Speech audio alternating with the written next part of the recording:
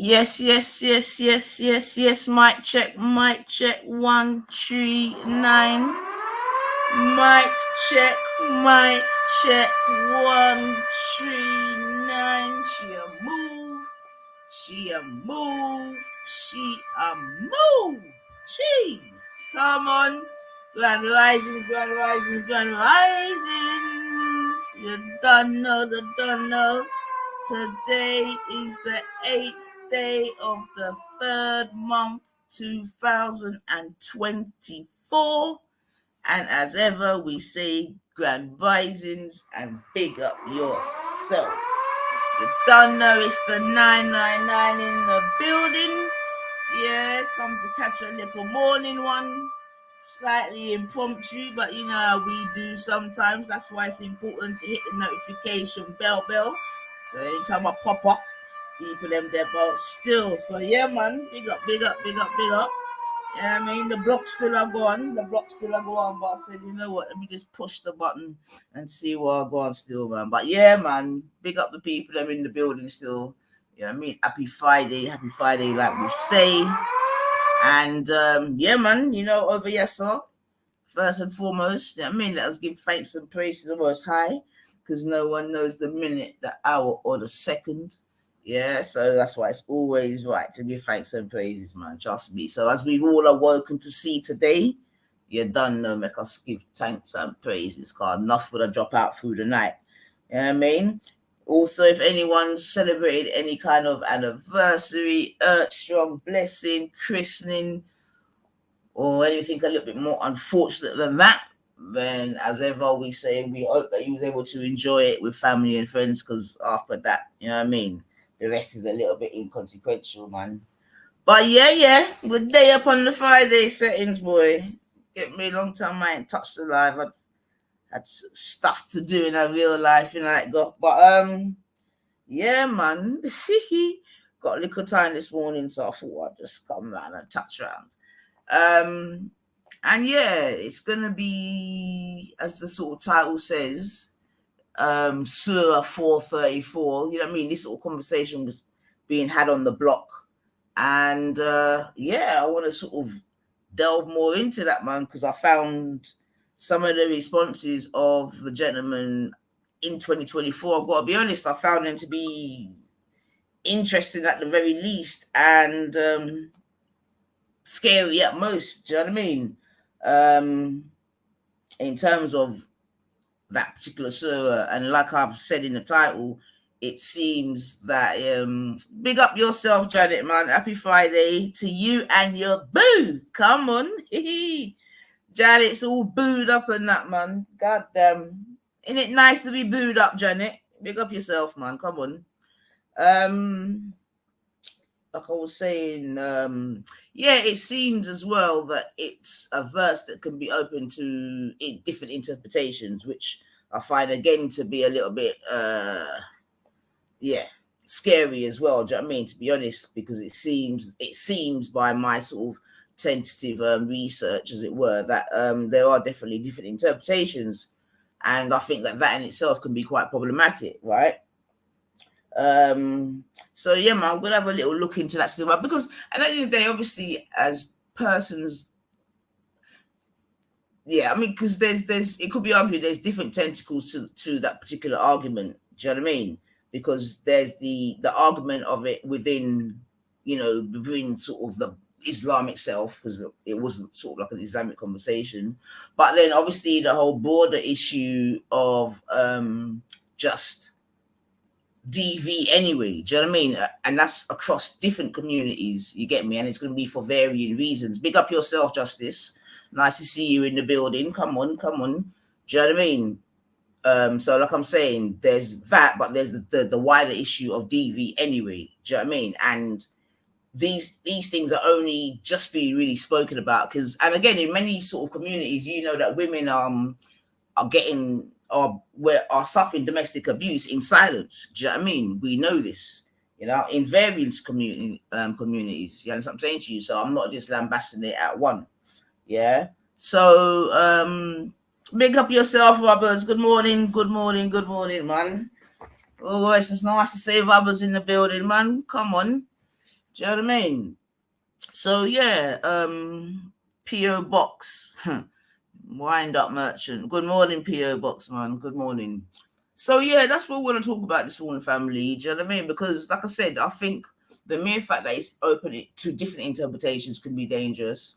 The mere fact that some will use the quote unquote book to justify certain things, I think that's also dangerous. Especially in 2024. So we're gonna get into it.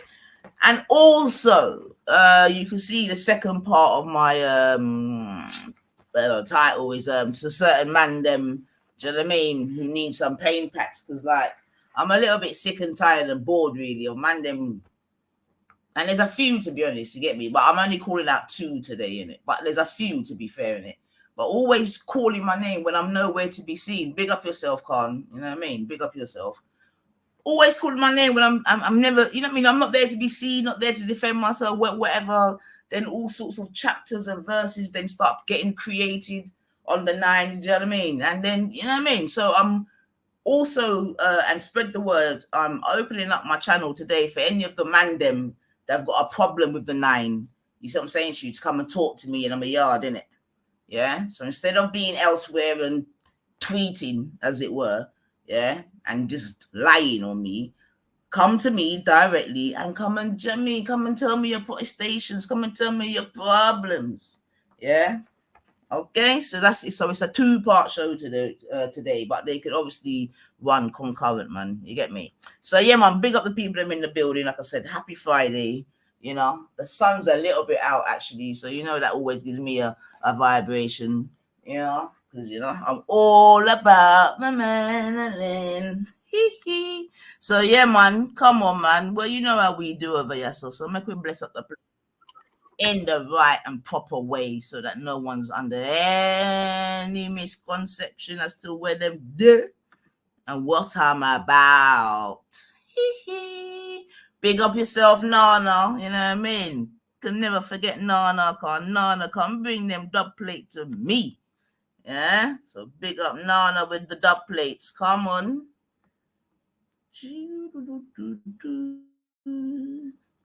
Nana with the dub.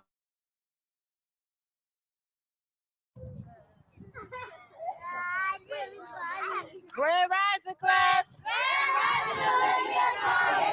All right. Today we're going to learn about 9 ether. Y'all ready? Yes. Let's go. I'm calling segments on this one. 9 ether flow. 9 ether flow. 9 ether flow.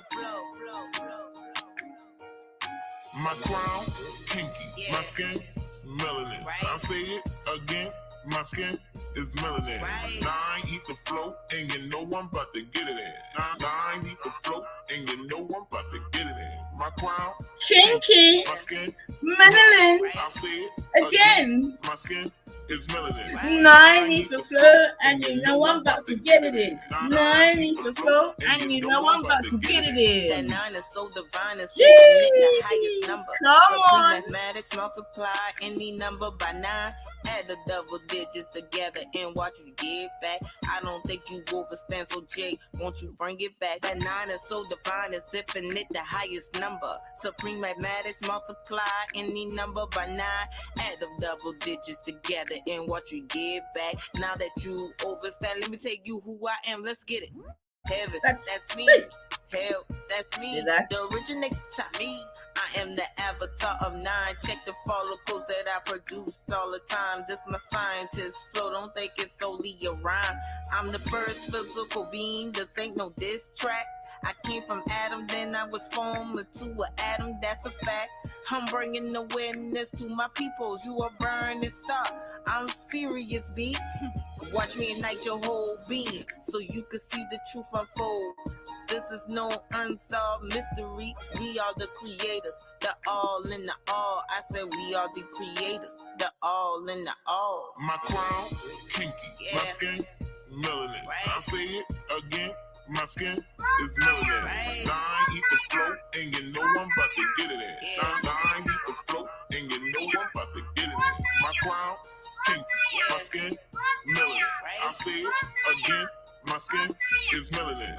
I ain't eat the float, and you know I'm about to get it in. I ain't eat the float, and you know I'm about to get it in. I need to get away, away. Take me to a place that's tropical, so rock can shine down on me. Only he can give me what I need. I need that ultraviolet, vitamin D, that serotonin, calm my nerve. You know I'm on it. By the way, Rob, produce me some more melatonin. I'm the Yes, family, come on, pick up yourselves, man. Come and vibes into the 9, all of 5. Listen to what she say. And alchemist in this. I ain't cursing on the track. My daughter gonna dance to this. I'm earth, water, air, and fire. I'm a walking planet. I'm here to give you what you desire. I got the right knowledge. Yo, pick up yourself, Lady D. Come on, man. The right mind, can't go wrong with this. My crown, kinky, my skin, melanin. I say it again. My skin is melanin. Don't I hear me? And you know I'm about to get it in. I ain't eat the float, and you know I'm about to get it in. My crown, kinky, my skin, melanin. I say it again. My skin is melanin. I ain't eat the float, and you know I'm about to get it in. I ain't eat the float, and you know I'm about to get it in.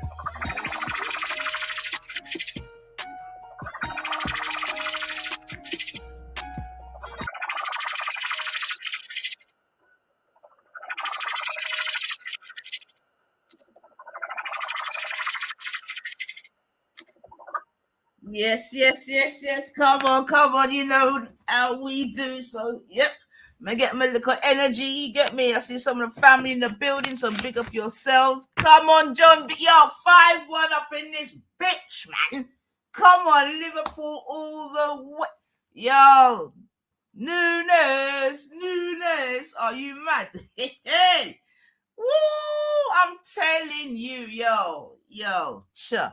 But yeah, man, come on, you don't know, man. Big up the pool all day, every day. Man, I tell you, sir, if Klopp leaves at the end of the season, which we all pray that he doesn't, I swear to God, man, you're going to see grown man cry, you know.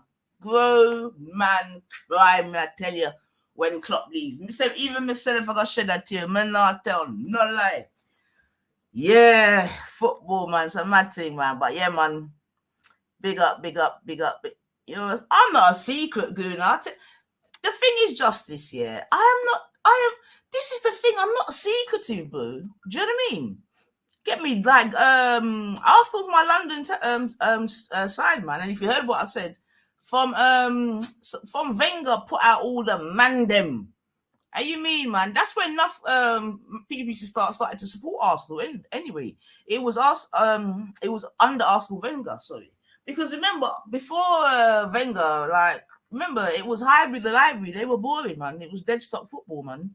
You know what I mean? But through the Frenchman come and he come with his little tiki-taka and blah, blah, blah. And the rest is history, man. You know what I mean? Man like Vieira and obviously fucking Henry and mate. You know what I mean? So, yeah, man. Big up Arsenal, man. But right now, it's all about the pool. 100%. It's all about the fucking pool, man. So big up, man. Big 5-1 yesterday. You can play the kids again next time. You know what I mean? Rest up the mandem for the big Man U versus Liverpool. We're gonna smash them up again, man. Gonna smash them up again. But anyway, let me not go off track already, because you know how easy I am to get off track. All right, Ginger Locks. All right, mate. Morning. You know what I mean? Randos and that. So, yeah, man, big up everyone in the building still. Do you know what I mean? You know what I mean? So, like I said, I definitely wanted to sort of discuss further this whole Sura 434 still. Do you know what I mean? Previously, obviously, it's something that I had heard of, but do you know what I mean? To be honest, don't really take much interest in, you know, for obvious reasons. However, because it did become a discussion on the block, and like I said, I heard a couple of things that, like I said before, at worst, yeah, you know. So what I thought I'd do first is, I think maybe I should either play the surah or read the surah so that we can have context to what it is that we're speaking about. Yeah. So, if you just hold on a sec, let me bring that up now. So no one said align me at Dell. So hold on. And yeah, and also, like I said, it's a 2-part thing. So if any of the mandem, the salty mandem, you get me, that I've always got a lot to say about the nines when I'm nowhere to be seen, if they would like to come today and, give me their protestations, whatever they be, then I'm certainly here to answer any questions, But like I said, you know what I mean? Better you do it, in my face, front to front, than, all over the fucking internet where I'm nowhere to be seen, you know what I mean? I just hear say, yo, nines, you get me? So, yeah. So put that out there for, like I said, any of the mandem that have any protestations. And also, regarding, like I said, Sura 434. So let me first, like I said, bring it up so we know exactly what it is that we are talking about. Yeah. And like I'm saying, I think one of the problems for myself is that it is open to different interpretations. And yeah, we're going to see how that in itself can be problematic, So let's get this sorted. Let's just bring it up. 1 second.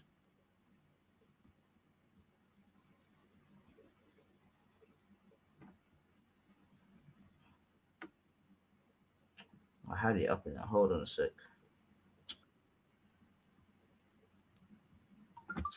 Jeez.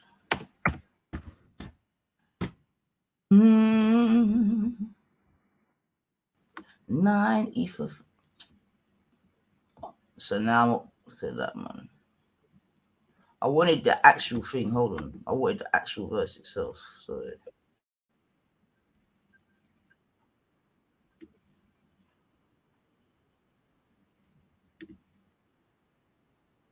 it's a bomber, man. Sorry, family. All right, let me do it another. Because I wanted to actually give you something visual to look at in terms of the verses. Hold on. I just heard a beep. Hold on, because I'm on another screen, whoever that is. Just 1 second. God damn it, man. Sure. All right, hold on a sec. Okay. Yes, Cole. Yeah. Right, I was just trying to actually bring up the actual thingy, Bob. Do you know what I mean? So that, like I'm not talking out the side of my neck. So yeah, take your time, man. Yeah, thank you. I should have had it up already, but I've got. Nah, man.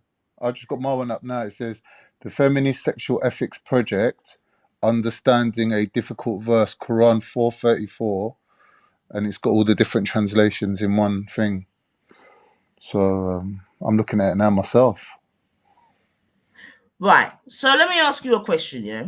Do you think? Because what I'm saying is, before even getting onto the verse itself and what it means and all the rest of it, one of my problems is that it is open to different interpretations. You know what I mean? It's not even like I'm hearing like all Muslims are just sound on the, you know what I mean, on the one definition or meaning. Do you know what I mean? Like, do you know what I'm saying to you? And like I'm saying, and that's what I'm saying, that that's one of the problems for me, that it is open to different interpretations. So I've heard like quite, tame ones, it could be argued, you know what I mean? I will sort of play them.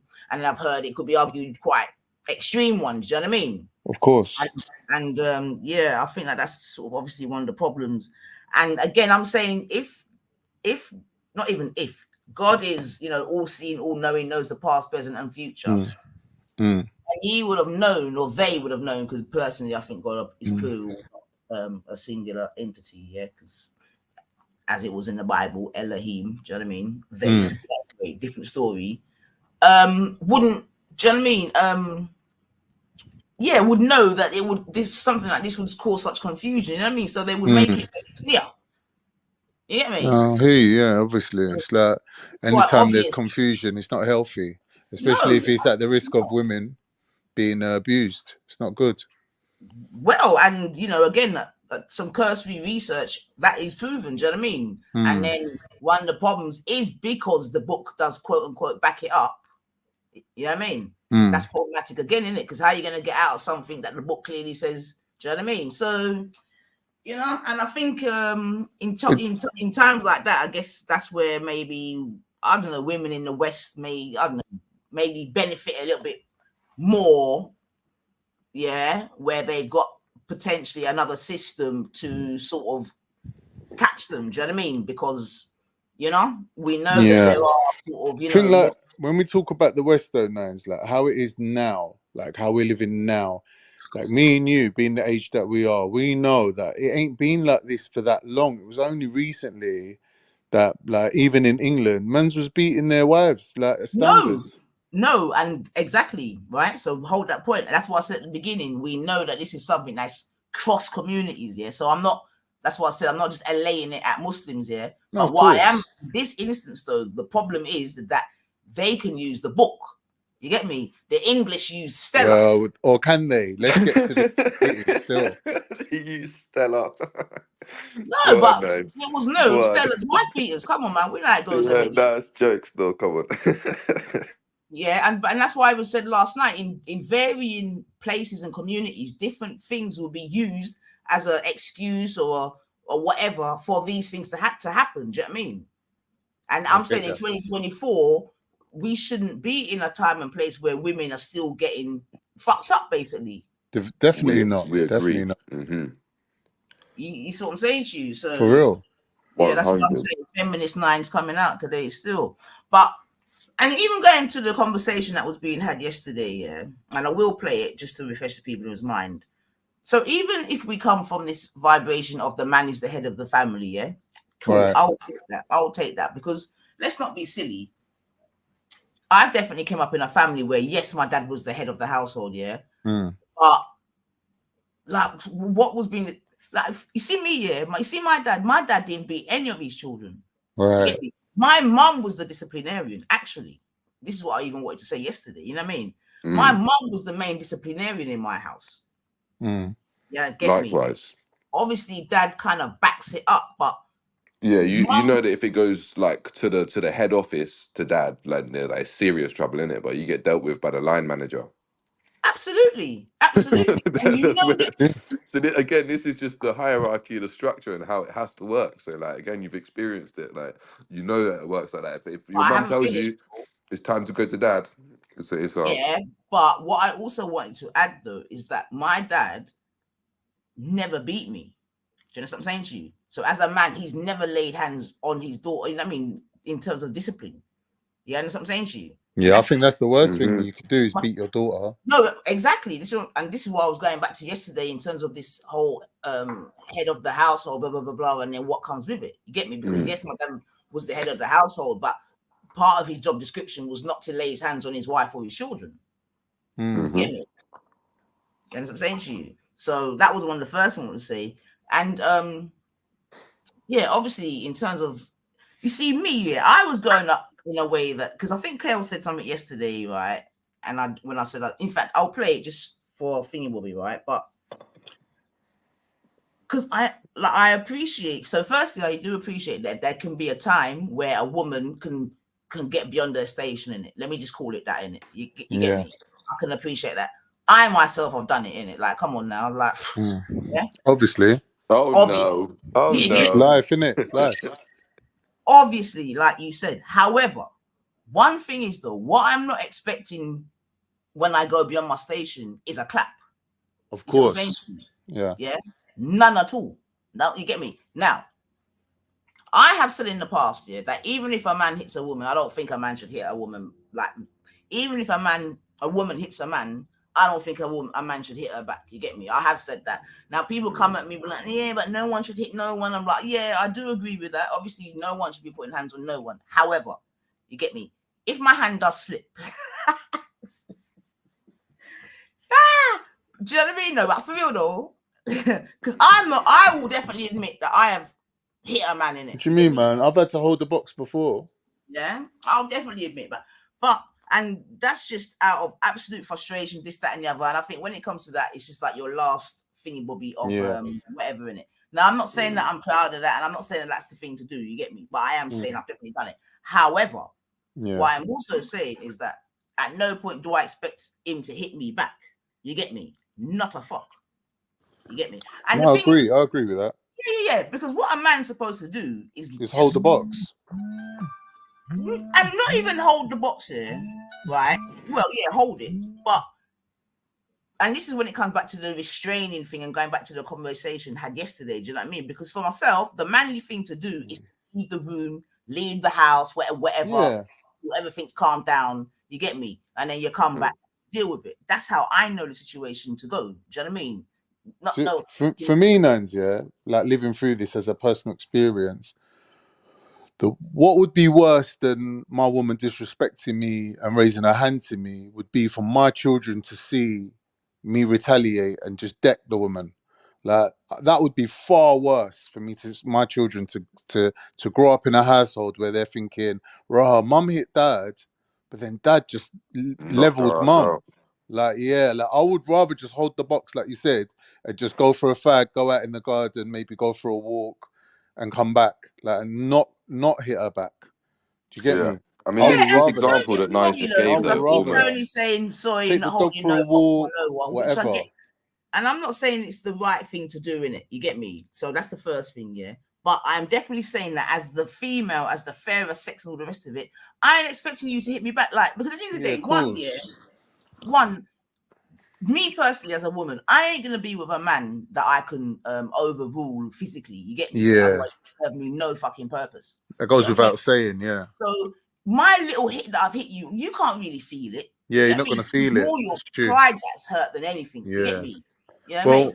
Well, my one, I don't know, man. My one connected the hook properly, and I didn't really even feel it. I noticed because for some reason, when she threw the punch, her whole body got thrown against the wall, and she basically dislocated her shoulder. And I was like, "Don't blame me for that." Do you know what I mean? She was definitely going Don't try to blame me for that one. It's one of them ones, boy. But luckily, like, she weren't that angry. Otherwise, like, imagine she said, "Yeah, he did this to me." Boy, I would have been finished. But I do think it takes a man still to be able to walk up. You know what I mean? And I know also that not all men can do it. Not all men have got that temperament. Because like Tony's saying in the chat, sorry, I ain't holding a box from no one. You get me? So I do realize that, you know what I mean, some men, they're not having it. But I do believe though that as a man, quote unquote, you know what I mean, that. And obviously, I'm not talking about if a woman's giving you some hefty fucking, you know what I mean, haymakers and all that. You know, I'm talking about that. I'm just talking about that general kind of tussle kind of vibration that a man and a woman can go through when tongue and teeth sometimes meet. You get me?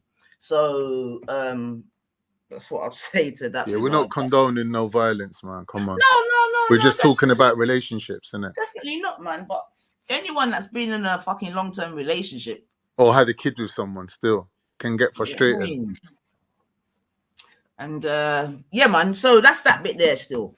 So yeah, but she's not to lift her hand to her man. You're supposed to reason things out. Yeah, and I agree.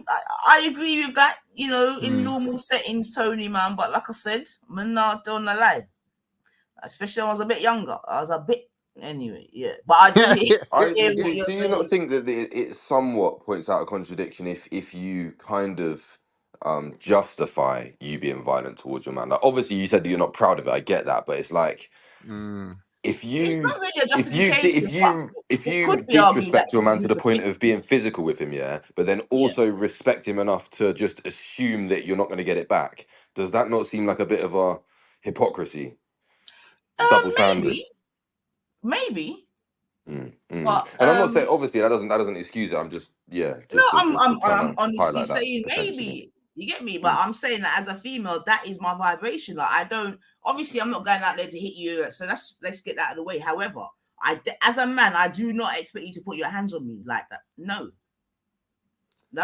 The first thing you're supposed to do, if you're that angry where you need to put your hand on me, is leave the room, innit? Leave the yard, go and cool off, go somewhere, burn a slip, drink a drink, or do something. 100%, I agree. But then that's the manly thing to do. Because remember, at the end of the day, yeah, like I'm saying, innit, you hitting me and me hitting you are two different things. Like, you can actually fuck me up. Yeah. I can't, you know what I mean? What do you mean, man? One man thump, you break your jaw, man.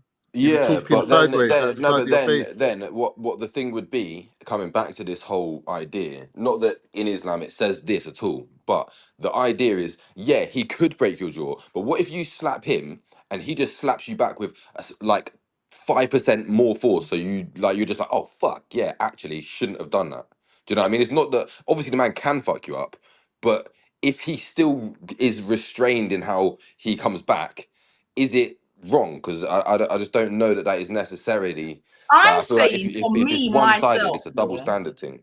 No, it probably is, but I'm saying for me myself, yeah, it is wrong, isn't it?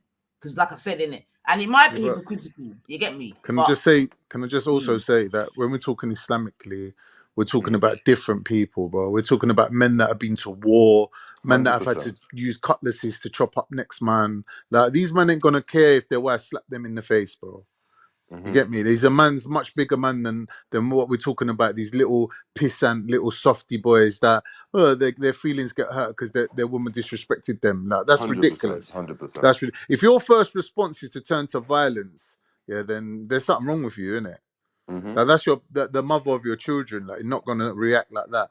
Like it's that even if my child hit me, would I lash back out like as a what's it called knee jerk reaction? Would that be to hit my child back though? Because I'm looking at my woman like I'm not looking at her like she's my child in that way, but like like Nine said, It's she's responsibility, isn't picking it? a man that's obviously a bigger man, isn't it? Like, Hmm. you get me? Yeah, you have responsibility for sure. Exactly. Like real responsibility as well, like you say. So it is a different societal, social kind of framework that breeds a different kind of responsibility in a man. So yeah, no, I'm saying a 100%. lot of these men that we're talking about, we're comparing men to men. We're talking about little boys who ain't had proper relationships. They're seeing bad things happening to them. Their mum's probably like got slapped about. Like, I never seen Yeah. my mum get slapped once. You get me? For me to think that's even acceptable. Do you get me? And my dad was a war veteran. Man's been to wars and fucking prisoner camps and got tortured and shit and come out of there. Like he's a like he like, do you get me? Like he's not Yeah. gonna hit a woman. You know what I mean? I I hear never that. seen my dad hit my woman. Sorry, I never seen my dad hit my mum. Sorry. Just comes in your For yard me and to hit my punches your woman, like wife. yeah, for me to hit my Yeah, no, I woman, hear like that. never that. Do you get me? Like, but I'm not saying never as in, like if you're dealing with some psycho bitch that's putting a fucking knife up to your throat and you have to hit her, then yeah, maybe you have to. But that's the end of the relationship. Let's face it. And this is where there's there is a balance to be had, because when we're having this conversation yesterday, for example, if we was to just extrapolate what Nines was saying potentially in the same kind of way that she was extrapolating the examples with like the final straw being the miswhack, etc., we could just say that, yeah, well, because you're saying women, not that they can, but like they may get so emotional that they will hit you and you still shouldn't hit them back. It's like, right, so you should just let them Mm, come and attack you with weapons or a knife or yeah. something. If you were to extrapolate it in the same kind of way, But it's what constitutes the end of that relationship, right? So for example, I had a friend from North London, Turkish boy, wanted to go and do his military service in Turkey, right?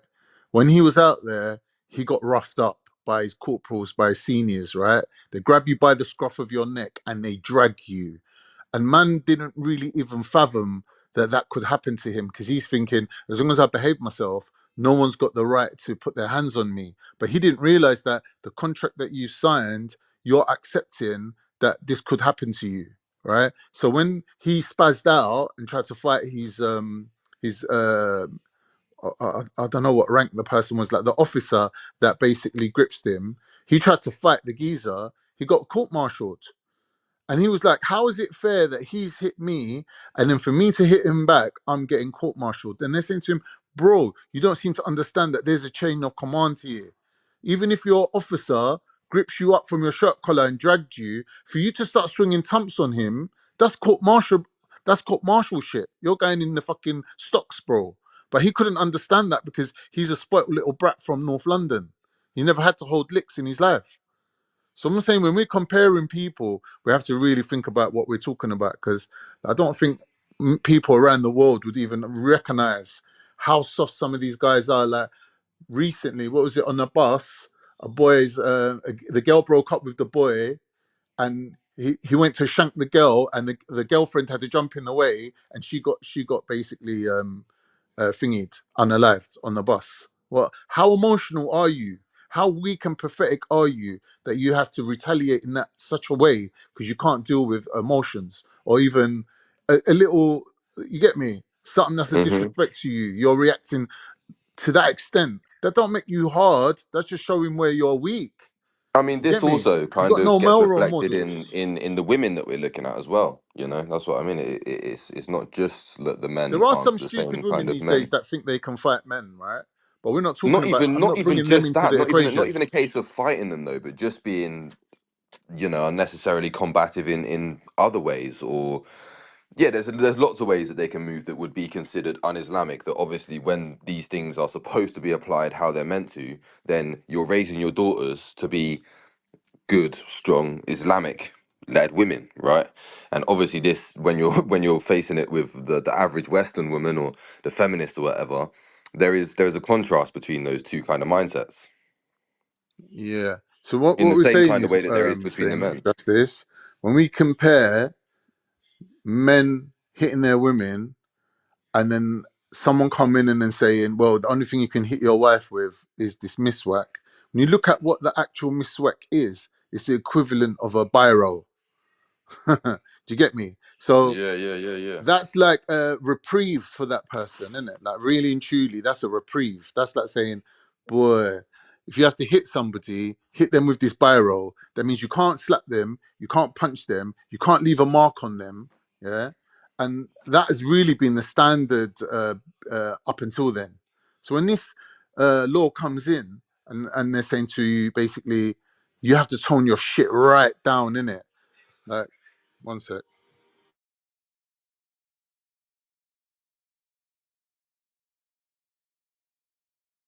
Yeah, no, and that's how we got down to like the wisdom of the steps before, and how things must operate effectively. I feel like yes.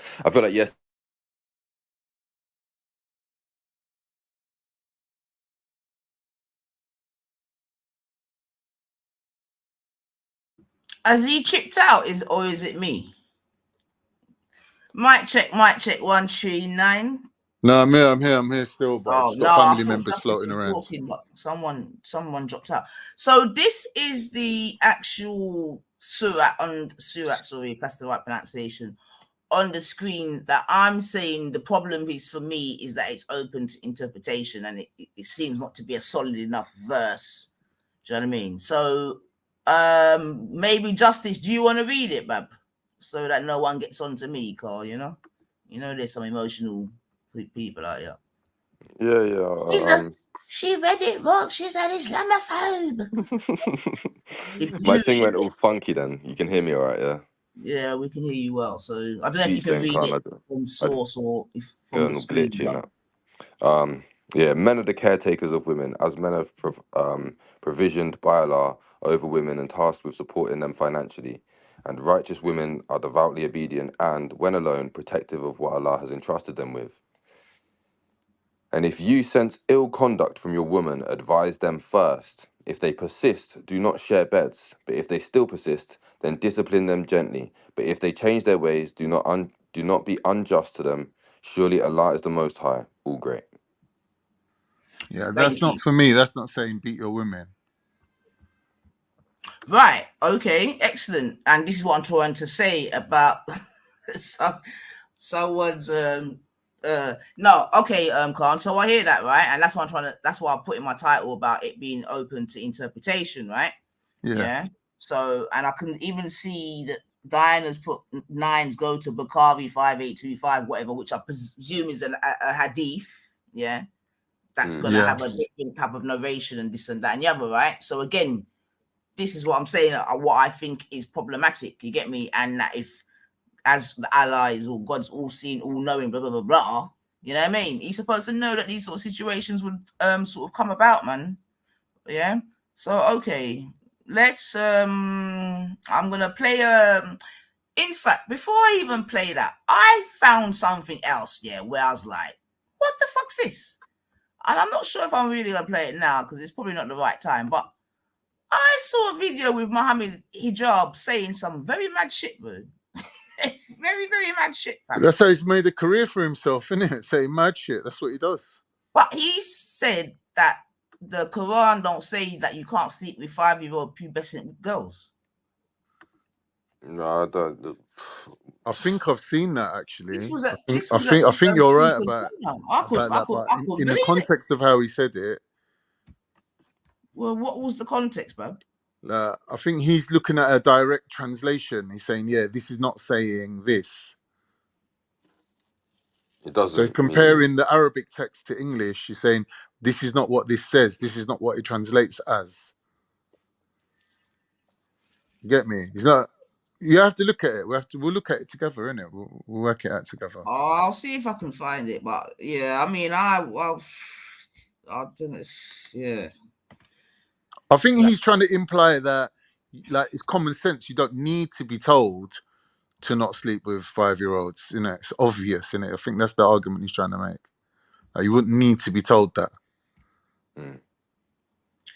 Okay. Again, you see, this is the problem when things are open to interpretation, man. Because. But this is what I'm saying to you, Nines. Yeah, that the whole of Islam, the whole of the Quran and Sunnah, is dealt with in a certain way, right? So there's like tafsirs to. There's a framework of understanding. The tafsirs, yeah, that you have to look at the explanation of it. Like, for you to think that you could just read the Quran and automatically you're going to agree with all the 3 billion Muslims around the world on what it means, that's crazy. Like for you to even think that, that's nuts, right? Because all humans interpret things based on their own life experiences and whatnot. But when you look at the tafsir, which is the explanation for it, breaks it down and basically makes it easier to understand and gives it like context. So really, that's how Muslims themselves interpret Quran. Or when it's taught to you by a hodja or a teacher, he's going to teach you with context. That's the problem, though, isn't it, Khan? Because as we now know, like before, one would think that it's quite sort of not unique, but quite mono, isn't it? Like everything is one. But now we know there's 72 different sects, and that we know that not everyone deciphers it in the same way. You see what I'm saying? That's right. Yeah, that's right. Yeah. So again, so you need teachers, isn't it? Like you need any to have religion teachers. is problematic for in that regard, isn't it? And I'm saying it's counterintuitive in a way. It works backwards. Like, don't really make sense, because they everyone said, oh, it's one ummah, one family, one body, one corpus, one Quran, everything's one. You would expect that from there. You could say, all right, so everyone must understand it the same. But Islamically, what we're saying is, I mean, to be honest, every human being is looking at life through his own filter, through his own processes, right? So if there's any discrepancy, it will be on the part of the human being, not on the teachings. So the teachings itself is like a conditioner. It's like you have to live this law, this book, this teaching, and it will make you the person that you're supposed to become. Right, so it's a conditioner. Now, some people might need more conditioning than others, isn't it? But in the end, the ultimate objective is to get everyone on the same page. Well, again, that could be open to interpretation. Right. There's always going to be a difference of opinion. If that were to be the case, because, and I'm saying that because the mere fact that there are different I don't know, what are they, narrators or whatever? You know what I mean? I'm talking about like Bukhari and these other different people.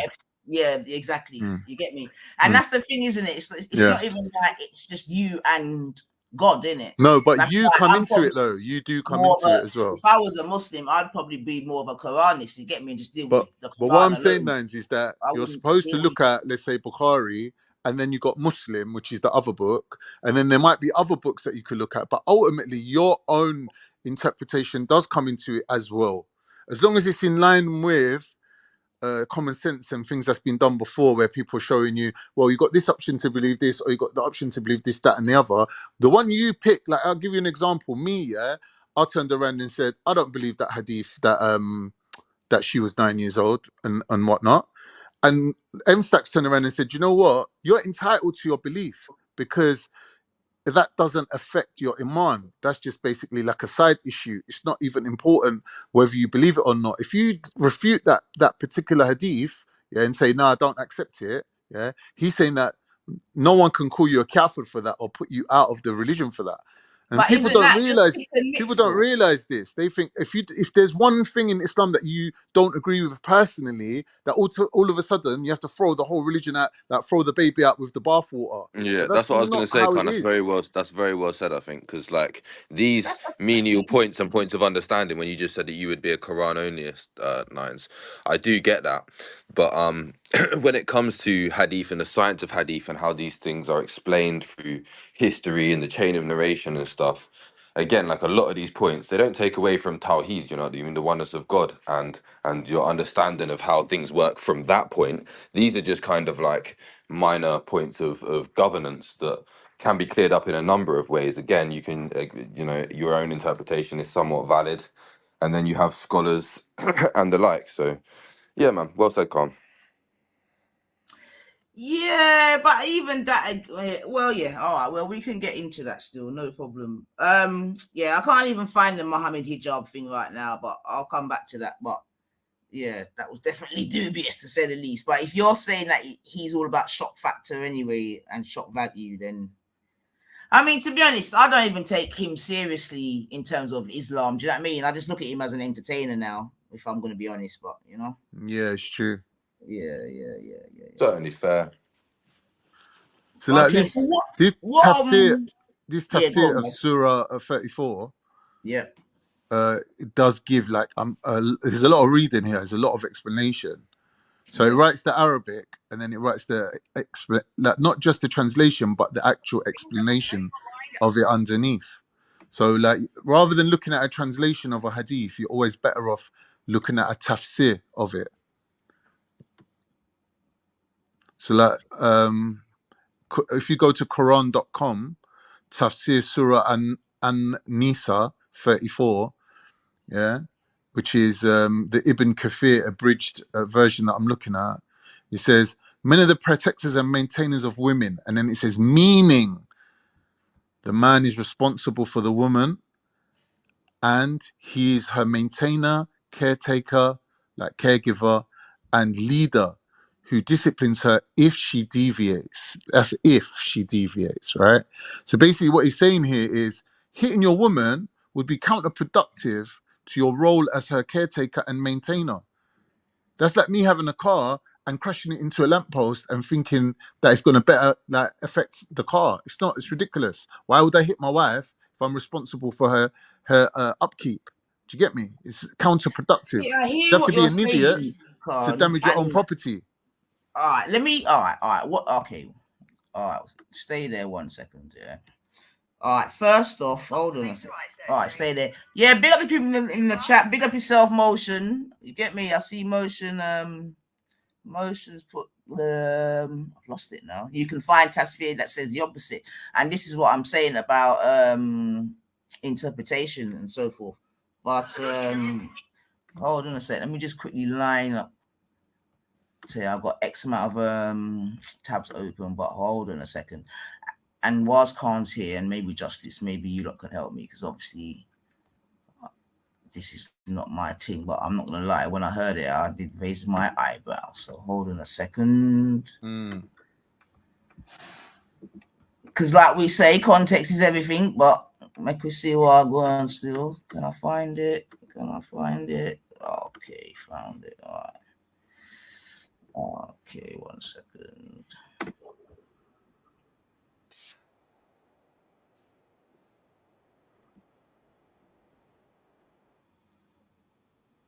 Yeah, people, slap the like button, please. Caress her. You know what I mean? Talk to the like button, man. Tell the like button howdy. You know what I mean? Before no, I was gonna say something there, but yeah. Tell the like button howdy, man. I don't know why I've done that. Right. So this is what I saw, Khan, and I was like, Where we at? What's going on? Sorry, you got too many things open. Come on.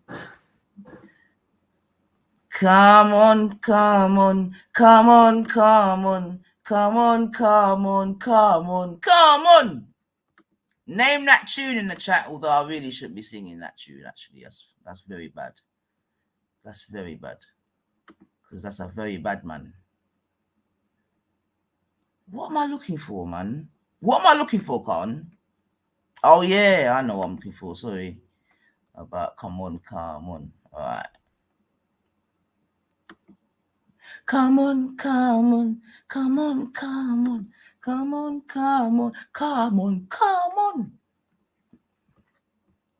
Okay. All right, found it. Let's see. Boy, the internet's very unforgiving, you know. At the Quran, you will get the indication that you can have sexual intercourse with a 5-year-old. The reason why it's haram to have sexual intercourse with a 5-year-old is not found in the Quran at all. If you just read the Quran, it is halal. It would be halal to have sexual intercourse with a 5-year-old. Chapter 65, verse 4. Allah subhanahu wa ta'ala tells us who you can divorce and who you cannot divorce. And then he says, وَاللَّائِ لَمْ يَحِدْنَ. وَاللَّائِ لَمْ يَحِدْنَ. And the ones who had never been pubescent before. And by the way, this is very important, yeah? I want all Muslims to be aware of this. The reason why we don't have sexual intercourse with 5-year-olds and 6-year-olds and 7-year-olds or whatever is not because of puberty. Wait a minute, what did you say? It's not because of puberty, because that verse in the Quran actually says lam yahid. They never had puberty before. You can't go around that. The Quran doesn't say anywhere in the Quran that the woman has to be pubescent. I dare you to find one verse in the Quran where it says you're not allowed to marry someone based on harm, or you're not allowed to have sexual intercourse based on harm, or you're not allowed to marry someone based on puberty. Get me one verse in the Quran which says the woman has to be pubescent. No. You know, in the Quran it says, حُرِّمَتْ عَلَيْكُمْ أُمَّهَاتُكُم. It says you're not allowed to marry your mum. It says you're not allowed to marry your sister or your auntie. Where does it say you're not allowed to marry a prepubescent? I'm looking for one verse that you can say, you pinpoint it and say, this is where it says prepubescent marriage or whatever is not allowed.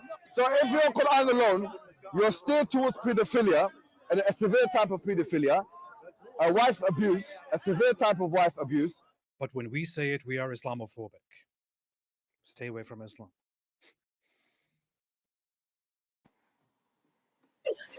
Yeah. So what do you get from that then?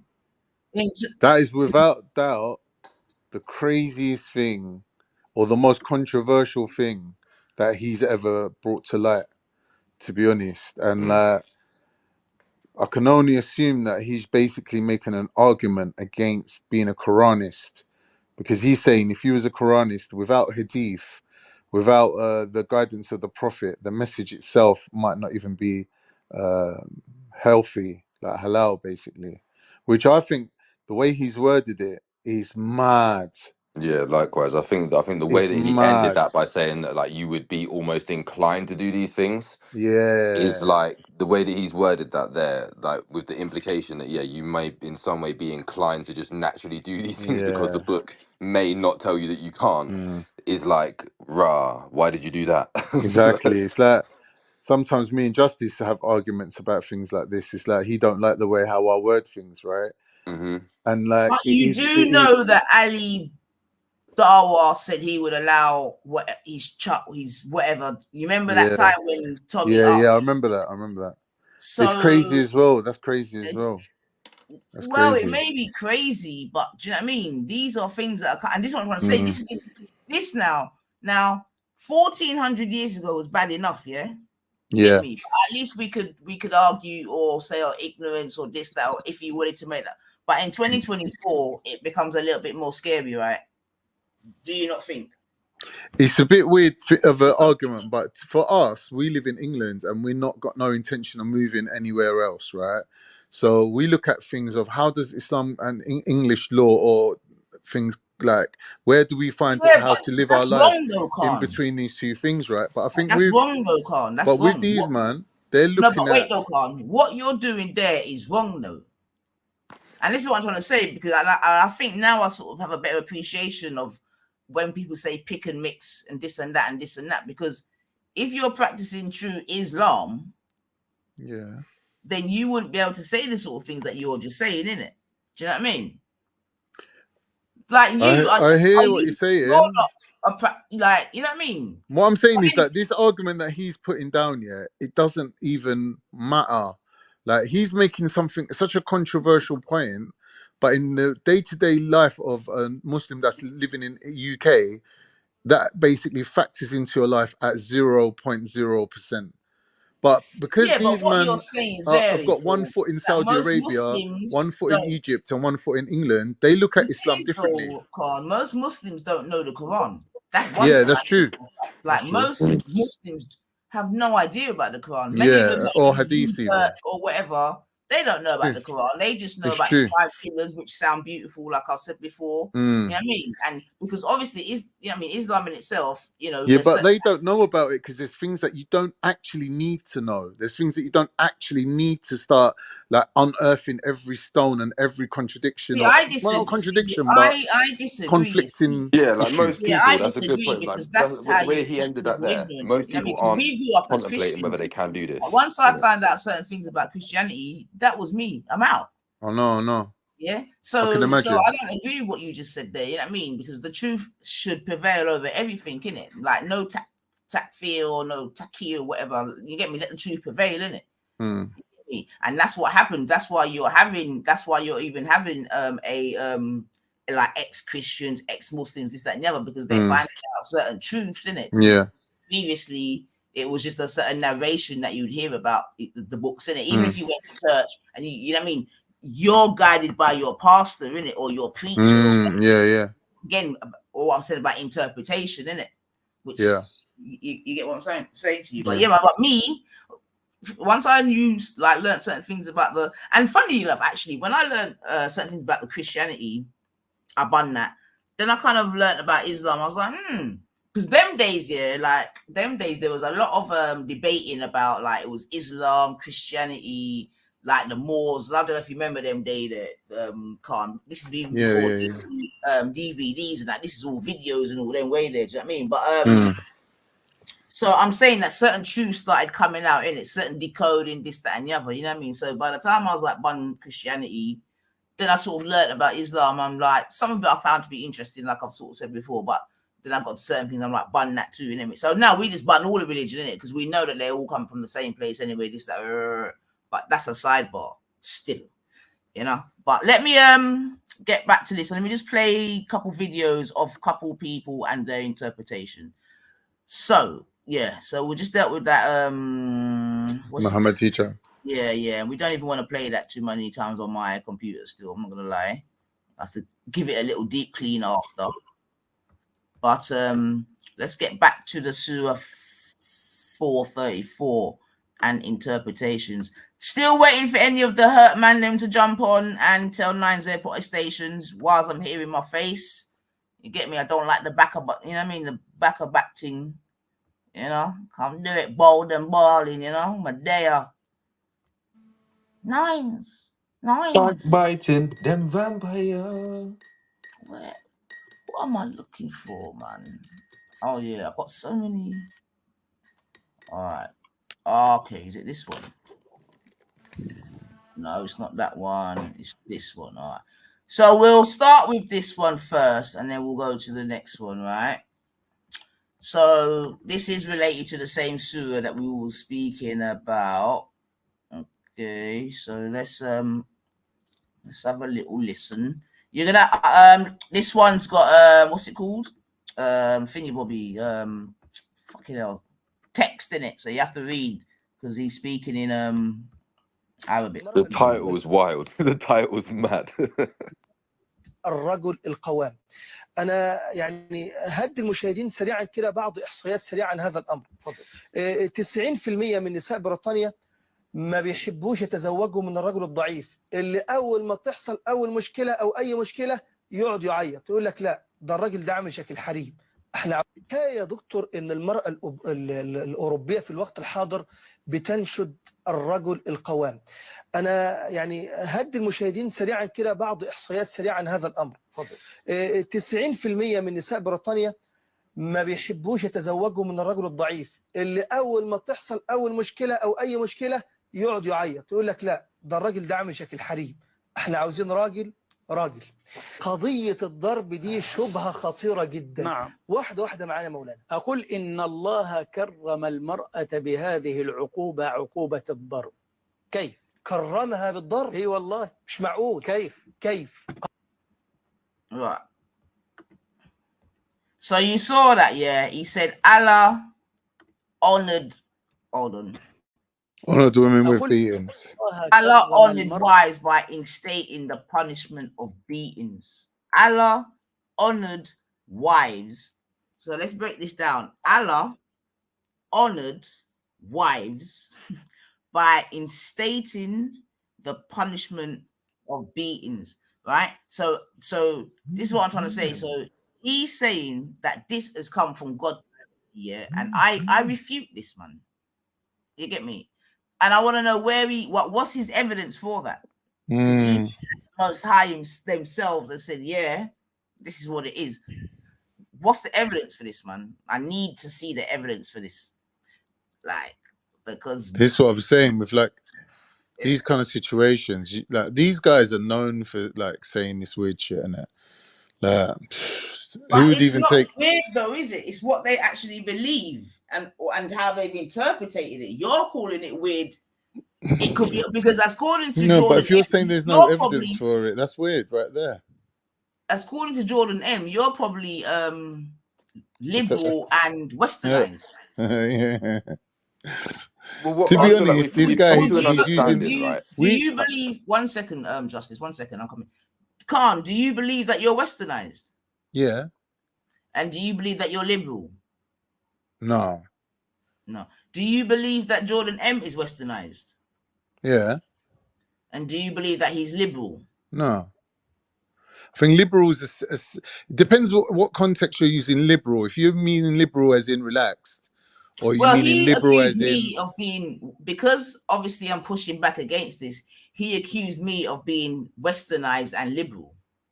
If we're talking about liberal values, that's a very specific way of living that I don't think applies to any of us, right? Maybe these people that go in for all this LGBTQ and all this sort of modern extreme lifestyle, I don't think will sit well with any of us. That's liberalism, innit? Like, but if you're talking about liberal as in you spread the butter on your toast a bit liberal, yeah, using liberal in a normal context or layman's context, then yeah, we are liberal because we don't hold ourselves to strict laws and rules, right? We're very liberal or relaxed in that way.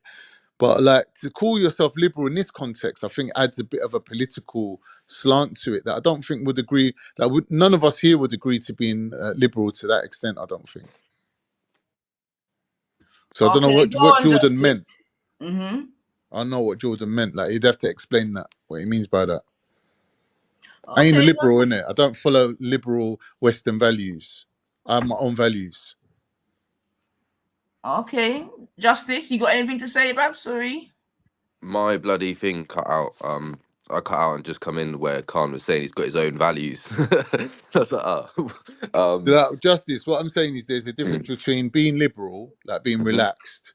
Like you could even say someone spreading butter on their toast. in a It's a bit liberal, sense, right? It's a bit and liberal. then being like or you can politically be, or if we're talking about liberalism, that is basically an ideology. Do what that will. Yeah, I hear that. Yeah, so my thing would be like, we come to an understanding, right, of the hierarchy of how a family should optimally work in almost any society, right? And that there is obviously this hierarchical structure and there is order to it. So my question would just be like, when you're refuting what's being said here and asking for evidence of it, like what exactly is it? Is it the wording that we're refuting, or what is it that we're kind of taking the whole issue with concept specifically? that he is saying that God has honored women by instating the punishment of beatings. Right, but we've already established what those beatings are, right? Okay. Yeah, but it's not honoring them, is it? From what we've looked at, this it's a punishment right, or humiliation. No.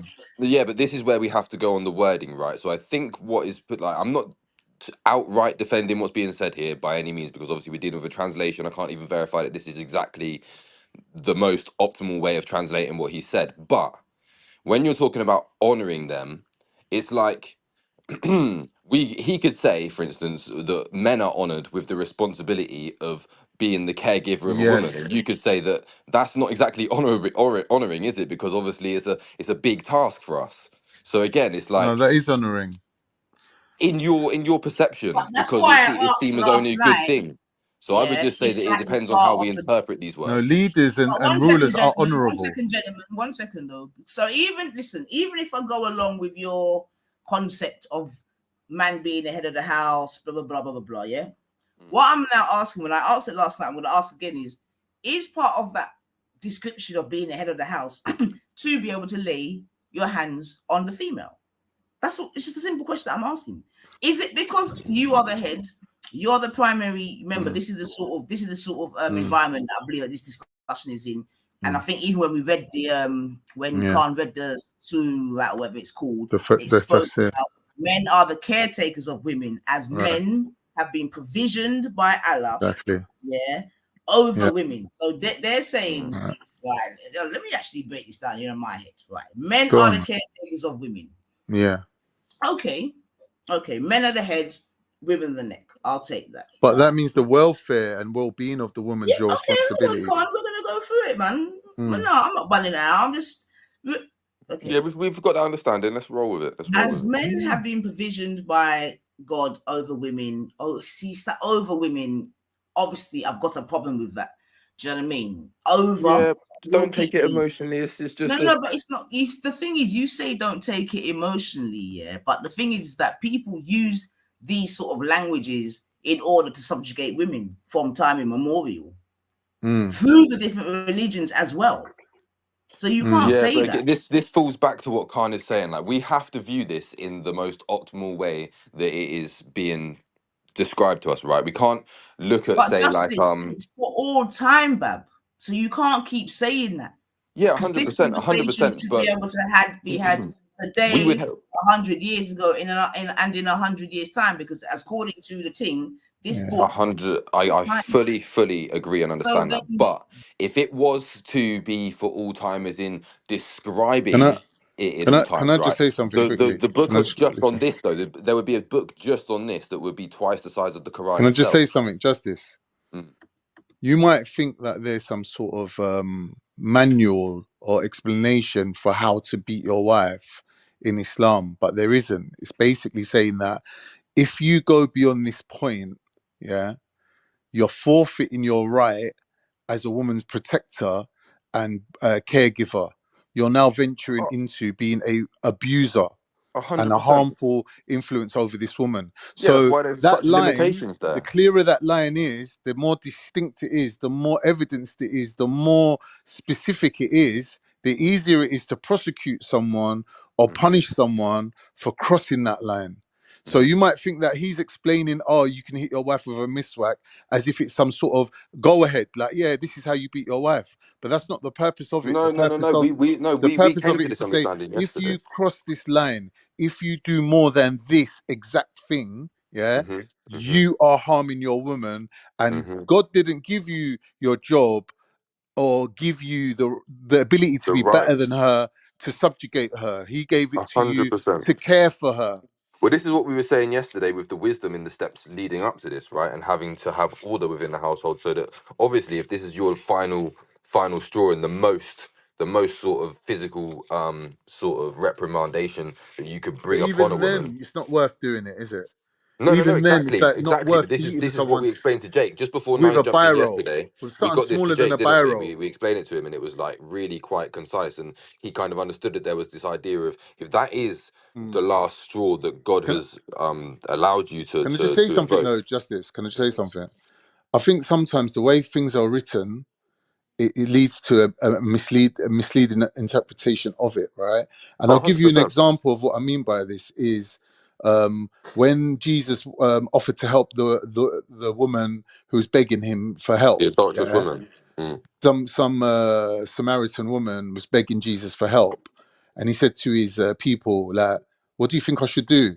Right? Really, Jesus don't need to ask them, what do you think I should do? But all their answers was negative, like, man, fuck this bitch. Yeah, they were like very negative. Yeah, and Jesus was mocking them when he said to them, "Yeah, but everyone's entitled to the crumbs of the master's table." Basically, I'm thinking, putting my own interpretation, right? I don't know if that's word for word, Yeah, no, right? you But definitely he's twisted the basically whole thing. saying is that if we're going to establish this system where we have our due allotted justice from God, right? Surely we got to be generous with it. That there's a little bit of an overlap that people that live around us should benefit from our righteousness in it. Like that's what it means. He's mocking them when he says to them, "But surely even the dog is entitled to the crumbs." Like he's saying that if we establish our thing, yeah, correctly, there's benefits for even the dogs. Basically, is what he's trying to say. He's not calling her a dog, but he's basically mocking them, saying, "Why are you saying don't help this woman? You've got a scarcity mindset, but you're supposed to have an abundance mindset because our abundance is coming from the Almighty. So we're supposed to be abundant in our love and our care, and that can translate to helping other people, even though that's not our main priority. We could end up helping our neighbors, innit? Like these people are our neighbors; they're living amongst us. Do you get me? Well, uh, yeah, I mean that was So that when was a bit of people a say crazy Jesus called conflation the of the woman a story. I dog, get what you're saying, I but would not agree to in that that. story, Jesus He didn't didn't say that. call It her was a the other dog way in that around. way. Do you get me? Yeah, no, because He he didn't call said her a that dog. the dogs aren't to take the food from the master's table, and she said the woman is the one that said the dogs eat the crumbs which fall from the master's table. It was the woman that said that, not Yeah, Jesus. but he agrees to help her at the end, though, innit? He does agree to help her at the end, Well yeah, then, but so he yeah, disagreed with his companions who were saying don't help her. yeah, eventually, yeah. Right? Do you understand? But if Yeah, you no, look at fully. it from, I if agree. you look at it out of context, you could interpret that as a different event altogether. Why is Jesus asking? Big Jesus, mighty Jesus, he's asking his companions, what do you think we should do in this situation? He's basically saying, if I weren't here, what would you lot do? hmm Yeah, I mean, And it's they the all same answered concept as wrong, the innit? They all he answered without wrong. sin shall cast the first stone. They all answered wrong. Hmm Exactly.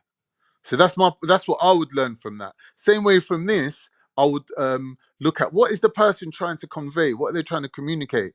Like maybe they're saying it in the wrong way, or maybe the context is out of whack, or maybe it's Well, this is me what I looking was at it gonna from my say. point of view. I have When to we're just take all these reading things these into words here, consideration. it's important how we like I say, we're not even sure that we're really coming from the most optimum translation, but But the even then, idea that the is this a wives guideline? What I'm saying to you, are Justice, this honored. isn't a guideline of how to beat your wife. No, I know, yeah, Right. no, of It's course not. saying if you cross I didn't this suggest it line, was. you're not caring for your woman, right? You Hmm therefore are forfeiting your right to be her protector and her caregiver. And God's Indeed. made you better than her so you can care for her. That's part of your job as a man, right? hmm So if you don't hold up your end of the bargain, what's the implication? God could take that away from you. Right, but what it is, right, as well, is it's so if we're just looking at what this man here is saying and how we're interpreting it, right? So we've established what the beatings are, right? What this And guy here on the screen is saying. hmm Yeah, I'm not agreeing with him. I'm saying he's saying that the woman's honored when you beat her as if it's some sort of blessing, as if women are dying no. for it. Hang on, They're loving can't. it. Women want No, you to beat can't. them. Like that's That's wrong, isn't it? no. That's how you've interpreted it, right? No, I that's what think he said. no. If you look at it, you just said that the the woman is honored by the actual act of beating, but that's not what it says. It says that Allah has honored wives by instating the punishment. Not that you do actually do it, right? But just that is there is what is Allah has Okay. honored them by, right? Not that you do it is the way that I'm taking it, right? I'm not saying that you are definitely, I can understand how you've taken it that way. But what I'm saying is that women are honored with the idea that they have this ability to be reprimanded by this hierarchical structure. Okay. I get it now. If You're right, men actually, Justice. You're right. if men are disobedient, then we get dealt with by the state. We might get put to death. We might get Yeah, taken yeah. away from our families. But Yeah, but women women have only this have to step answer to where their they are men. honoured with this step of being reprimanded by their husband. Yeah, You know? yeah. So That's a really that's the way good that I point, would take it. actually. That's a really good Yeah, point. that's how I would take it.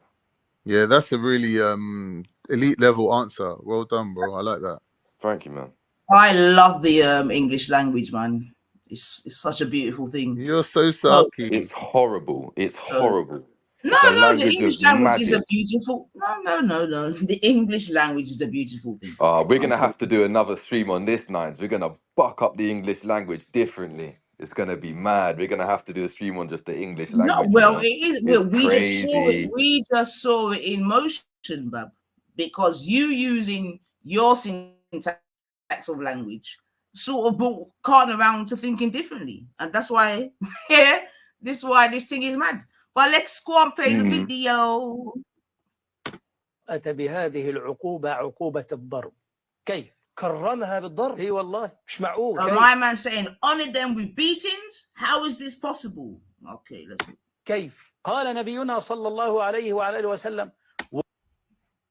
The Prophet Muhammad said, now this goes back to the conversation yesterday, and obviously again about interpretation.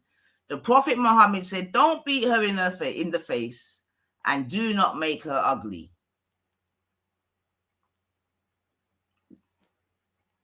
Ugly meaning what? Like swollen features? Well, make her look like Rocky Balboa. Well, I'm asking the question, Bubs. You get me? The Prophet Muhammad said, yeah. So now this ain't even the narrative, the narrators or whatever in it. He's saying that this is what Muhammad himself said in it, and I know that in Islam it's God, then Muhammad, and then whatever else after that in it. So Muhammad's said, don't beat her in the face. And remember, he's using the word beat, you know. Yeah, he's not even saying don't touch her in the face, don't blow her, I don't know, don't slap her, don't think. He's saying don't beat her in the face, and do not make her ugly.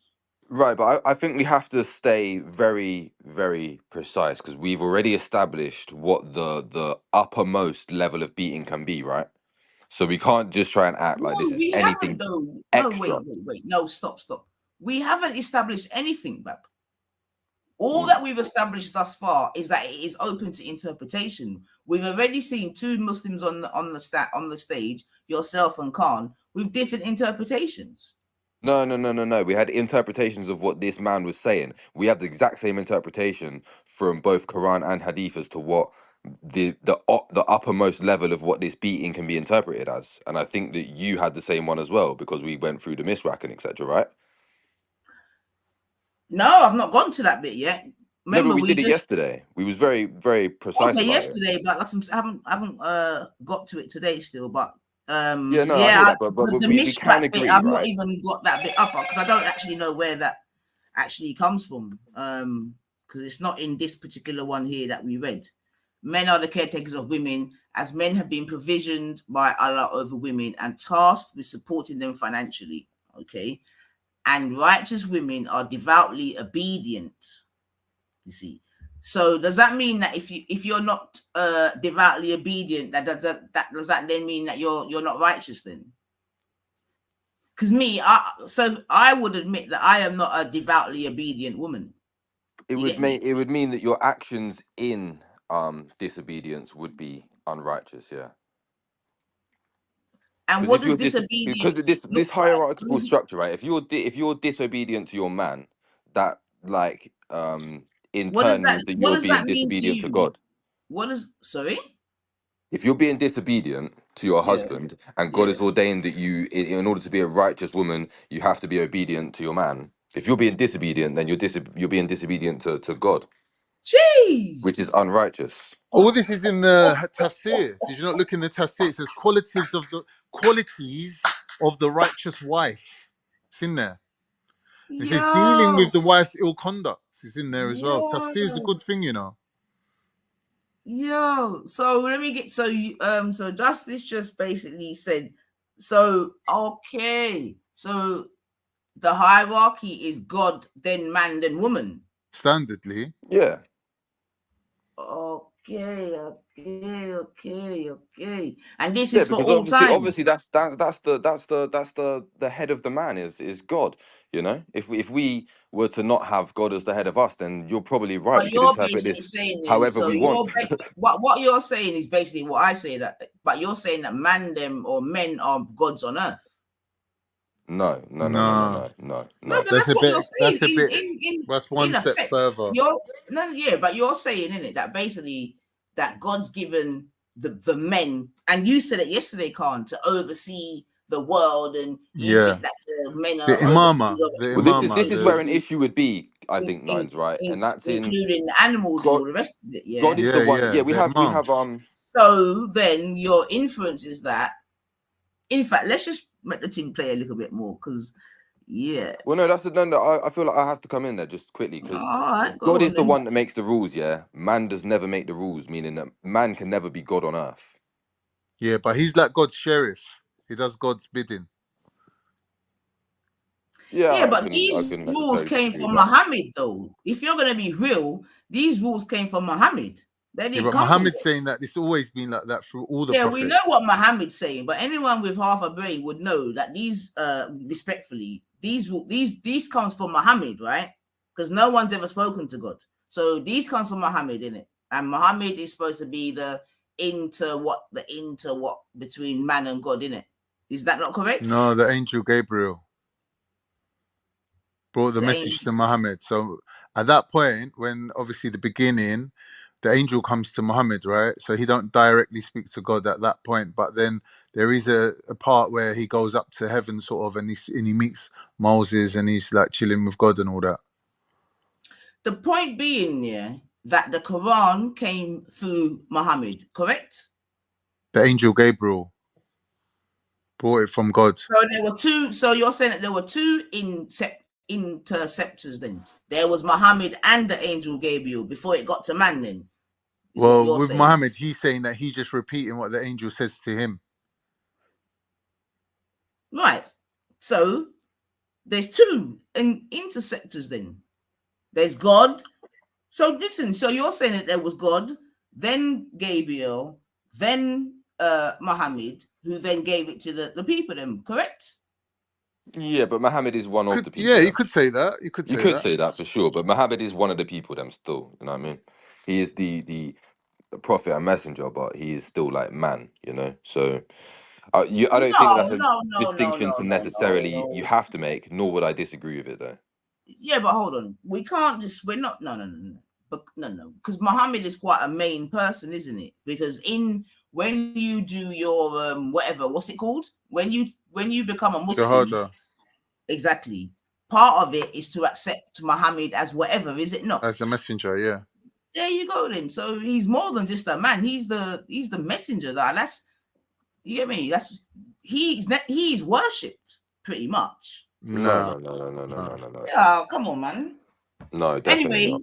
The Prophet. All right. Well, let's see. The Prophet Muhammad said, "Don't beat her in the face and do not make her ugly." So we've had different interpretations from both Khan and Justice. To me, you get me? Like I was saying to you, yeah, like the word beat shouldn't even be in this sort of thing. You know what I mean? But we move. You know what I mean? But no, but this is what I was saying as to the optimum translation, because he might not have actually said beat in Arabic or whatever language it is that he's saying. Yeah, the thing is though, I think this is some of the arguments that I've sort of heard at the park, where sort of Westerners try to kind of sanitize what the thing's saying, innit? Apologetics and that. Yeah, because these people are telling you are gone, innit? And you know, this one, yeah, remember you're Western, you know.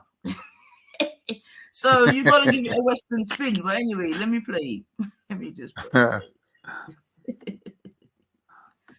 Life in the city. ولا تضرب الوجه الله ولا تقبح. شوف كرمها، إن ضربها لا يضربها على وجهها، حتى وهو يضربها لا يسبها. You know them silent. Do you know about them silent beatings, Con?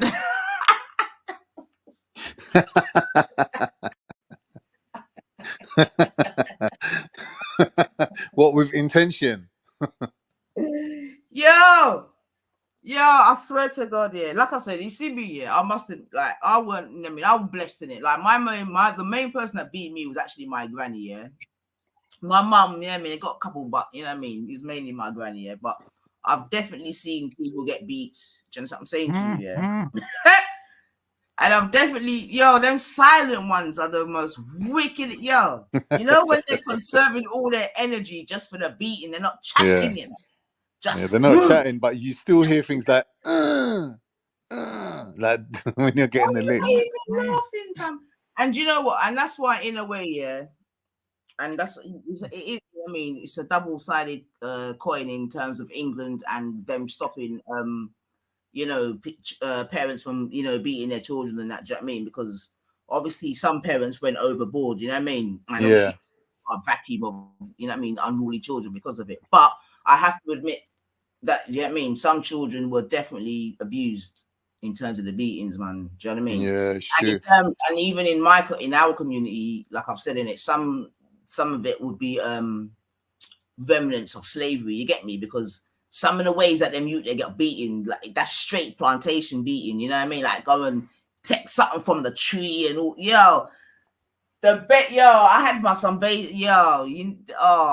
So in a way, it is a good thing that we've kind of come away from it in a way, to be honest, because some children were fucked up, man. You know what I mean? I knew a Bayesian family, their team was to make them bathe first. Oh my God. That's when I went wet home. beatings. I was living good life. You hear me? Right, I'm gonna jump off. I've never heard the pray wet and sort my day beatings, out. man. That's gotta hurt. That's gotta hurt. It's been a pleasure, people. Yeah, right, big up yourself, Justice. Thanks for Love. we I say shall where catch you you lot going later. now? Where did you say you were going? I'm gonna go pray and sort myself out. Okay, it's that time. Well done, you, man. Because enough of them on here all day don't pray or rotted. So big up yourself, Revert. You know what I mean? Love. Revert's always the best anyway. The cults the ones just play at it, but you don't actually take it serious. But you gotta learn one. Peace and love. Peace and love. I'll catch you lot in a bit. Yep, 100. Done, Have a good day, young man. But yeah, man, that's something different. But yeah, the silent beating. ولا يشتمها. عجيب. إذا هو يضرب للتأديب، وإذا ضرب لا يزيد عن 10، وإذا ضرب لا يكسر عظما ولا يقطع لحما ولا يكسر سنا ولا يفقع عينا. أدب عند الضرب. إذا ضرب عند التأديب لا يرفع يده إلى أعلى. So he's saying that there's a beating etiquette, right?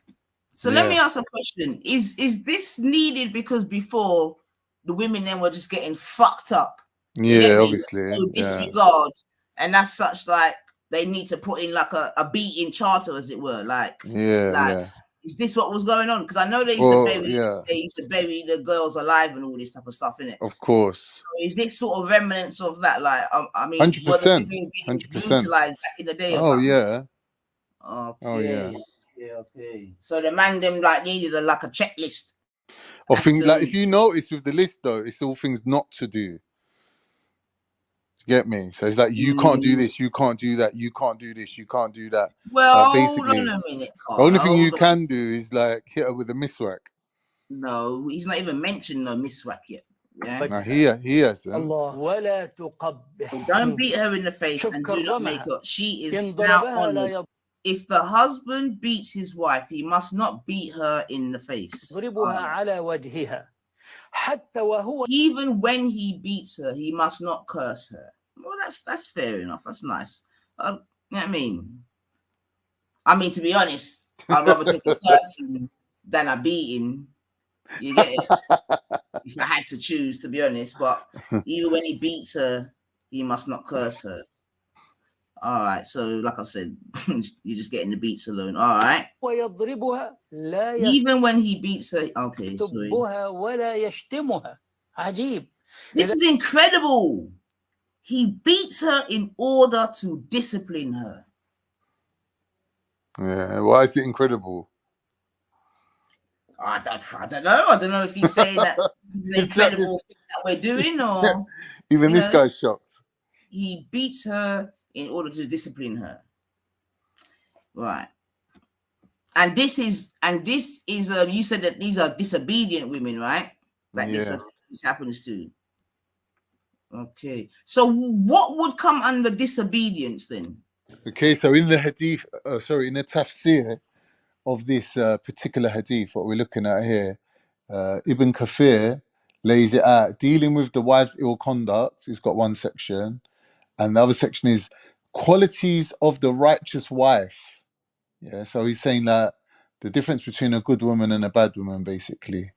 So dealing with the ill conduct, he's saying, as to those women on whose part you'll see ill conduct, meaning the woman from whom you see ill conduct with her husband in particular, such as when she acts as if she's above her husband, or disobeys him, ignores him, or acts like she dislikes him, and so forth.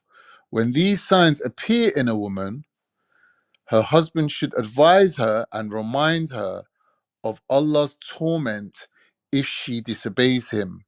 Indeed, Allah ordered the wife to obey her husband and prohibited her from disobeying him because of the enormity of his rights and all that he does for her. Basically, he's saying that the man's fully responsible for the woman, so the woman has to be fully obedient of the husband. Yeah. So it's pretty much, because remember back in the day, even in this fair land, women were the property of men, right? Yeah.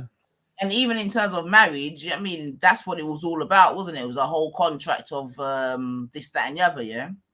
So this is just sort of underpinning that kind of patriarchal kind of vibration, isn't it?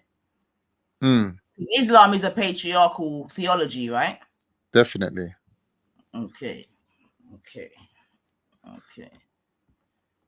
Was your mum a Muslim, Con? Was who? Is your mum Muslim? Yeah. Is she practicing?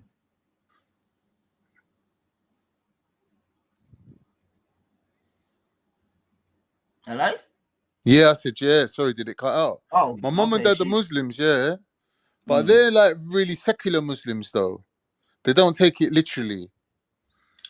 So they're just cultural Muslims? No, they're practicing Muslims, but they just don't take it as serious as literalists, that they believe every word as in... are you a practicing Muslim? They're just like liberal Muslim, yeah. No, are you a practicing Muslim? No, I don't practice, no. Right, okay, fair enough. All right, as long as I understand the difference. All right, cool. Do you think if you was in your homeland that you would be more of a Muslim? Definitely. Okay, so you believe that living in the West takes away, like, has sort of not prevented you from, but yeah, why? Yeah. Definitely. Okay. I think that the whole point of being a Muslim is knowing your place. That's why it's the religion of peace, isn't it? Because you know your place in your society, and I think there's a social contract there, like between what's right for you as an individual and your obligation to your society, innit? So you can't really practice that on your own living in England. Like, it's difficult. I'm not saying that people can't do it, but then people got high level of religion.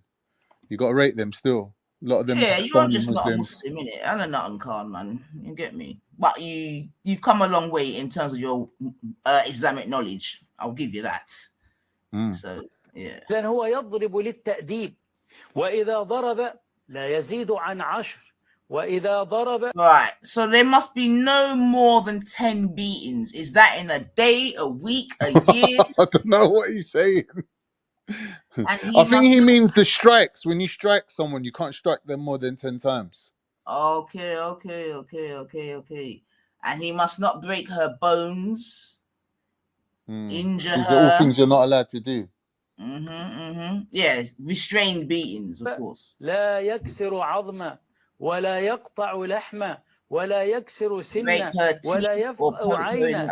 أدب عند الضرب. إذا ضرب عند التأديب لا يرفع يده إلى أعلى بل يضرب. So if he beats to discipline her, he must not raise his... Okay, so he's saying that there's a beating etiquette. Yeah. Okay, so there's a way to get beats. All right, fair enough. So he's not allowed to raise his hand too high, so he can't really hit her that hard. Can't give her a roundhouse then. Okay, I get that. And he must beat her from chest level, right? So I'm saying, like, what is this? So that's obviously. Why can't I? Well, if I'm beating someone, I'm not really like taking all this into consideration. It's a lot of things to remember while you're beating someone. Like, I have to count how many times I hit you. Come on, man. Well, and it's for all time, remember. So you better get to learn. So obviously we know that you can't beat her in their face. So he said he must beat her from chest level, which could actually give her breast cancer, but that's a different story. No, not her chest, his own chest. Oh, okay then. Sorry. She is in need of discipline. How should the husband discipline her? Through admonishment. If she is not deterred, he should refuse to share the bed with her. Yeah. So now he's See, that's another one that I can't really abide. Well, why not? What do you mean? I'm punishing myself, that means. Yeah, but hold on a minute. But hold on a minute. Con, would you want to sleep with someone that you just wanted to actually physically beat up, man? I don't know, like physically beat up is a bit extreme. Well, just taking what he has said, right? Yeah. Remember, there's beating etiquette. Yeah. So you've just done your beating etiquette. Yeah. Would you want to sleep with that woman after that? Well, if the beating's in the purpose of thingying her, disciplining her, then I'm assuming that after her beating, she's going to be back in line, isn't it, with what's right and wrong. Like her disobedience is going to be removed. So after I've taken the beating, however soft or hard, as long as it hasn't left, then you have to apologize to me for making me beat you. Any of my teeth, it hasn't, and you've not poked out my eye. I then have to lie down and think of Mecca. Well, like what, I don't know. Like if they're counting how many times you're allowed to hit someone. No, but this is what I'm asking you though. Yeah, we're going through this practically. Yeah. Yeah, of course. I've been disobedient and all the rest of it. You understand what I'm saying to you? Yeah. And now you're obedient again. You've already admonished me or whatever. We've gone through these different things here that he's described. You get me? I'm asking the question: I then still have to sleep with you now? Yeah. So I've potentially got a bust up rib. You know what I mean? Potentially everything below my face is all fucked up. Yeah. And now I've got to go and take hood. No, but it says don't make them ugly. Remember that part. That's what I'm saying. But I know that I'm not ugly in it. Like I said, my face is fine. We know that. You get me? I've got my teeth. I'm not commenting on married women's features. Don't knock out your teeth. And he said, don't poke out my eyes. So I've got, you get me? My face is good, innit? Below my body, that might be a whole different story, innit? Because he's had up to 10 times to do whatever. 10 lashings with a miswhack, but he can't raise his hand higher than his chest. Are you then going to try to lie me down to sleep with me then? Well. Wow. Yeah. All right. Mud. Well, it's only 10 lashings, isn't it? It's not like I'm going to be tired after. No, neither me. I'm going to be as white as rain. Exactly. Exactly. But like, if I'm giving you 10 lashes and you're still like disobedient, then I don't know what's the next step. Go find a second wife, boss. If I need that. Well, what are you going to do with the first one, though? Oh, I'll be. This is why 9 ether's got to be 9 ether, because trust me, it's money. You don't even want to know what my mom told me how to deal with men if they fuck about. Trust me. No, I think you should keep that to yourself. Play. Yeah. I just want to know how men are out there beating up women and going to sleep. I don't get it. I don't get it. I do not get it. Yeah. How man and women, I don't know how you allow a man out there to beat you and still go like, come on, man. No. It seems that these cultures different though. Like they're saying that If the man's upset with the woman, he shouldn't let her come to his bed. Like that's the way they're explaining it. And look, when it says here, it says, when the wife obeys her husband, means of annoyance against her are prohibited. So that means you, like, when she's like back to, like, after her beating, you're not allowed to be annoyed with her. So once the beating's been served up, then it's like back to normal positions again, like not normal status. So it says, but it's just if saying they what you said, return to isn't it? The obedience, let exchange me read it. happened. Let me read it. Let me read it. Look, but if they return to obedience, seek not against them means of annoyance, meaning when the wife obeys the husband, in all that Allah has allowed, then no means of annoyance from the husband are allowed against his wife. Therefore, in this case, the husband does not have the right to beat her or shun her from the bed. So that means that after I've laid out the punishment for you, which is your 10 lashings, and I go to chill in my bed to like rest off beating I've got you. to come in. Yeah, then you've got to come in and be like, Yeah, oh, hubby, come, let's do a yeah. little This is what I'm once around the saying. block. Absolutely. That's what I'm saying. That's what I said in the first place. So No, I've that's got to what take my this is beating. saying. I've got to go and take cocky on top of it. It's Apparently mad. so. Like, and you It's have to mad. initiate. You have to And this initiate is that part. ordained. And they're saying that this is ordained by the Most High.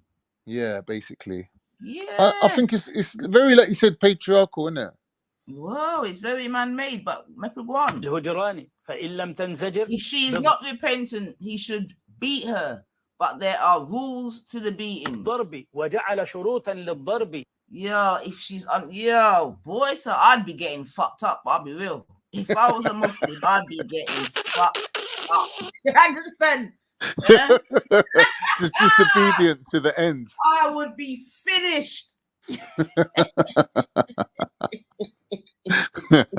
Just refusing. I'd be finished, bro. I've got to be real because yeah, man. Nah, sir. Just looking at if she that is very godly though, isn't it? If she is not repentant. I mean, these are only the words that should be used with God. But let me finish off the thing. Let me finish off the sentence. Finish right? off the tafsir, right, cool. man. Allah is ever most high, most great. He reminds men that if they transgress against their wives without justification, then Allah, the ever most high, the ever most great, is the protector of them women, and he will exert revenge on those men who transgress against their wives and deal with them men and who deal with their wives unjustly. So basically saying he will exert revenge on those who transgress against their wives and deal with them unjustly. When will he do that? What I don't know. Maybe in the next life. That's what I thought. Yeah. I'm reading you, I'm onto you. That's what I thought, man. You get me? That's what I thought, man. Hey. This thing is actually, this is beautiful, man. No, I think that's what the thingies are for, isn't it? You know, the Islamic marriage courts that people complaining about being in England. I think that's what they're there for. So the women go to the elders and complain and say, look, my husband, he's not doing the etiquette of beating correctly. He's beating me wrong. You have to chat to this guy. Yeah, well, I've got a video for all of that too. You know what I mean? Because obviously there's some Muslim ladies out here that are, talking up the thing and that, even if it is behind the screen, but they're talking up the thing still. But okay, so if she's not repentant, he should beat her, but there are rules to the beating. لا تضرب الوجه ولا تقبح وأنت تضرب لا تقبح. I want you not to hear the voice in it so that we're not saying that, لا تسب ولا تشتم يا ابنة كذا أنت كذا لا ممنوع هذا في الإسلام. You get me? Islam forbids the cursing, but you could give her a little beating still, but don't curse her. No name calling. There's no name calling. You get me? Don't call her a son of a gun. Yeah? But nothing like that. Nah. تكريم لها. يضربها بإيه؟ يضربها نعم بعصا. صحيح. So he's asking, with what should we beat her? There's a hole in my Oh, we're getting to the thing now, the weaponry. With what should I beat her? Fair maiden, with what shall I beat you today? What with...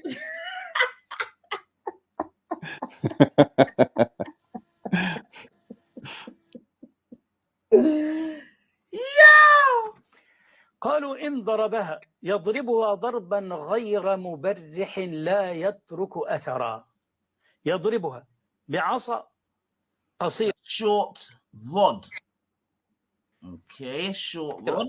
وإذا ضربها لا يضربها. Okay, so we still must avoid beating her with the short rod in her face or in the places in the head where it hurts. Well, okay, that's fair enough, especially if you need her to go and cook, clean, and do whatever else. So just not clapping her in be helpful. You can't hospitalize her, nothing like that. Get me? She doesn't need no concussion just before dinner. Yeah. على وجهها ولا على أماكن الرأس التي تؤذي بل يضربها على. Now, where does it hurt? Where? What was he saying? Where? No, I'm just trying to think because he said he must avoid beating her in the face or in places in the head where it hurts. Do you know what I mean? وجهها ولا على أماكن الرأس التي تؤذي بل يضربها. Beating should be on the body and should not come one right after the other. Okay, see? So would you they're say not that evil. He's saying one lick, and then I'm looking at you like, yeah, what, you want another one? Like, I can't just lick you and it's like one after the other. Okay, you have so to it's like space them out. You have to space them. Beat and teach. Okay. Beat and teach. Hey. All right. You want another one? Listen, I got more for you, you know. Beat and teach. Right. Beat and teach. Telling you, man, we know we got some beats for that, boy. This is the lessons. The beating should be on the body and should not come one right على بدنها ويفرق الضرب. كل هذا اختيار لإجراء العقوبة، لكن هذا لا يكون إلا عند استحالة الوسائل السابقة. كمان تكريم الإسلام للمرأة أنه لم يجز العقوبة بالضرب كما قال أهل العلم إلا في حالة واحدة عند امتناعها عن فراشه. What happened? Yo, he just said that all of that he said in terms of the whole beating etiquette. Yeah, it's only applicable in one case only. Yeah, and that one case is when she refuses to sleep with him. Oh, so then it's instant licks. Boy, sir. So you sussed it. You was onto it straight away. You knew what the purpose of the beating was. Boy, sir. نعم. لأنه أين يذهب الرجل؟ Yes, because hold on. وهي تمتنع عند امتناعها عن فراشه. عند امتناعها عن فراشه. نعم. لأنه أين يذهب الرجل؟ Where else يريدها وهي تمتنع عنه. He wants her. Okay, so he's got a hard on, but she don't want it. فيأتيها. He should begin with bomber cleat. Mud. Oh my gosh. This is a clear-cut case of blue balls. This is wow. So basically, he's saying that God has allowed it, that if a woman doesn't want to give up the nanny, that she can get fucked up, and that this is actually coming from God. Within the marriage. Wow. Though. Within the marriage. Wow. Mm. Wow.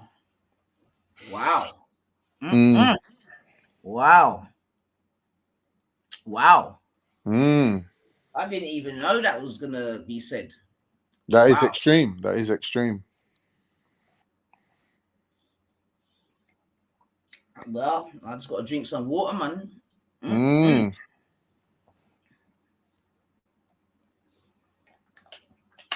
Wow. What's it? It doesn't sound like she can win, Khan, to be honest. Does depend on who you married, doesn't it? It depends on who she's married to, because, like, obviously, They're not saying you have to beat your wife. They're saying you got the right to beat her. Like you might, like you said, you might not want to sleep. Islamically, if she doesn't want to sleep with you for whatever reason, like I said before, she may not want to sleep with you because you just thumped her in her belly bottom. Do you know what I mean? And she just might not feel in the mood no more because, do you know what I mean? I'm sure a punch to the gut can kind of, you know what I mean, take you Take off the wind out of you. You get me? Take you off the romance. But seemingly, regardless of that, if it's time, it's time, boo. Well, you know, I think certain dudes probably wouldn't really, like you said, want to sleep with someone after they just had a row with them. So, you know, that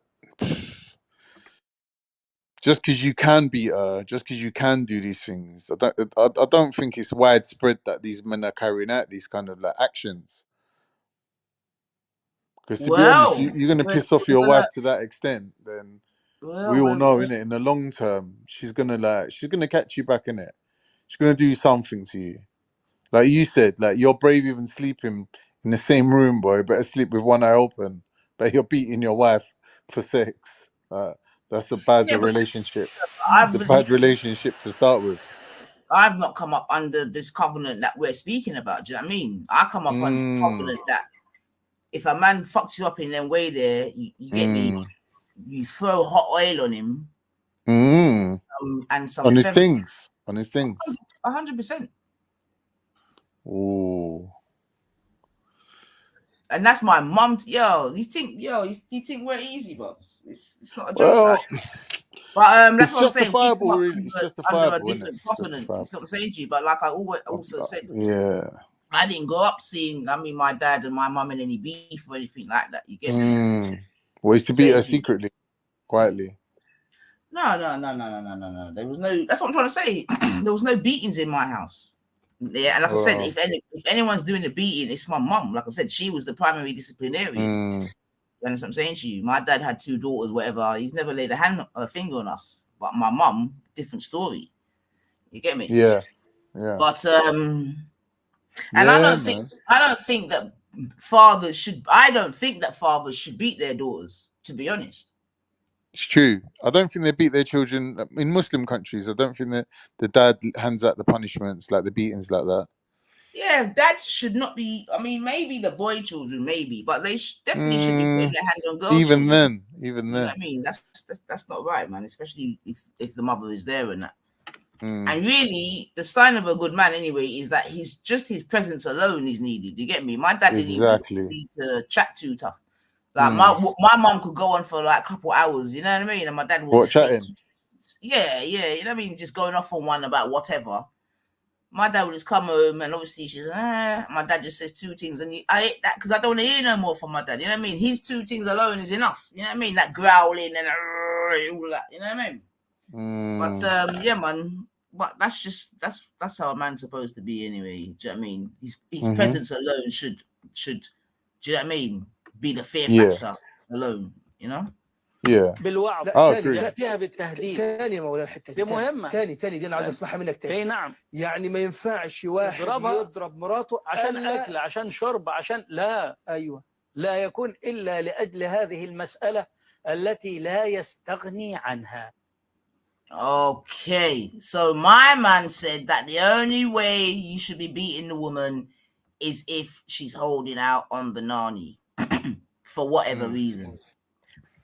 Now, obviously, personally, I don't like that neither. You get me? That's a bit extreme. It could be and a bit counterproductive. Well, it's because that could encourage rape, right? Well, technically, that would amount to rape, innit?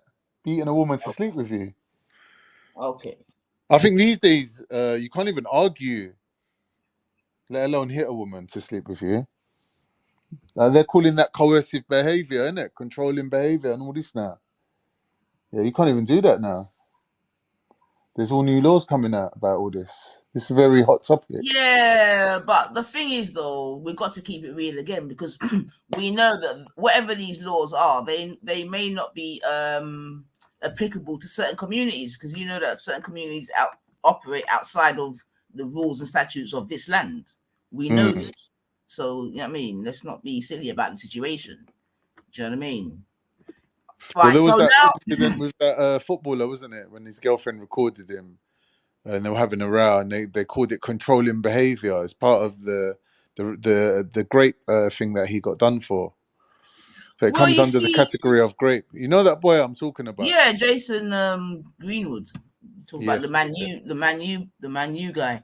Mm-hmm.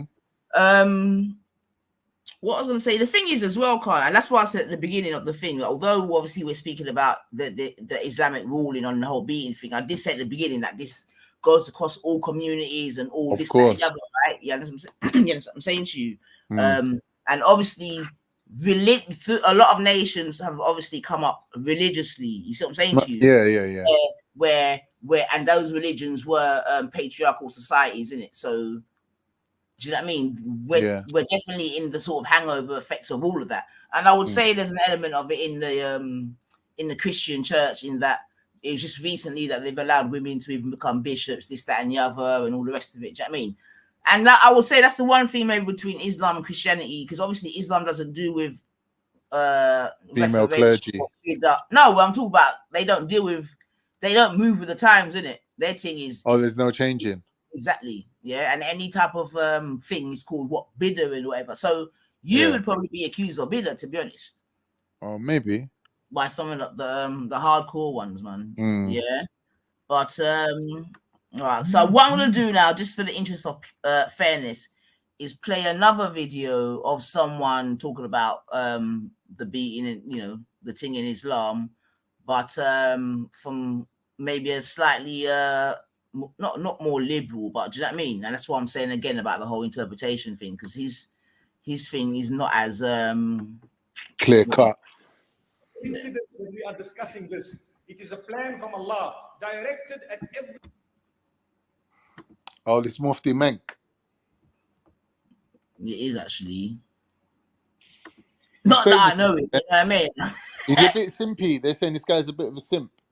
Well, again, that'll be interesting. So let's see what he has to say about it. And like I said, at least we sort of covered both angles.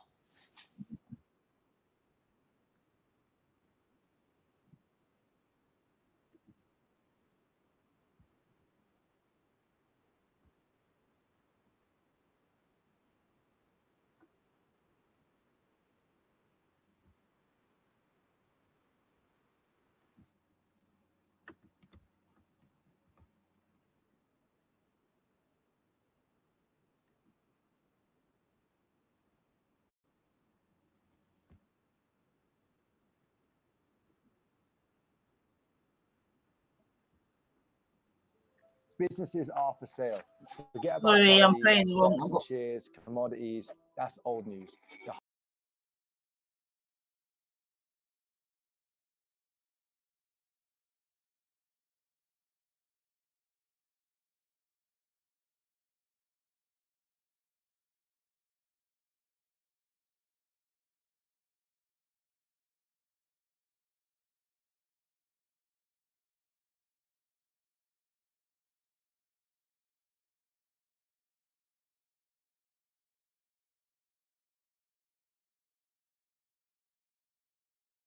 There are no coincidences that we are discussing this. It is a plan from Allah directed at every single person who is listening. Subhanallah. If this message has got to you, it was created for your ears. It was not meant to miss you. Ma asabaka lam yakun liyukhti'aka. That which got to your ears, or that which got to you in any way, was never ever meant to miss you. Allah planned it to get to your ears, or to get to you if it is sustenance. So we ask Allah subhanahu wa ta'ala to help us and to guide us. Then Allah subhanahu wa ta'ala uses a term that a lot of the people in this world have misunderstood. He says, and this is a very, very powerful term, and I hope we understand and listen to it very carefully, because we don't want any misunderstanding. وَاللَّاتِي تَخَافُونَ نُشُوزَهُنَّ فَعِظُوهُنَّ وَاهْجُرُوهُنَّ فِي الْمَضَاجِعِ Allahu Akbar. Allah subhanahu wa ta'ala says, those whom you fear that they have now turned away or they have become unruly, they are misbehaving from your spouses, meaning from your wives, or they are evil, or they have some bad characteristics in them, you should employ the most effective method to resolve the matter and the problem. You may want to, I see some are actually smiling at me. They are wondering what I'm about to say. Allahu Akbar. Those who understand the Arabic language are waiting for the translation. May Allah subhanahu wa ta'ala grant us understanding. You may want to address her directly to give a warning, that is one. And you may want to separate the bedding, that is two. And you may want to tap her. Allahu Akbar. The term daraba does not mean to beat. It does not mean to beat. Many Qur'ans, you open them and they will tell you to beat her. That is a wrong translation. Let me give you evidence to prove what I'm saying. The Sahaba radiallahu anhum never ever beat their wives. They used a siwak. Siwak is a small stick like a toothbrush. And they tapped a woman who didn't want to look in their direction to even listen to what the problem is, to draw her attention. That is how they interpreted this, number one. Number two is the term darb is used in tayammum, that you should do darb upon the earth. Darb does not mean to beat. It means to tap the earth. If daraba meant only to beat, then that would mean when we are doing tayammum, we would have to slap the earth until our hands go red. Allahu Akbar. So remember one thing, if daraba, when it comes to tayammum, it does not mean to beat, but it rather means just to put your hand on, then you should remember women are more delicate than the earth and the sun. Right, Khan. So you see what I'm saying about interpretation, Bab, yeah? Because my man's completely going against what my man, and the thing is, remember they both read the Arabic, you know. Do you know what I mean? Yeah. That's why I wanted my man to. That's why I kept him talking in his language as well. Do you know what I mean? Because he's and big up yourself, Kel, and big up yourself, Big Itch.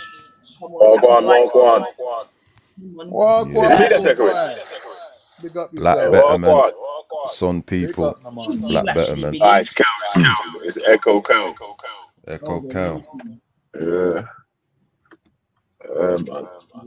Check. But I didn't think so.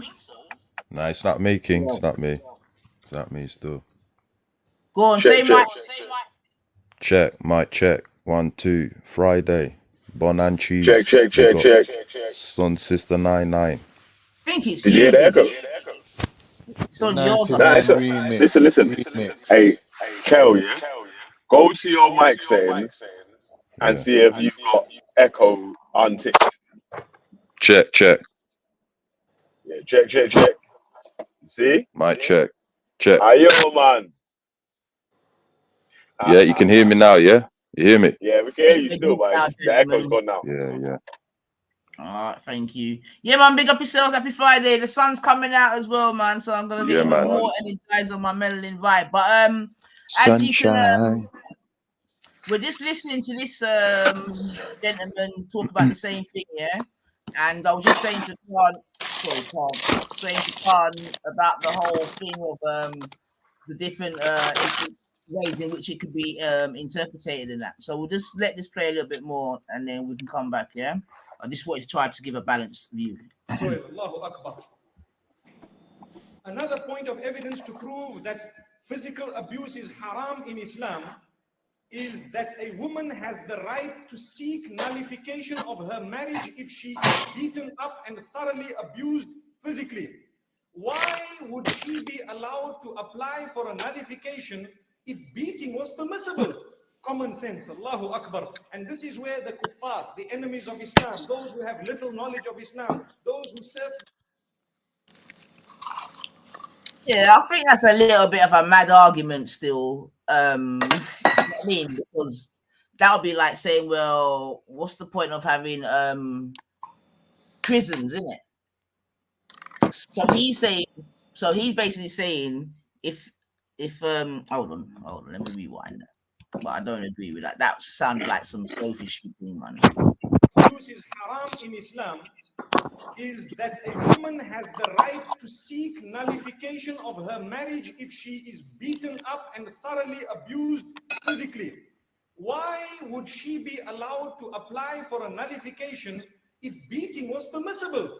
Common sense, Allahu Akbar. And this is where the kuffar, the enemies of Islam, those who have little knowledge of Islam, those who surf the net to get the knowledge of Islam. Right. So he's basically saying that because women can, I guess he's saying get a divorce or come out of the marriage, then he's saying, why would beatings be permissible? See, that doesn't make no sense to me. That doesn't make no sense to me, man. The questions that creep up whilst they are reading the translation of the Quran themselves. For them, they don't know, they don't understand, either intentionally or unintentionally. They don't realize that in the Arabic language, when one word is used, it sometimes has more than 35 different meanings. Wow. 35 we need to meanings. look at how the Sahaba radiallahu anhum interpreted that verse and what they did as a right. So he's saying about how the actual Sahaba interpreted it. Okay. So again, this isn't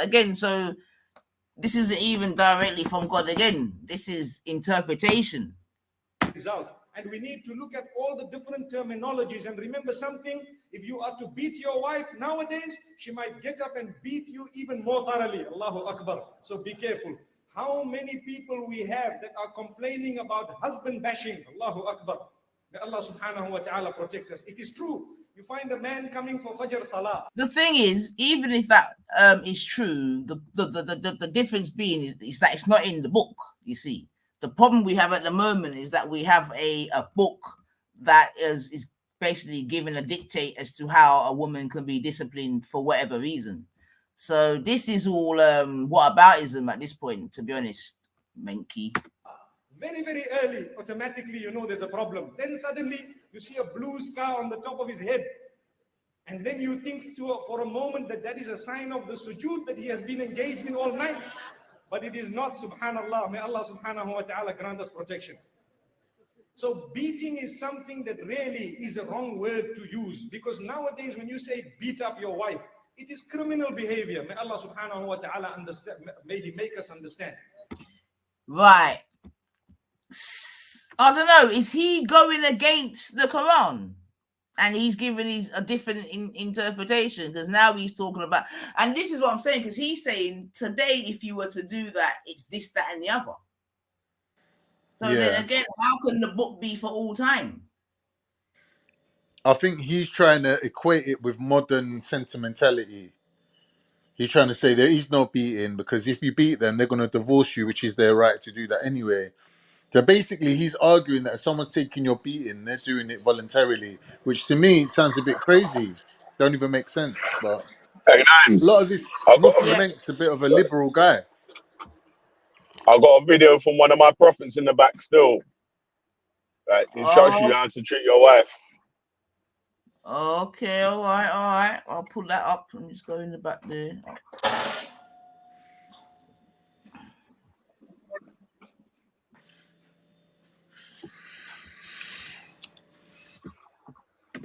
That having been said, we will never delete that word darb from the Quran. We believe it, we understand it, and we know that we should be drawing the attention of the women folk. Whenever sometimes out of the nature of a woman, she just sulks and sobs and looks in the other direction, you may want to then draw her attention with a little bit of energy. May Allah subhanahu wa ta'ala grant us understanding.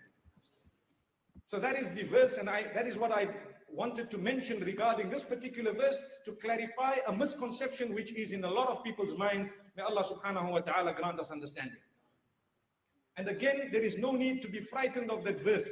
There is no need to delete it. In fact, if one thinks for a moment that there is something wrong with it, they may be just losing their iman. May Allah subhanahu wa ta'ala protect us.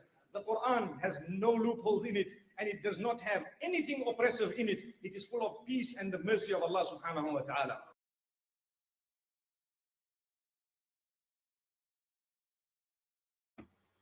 Right then, Khan. So like I'm saying, so we've had two different perceptions of what the verse is saying. We clearly heard the first guy saying Yeah, it's a beating thing. You just can't beat them, you know, in the face. Don't thump out her teeth. Don't poke her in the eye.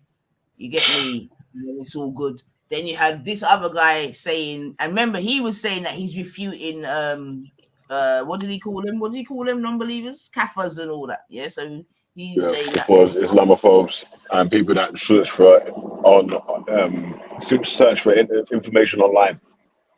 exactly. Yeah, but really, he's also obviously going against or speaking against his own brothers, because we've just heard the other one say what he said. So for me, again, I'm just using those two just to say about the whole the mere fact that it's open to interpretation. You know what I mean? And that there's no. On my video, you only have to play the first like not even 30 seconds.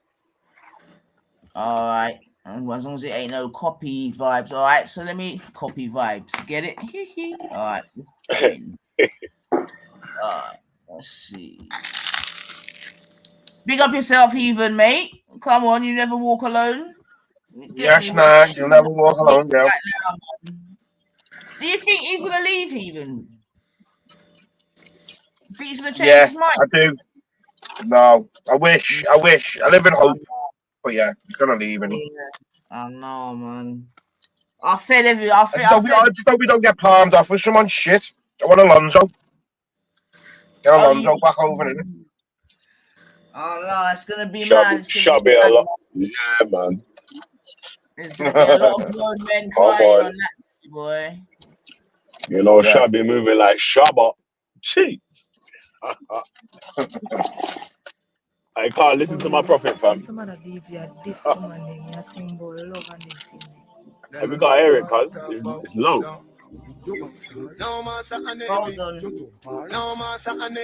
Hold on. What are you saying? It's low?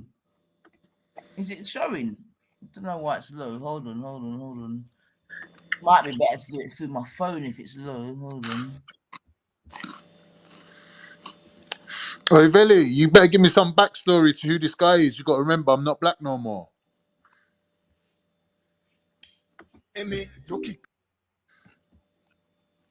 Vibes Cartel. Yeah, I don't know who he is. He used to be a dark skin youth, boy. Right, hold on a second. I might have to do it. Oh, is that you, Biggage? Yeah, you gonna play it on yours?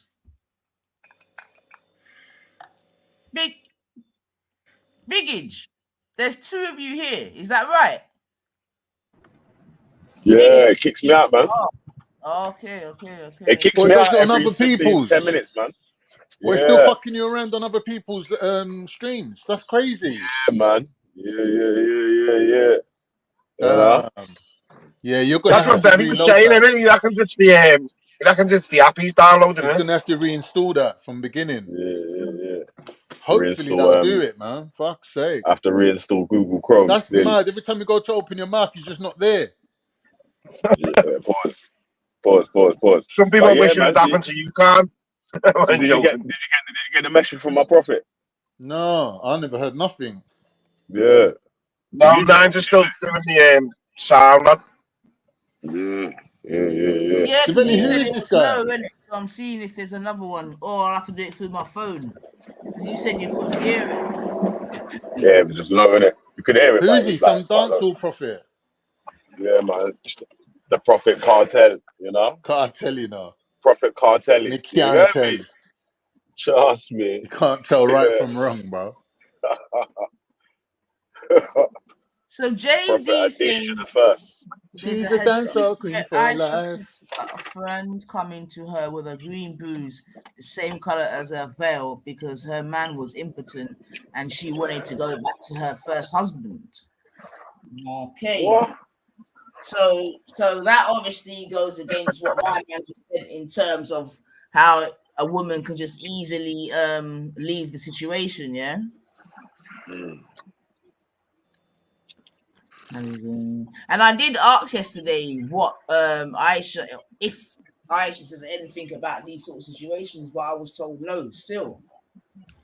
Because I'd have been interested to hear what Aisha says about these sort of situations, you know, as the main female of the book and that.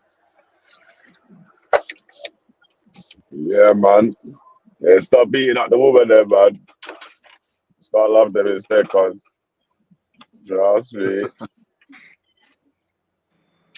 Yeah, but I mean, and Give I out the think wrong again, beats. this is across the Give out board, the man. right Because beats. even after COVID, the incidence of DV definitely increased. Do you know what I mean? Apparently, yeah, not Yeah. since, but during the Yeah, epidemic. absolutely. But obviously, there's a lot of ripple effects of COVID that are being had that people are going through that people don't necessarily know about, or if you're not in certain circles or certain industries, you won't necessarily know about. Do you know what I mean? Yeah. But you know, so for example, in terms of actually, you know, even in terms of the whole DV thing and Muslim women in particular, that's definitely increased. You understand? Where, and like I said, we'll play a video where, you know, you got the speaking about it. And I would say, obviously, they're in a little bit more of a tighter situation, especially if they are in an actual quote unquote where they are, you know what I mean, Already getting beats.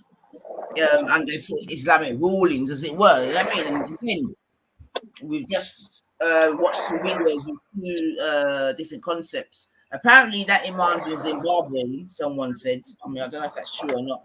He's from Zimbabwe, yeah. Mufti Menk is from Zimbabwe.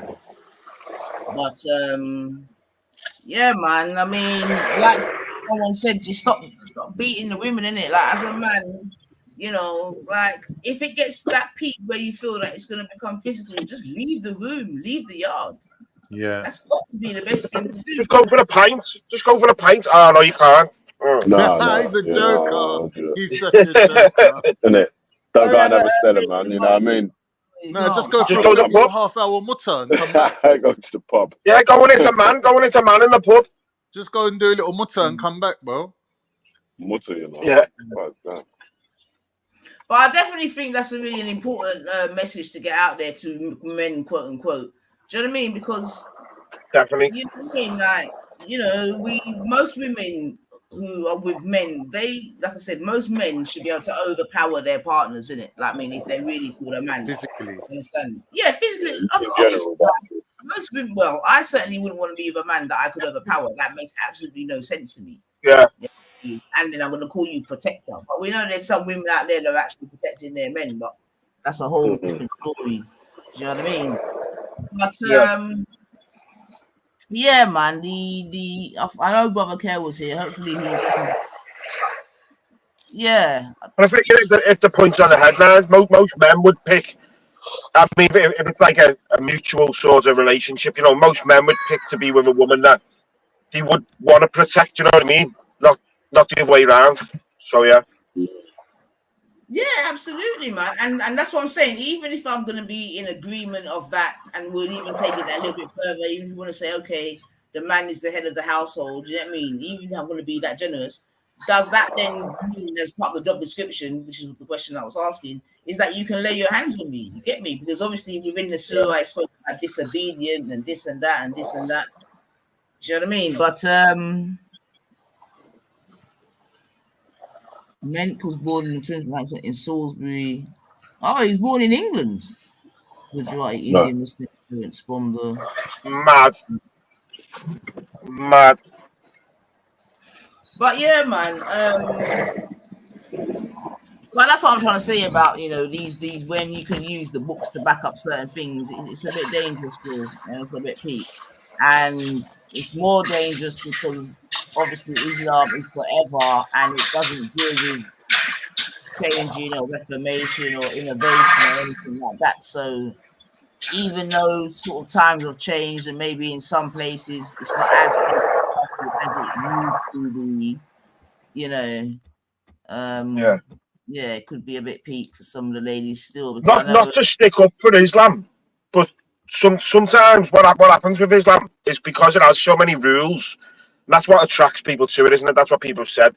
It attracts people to it because it gives you how to live your life from diet right the way through how to discipline your wife. Do you know what I mean? So it does sort of put itself out there. Do you know what I mean? For criticism, doesn't it? Do you get me? No, absolutely, as it should, man. As you understand, as long as you're not then called an Islamophobe for doing so. But absolutely, if you're going to tell me that something is the best thing since, you know what I mean? Like, you can forget about that. You're still going to be called an Islamophobe. Yeah, I don't even care, to be honest, because, you know what I mean? Yeah. I actually don't give a fuck, man. Because just embrace it, man. You know? Islamic supremacy going on, and I'm not here for it, man. Like, trust me, they can move with that, boy. But what's this now? So I think Kel's back. Okay. But hey, Carl, did you check the echo? Yeah, no echo. Shit, my bad.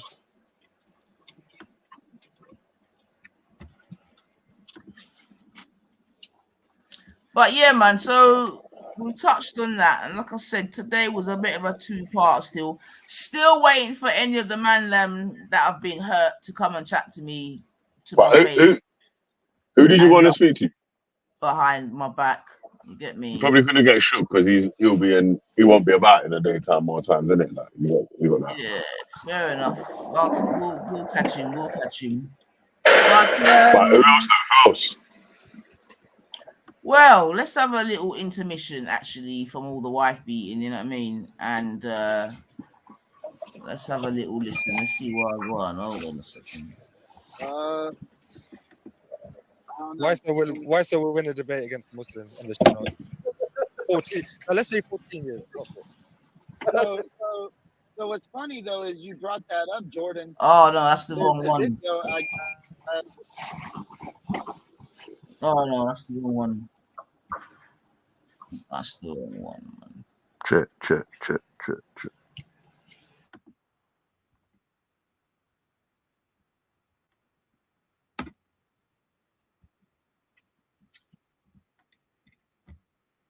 Go on again, Kyle. When you say check, it works. Mad.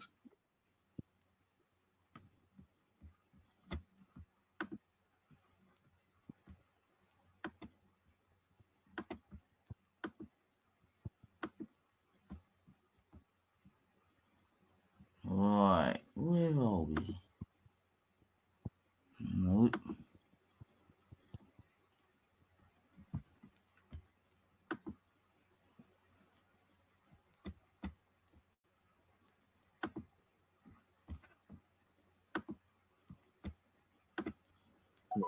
You brought the analogy of being deaf, man. It was you. Oh yeah, no, I brought the analogy of being deaf. I'm saying I didn't say I think blackness is a disability. Oh. No, you didn't say but it's the same as like gay and black as well. You can't group both of them. That was the whole problem with a lot of these movements. Like it's two different things. One that you're born with, and the other one you can't even get through. They would love to get rid of. I'm like, no. It's like what? God, some all the time. Yeah, how long you reverted back? Let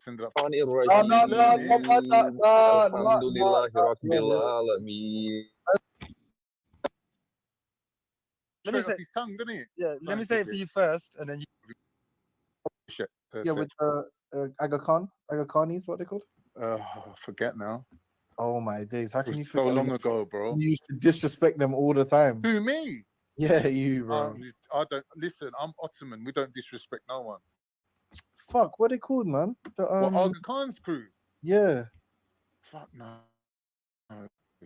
Were they Ismaili? Ismaili, yeah. Okay. Yeah. They ain't trying to recruit. The Nizari Ismaili. Yeah, Nizari. Yeah. Was that the Pakistani one? Do you know them? No, they're the original ones, isn't it? Aga Khan's crew. Hashim. You know what I'm saying? The Hashims and them, man. Yeah, the thingy, Hassan Sabbah's crew. Yeah, trust me. Isn't that where the word hashish came from, innit? Because they used to smoke it in the desert. No, they didn't just smoke it. They used to have like you know those things that you see the Christians they either used to smoke it or they used to poke it. Burner, make up like your mind. Incense burner. Smoke it, right? They didn't smoke it as in like they were rolling it up into cigarettes and smoking it. Then what did they do, bro? They used to burn it like incense and fumigate the whole room. See media wastage. Yeah. course they were smoking it, man. Why would they waste it? No, Hey, what you need to do, yeah, Suge, your mic's low, It's bruv. coming, it's coming. You lot know how it is. It just comes. Yeah, yeah. It's a Bluetooth headset. It just picks up my voice, then it just comes. Pause. That's how it works. Pause, number one, and then number two. Yeah, Why big did Pause again. Number two is pause again. Did you just call him Suge? No, it's not. That's a poop. What do you mean number two is pause again? Hey, wait, did you just call him Suge, bro? No, it's soup, innit? Do you know what it is? Yeah, like you can't, watch a bit of RTM podcast and just go mad with it. Like, have your own style. No, but them man are late. Be Hold on. Them man are late. What's RTM? No, but hold on. Them man are late. Like hold on. The whole world caught on when Dame Dash went on Breakfast Club, and that was like 3-4 years ago. But maybe a decade before that, all them Harlemites were saying no homo and pause. Well, really, of course, yeah. Harlem, but no homo was real old. Like that was like battle rap kind of days, like 2013, 2014. So like all the man that jumped on it now, I swear I heard about a rapper say no hetero once as well to the yeah, I'm sure I heard that still. Hold on, no hetero. That's wild.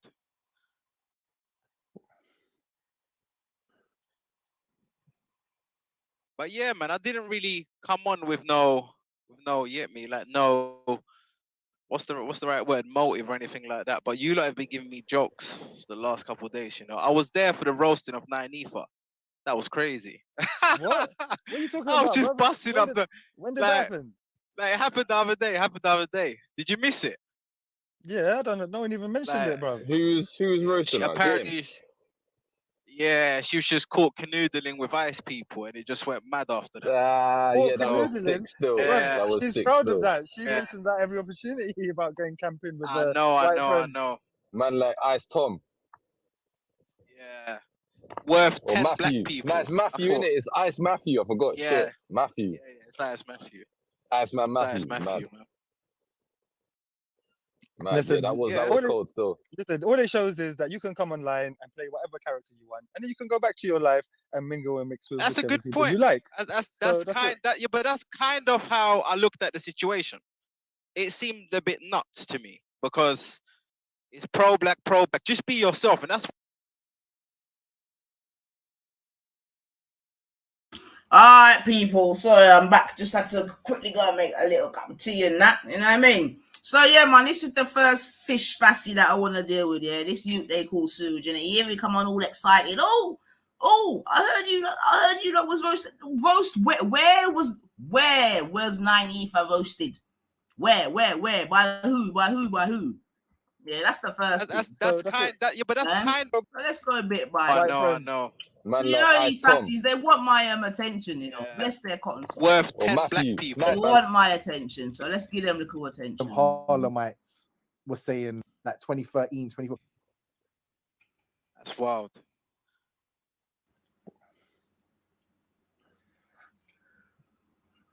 But yeah, man, I didn't really come on with no. So all that pausing, all that pausing was him trying to find a way, you get me, of bringing me into the conversation. You know what I mean? So this is how he starts off.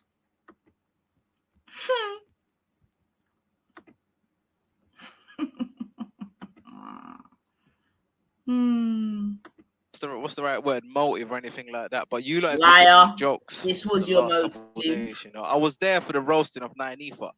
That was crazy. What are you talking about? I was just busting up. Look, even the mandem are like, what are you talking about? The other day. Even the mandem are like, what are you talking about? No one even mentioned it, bro. Who's roasting that? Apparently, yeah, she was just caught canoodling with ice people, and it just went mad after that. Yeah, that was sick still. Yeah. That was She's sick proud still. of that. She mentioned. See, so the lies. So Sue just come on saying that she was caught canoodling, with ice people. Now, the only person that used the word canoodling we know was James Fassy Jones, and he used that word when I asked him to, when he was trying to explain the situation. I'm like, come on now, use more fanciful language than that. You get me? And obviously, James being James, he put in canoodling. But at no point has anyone spoken about any type of canoodling with ice people or any other person for that matter. Yeah, but wet Sue just come on, like a little bitch that he is. Yeah. Isn't that every opportunity about going camping with I know. Man, like Ice Tom. And the thing is that the only reason why you people know about this is because I've told you about it. You understand? So the mere fact that people like Suge and others is trying to make a thing of it, I find it hilarious and retarded, boss. Yeah, you were the one who told us, yeah. Heathen, isn't it? Gave them letters and verse. I remember back in the day, like, so, you know what I mean? It is what you ain't caught, caught out. Caught out like it, yeah, you ain't caught out. If you said it on a live panel on YouTube. Come on, Heathen, man. I told them the stories, man. You know what I mean? And you got these little fishy men going on like it's called canoodling. Remember, these all lie down side of ice women, no disrespect, Heathen, You get me? These men, sure. Yeah. Worth 10 Matthew. black people. No, it's Matthew, innit? It's Ice Matthew. I forgot. Yeah. Shit. Matthew. Ice Matthew. Ice Man. Come on, big up. All it shows is that you can come online and play whatever character you want, and then you can go back to your life. The babies just started singing That's that. a good point. You like. But that's kind of how I looked at the situation. So here I want to ask Method, what character am I playing? Like what character does Method believe that I'm playing? Yeah, because that was very telling what Method even just said there. Yeah. What character do these fishy men think that I'm playing? So, Heathen, let me ask you something. If you hear me say that I'm pro-black, yeah, do you automatically take that to mean that I'm anti everybody else and that I'm just all for black people? Is that what you take pro-black to mean, bro? Not from you, because I know you, but you could if someone was like that. And I didn't know them. Yeah, I probably would think like that, to be fair. Oi, Heathen, don't you think it's a bit ironic? We've gone like a full 360. Because if you remember, originally, Nyanifa was the one being reprimanded for going over to Reels and having conversations with non-black people in the first place. Which I find it ironic that we've like gone a 360. It's like in this world, you can't do right for doing wrong, really. Whatever you do, you're going to get criticized for. It's a mad thing. No, boy, it's hypocrisy.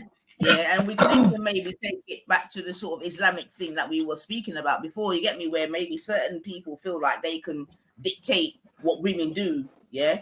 Or it's a thing like do as I say, as I do. That's what I'm trying to say. You got these mans are actually lying down with no disrespect even, get me? White women, this, that, and the other. Having families with them, this, that, and the other, and they're getting their knickers in a twist because I've fucking said that I've been on holiday with my mate. No, but none of them are claiming to be pro-black. So that's why to be fair, these are the ones who criticise the black betterment. They're arguing against black betterment. Like, look, I don't want to name no names. Natty, for example, was having a go at Raven for his policies. Yeah, but most of these guys, respectfully, that are having a go at Raven, it's about his policy of not being able to bring their non-black partners. But they can. He never said they can't. No, they can't. No, it's a different. Yeah, they can't. Go to a different part of the building, but you can't go to the. Yeah, it's still within the building though. But it's like you said, different. You're not management. Yeah, but I mean, the point being is that this is what a lot of these guys seem to have an issue with regards to Raven and his black betterment. You get me? I don't hear them speaking so much about the whole. Obviously, they speak about the collectively inadequate. You get me? But the main protestation seems to be that they can't bring in these non-white persons. Nines, can I ask you a question? Let me ask you a question. Yeah. You gonna like take any of the blame for any of this? Like, I personally feel that they're conflating your. Like, let me just say. I feel that they're conflating your no compromising personality and thinking that, this person must be like that in all aspects of their life. But they don't know you in real life. They just know you from online and debating, where you are very hard line. I'm not saying like you're not a softie, basically. But okay, then, Khan. But what am I hard lined in? In being in truthful, to being to yourself, like who you are, like representing your beliefs. Basically, what does that amount to? That amounts to people think that, oh, because you're like hardline, then you're like that in every aspect, like in your politics, in your social skills, like in your love affairs, who you sleep with. They're thinking you're gonna have this sort of hardline approach to everything. But I personally don't see that. I don't see you the way they see you. Like for some Because reason, they want to put me they in seem that to box. be threatened by If I'm by out your here, strength, which is weird to me. say that last bit again, Bab, sorry. I said they seem to be threatened by your strength, which I find weird. Right. Fair enough. Okay. And then they try to paint you a certain way. Indeed. Sort of trying to discredit you, aren't they? To be fair, that's sort of the be all and end all of it, isn't it? It's they're basically saying she's for black betterment, but she race mixes. Should we say? You know what I mean? But I don't. But so that's trying not to call you a hypocrite, which. But even I don't race mix though, Bab. Like, listen, even me and you, we could go to Anfield, we could watch Liverpool, we could have some pints, we could fucking go down into town and do the most. And that's it, Kevin. You get me? That's it. Yeah. That's it. I live in England. Like, this is what I'm trying to say. Do people believe that just because someone is pro-black that they don't like, this is what I'm trying to say. Like, I don't know, it's retarded to me. It's actually retarded to me, man. Like, It is retarded, obviously. Like I said to you, you know, we've been through the English education system. I asked the question that as any what are we doing? But anyway, let me go on press play still. But I am definitely pro-black. Yeah, that's what I'm saying to you. But that doesn't mean that I'm anti everyone else. That doesn't mean that I can't speak and have socialize. That would be a very dead life to live in England. You get me? Like I said, I grew up where we celebrated our differences. Yeah, exactly. Yeah. A white person, a black person, an Indian person, something else, and we're all talking our shit. And it's all different perspectives. Right. That's and the best thing you'd ever say is bring back the pubs. Me and Naz always said bring back the pubs.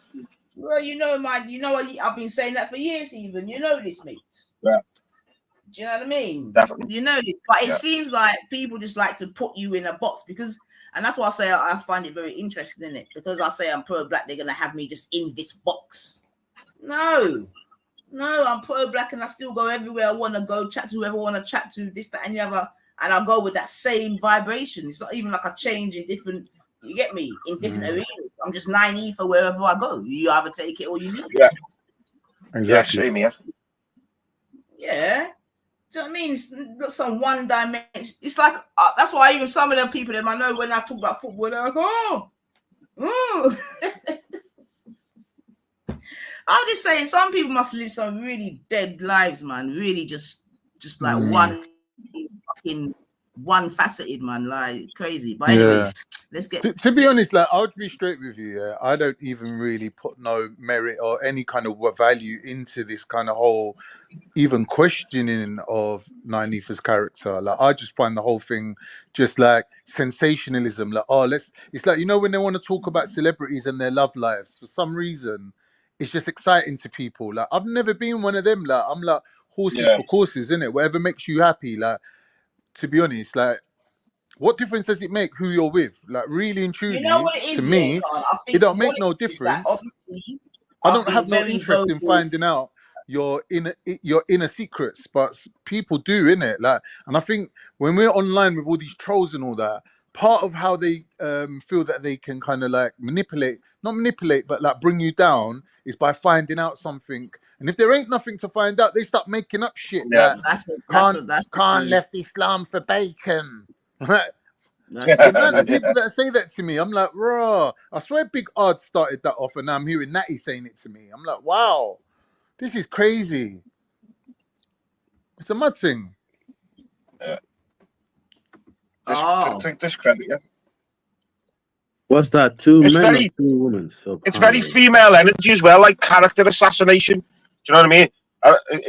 People say, don't they? It's very like womanly. You know, women like to like character, like men get physical, gossiping, whereas women like and that. Yeah, so gossiping and yeah. I got major counter point. You know what I'm saying? Hope nobody bites my head off. You know what I'm saying? But what I'm trying to say is especially Sister 9. You know, when you say black, pro-black, and you worry about who the black man sleep with, this and that. I don't believe, when you and like, to be honest, I'm just gonna be honest, what you did yesterday looked a lot like feminism, you know what I'm saying? So I'm gonna say this as African, we are nowhere near feminism. We are closer to when it comes to the Abrahamic faith, and we do believe in and disciplining the woman and this and that. So my point to you is, especially Kel, if he's somewhere around, yeah, brother, is that not unsynchronized, when women are trying to dismantle the whole African culture, Islamic culture, and trying to bring us the European culture, we understand, nobody's saying you're gonna punch and bruise up a woman, right? But how are we gonna be any different or have any black better man when we go in towards European culture and we follow the European culture wise, and all of this, and this is what we're basically fighting for.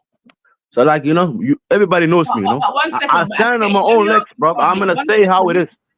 It's not fly, man. It's not gonna fly, bro. And Kel, brother, you disrespectful, bro. You cannot lead us and just bow down, bro. So as soon as you hear a feminist, bro, let's get you. It don't work like that, bro. All right, 1 second, let's get you, no problem. So let me ask you quickly something. Is it African culture or Islamic culture? Saying, brother, sister, what I'm saying, everything that was mentioned yesterday. Answer my question, please. Answer my everything that was mentioned is exactly as much as African culture. Listen, it happens. No, I even know that, lad. I even know that's not right. Woman, and maybe nobody's saying, physically harm the woman, but stand on your two legs. Look at this. We African, right? That lion African. All right. Please listen to me, yeah? Please. I'm asking you a very direct question, yeah? Is it African culture or Islamic culture, bro? It is African culture, to be honest. Because right, okay. Africa, it came from Africa first. Stop. Okay, now, are you saying, we have to put it right, that Ghanaians are brought up like that? Ghanaians are definitely brought up where the woman has that kind of respect and the fear, knowing that. Have you not seen? Look. We human beings are just like the African animals, right? African animals, right? Look at the lion, right? The male lion, his job is not to hunt, but just to eat and protect the offspring and his family, right? That's his job. Let me try. And that is the job as an African man as well. Nothing else that female rights and women can have. The woman, no woman is ever gonna be as much as a man. You know what I mean? We're not the same. We can never be equal. What? We can never be equal. We're not the same, you know what I'm saying? What I'm trying to say, no woman can be as equal as a man because we're not the same. We're completely different people. Man think different, woman think different. Hold on a minute. Wait 1 second. Just calm down, yeah? I agree that we're not the same. I will take that. Are you saying that we're not equal? Sorry, Nine. Say that again, Nine. Sorry. I'm just looking for my key. I will take that you say that we are not the same. I will take that. Are you saying that we are not equal? We are definitely equal, as in like human. We have this. Obviously, we feel the same pain, all of that, but we're not the same. As in, a woman cannot speak like a man. A woman cannot come and lead men. This is why in Islam and even in Muslim culture, you will never have a woman leader. It's impossible. Right. Okay, well, that's where I was going to lead to when you were saying that it's like Africa. Africa had women leaders. Exactly. And that's why I asked you the question before about is it Islamic or African? Because African definitely had women leaders, but we know this. Yeah, and even I know that. Exactly. No, what I'm saying is, look, what I'm saying, Africanism and all of this culture dates way before Islam, right?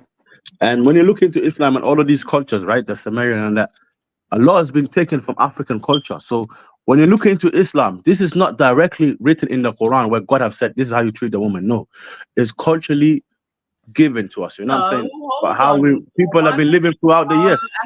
Don't come and try to fucking fuck up my head, bro. We read the surah. We read the thing from the Quran. We read it. Okay. Yeah, we read it. And Khan was here also, and then Khan was giving the tax fear or whatever. You get me? So I don't know what you're doing, bro. So I'm gonna say this: how come most successful African leaders, or men, you know what I'm saying, they always have minimum 2 wives. You will see them 2 wives. So as soon as the man walk into the compound, them 2 wives are not fighting. They come and both of them are welcoming them. Sister Nine, what I believe, I don't know. Let me just say this, bro. Let me just finish this point. But why are you so defensive? Why are you so defensive, bro? But because I'm trying to make a point, but you just trying to counter the point. This very No, I'm important not point. trying I'm to gonna. counter the No, point, brother. Let me bro. just. It's 2 seconds. I'm 2 seconds away from finishing this point. Okay. But my point is, look, like I said, when the man comes there, them two wives will come and hug the man, welcome. What we gonna cook, this and that. But what I believe, I don't know fully, but what I know, feminism and what I see yesterday, them two women will be fighting at the gate. Why this man coming to your house today? Why is it going to my house tomorrow? So there is no agreement. That is why feminism will never I'm work not around even a Africa. feminist, and that's just what are you like? Asketty, you come on here all the time and argue against oppression, and now you're making the argument for oppression for women. Bro, no, this is what I'm saying, brother Heathen, man. You got it all wrong. I'm not saying. I'm just saying, leave our culture the way it is. Don't bring no feminism. Don't come here at the women have the same right as women have as equal as the men and this and that. Wait, hold on. That don't work. We don't want to hear that. Hold on. That is what dismantled us. That's what ruined us in the first place. European democracy. There's just been a film in the cinema about an African leader who was a woman, and she had like an army of women. I've seen that. I've seen that film. Imagine going telling her, know your place, woman. You know what I mean? Like, know your fucking place. Like, people were saying that to her. Man. But the king, remember, the king was sticking up for her. The king was like, "Nah, she's my G." I haven't seen the card, so I don't know the film. You should watch it. Sorry, Angela Davies. Oh, when it comes out, yeah. Oh, it's out already. I swear it's out already. No, it's in the cinema, though, innit? I'm not going to see it. Oh, it's a really good film. Even the fighting scenes in it, like women are fighting, but the fighting scenes are proper wicked. It's an action film. Yeah. It's a good film. You'll love it. You should watch it, man. Like I said, they've even got a couple of white people in there. 1 second, Khan, because I know Asketty's only got a small window of time, yeah? Now, you just jumped on my panel, you understand what I'm saying to you, bawling about some feminism talk. What are you talking about, Asketty? What are you just doing right now again? Bowling. When I'm a bowling, bro, I just come here to make my point. This is what we're saying. You trying to, let's just be honest, Nine. What you trying to do, you're trying to put the woman as equal as the man, which is never going to happen. If you trying to say you're poor, black, and this and that, just step out and don't be trying to, and confuse the thing from the inside, because we don't run like that, bro. And if a kid is running like that, he's a fake Pan-Africanism. You cannot claim Pan-Africanism and come here with feminism talking, talking like you trying to talk down to black men, bro. It don't work like that. Yeah. What have I said that's feminist? But all of this thing you're doing in it, bro. You've been doing it from day one. What am I doing? What am I doing? With women, you're trying to parade women like that at the same equal standard as a man, bro. You're not the same as men. That's why you've been given two different roles in life. You're doing it right now, bro. You're here trying to talk to me like a man, bro. Don't do that, because you're talking as a bring your fucking fucking men around me and let me rock them up, bro. Don't come around here to talk to a real African man like me, bro. Fuck you in the channel, man. I'ma leave your channel, man. Therefore, I've got to deal with you like this. That's deal with what, fucking bro? why. Fuck you talking about, bro? This is a reality, bro. This shit will never work around us, bro. I'm not gonna bow down like Kel, bro. I'm a leader, bro. I'm a Pan-African leader. I'm part of the leading class. Warrior class, bro. Exactly. You know what? Women have suffered, and we need to listen to a woman. Fuck that shit, Kel, bro. What?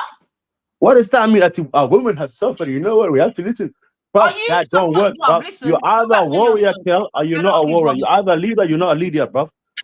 What? You're either European or you're not European. Like these people are doing. Nifa, you're the one that told me one time you came here on a boat, didn't it? Didn't you tell me once, bro? I came here on an illegal boat, bro. Didn't you say that, bro? Am I lying now? Didn't you tell me that my people walked onto slave ships?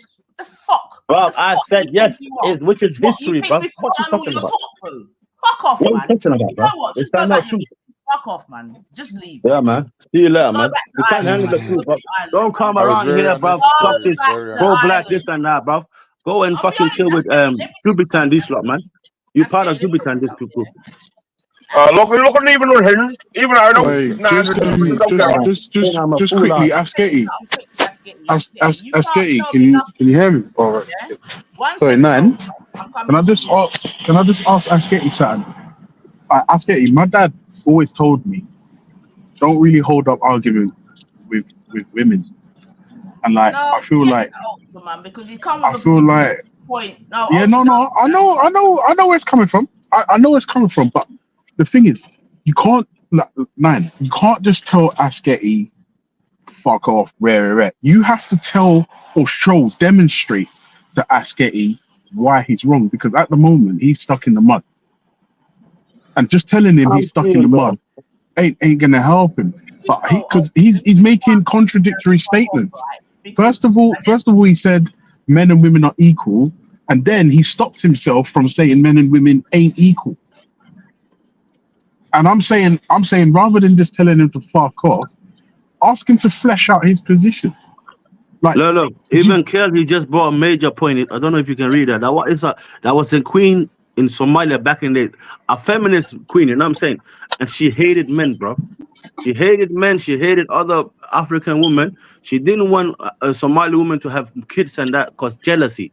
And what I mean is that, and when you move with this feminism and that, you always end up having this jealousy mindset. I'm better than you. Yeah, but I want there was once a guy in history who decided he hated Jews. Don't claim here you're pro-black and you're talking there like was European. Once a guy, there was this Dutch guy who said fuck the Congolese and marked them. Bro, there's people in history that do dumb shit. You can't just fucking say one Somali female leader was a bit of a prick and therefore fucking everyone's a prick. It just sounds wild. What about ancient Egypt? Where it's shown above the doors, men and women as equal. That, brother. I don't know if you see what I'm seeing, bro. I don't know if you see what I'm seeing. What I'm seeing is Pan-Africanism and all of that is due to fail because we hear what we're doing actually. We find feminism, we fighting for what? But why people want all of that? Everything else then united. Hold on a second. What is wrong? Democracy and the white supremacy stuff. 1 second, because Asketi just said a lot about me and to me and all the rest of it, yeah? So yeah, fair enough. A couple things, yeah? Big up yourself, 9, by the way. Wait, before you go into him. Big up 9, come on. We'll be back, man. What's Pan-African about you, Asketi? Me? Yeah, I'm way more Pan-African than any of you guys. I'm not here to fuck anybody or say welcome in my house. Nah. Economic freedom. You want to hear it? Economic freedom, bro. Economic freedom. Are you listening? Economic EFF. Right. I don't subscribe to this women rights and Okay. Chop some wood for the woman and that. Nah, man, that's not. Asketi.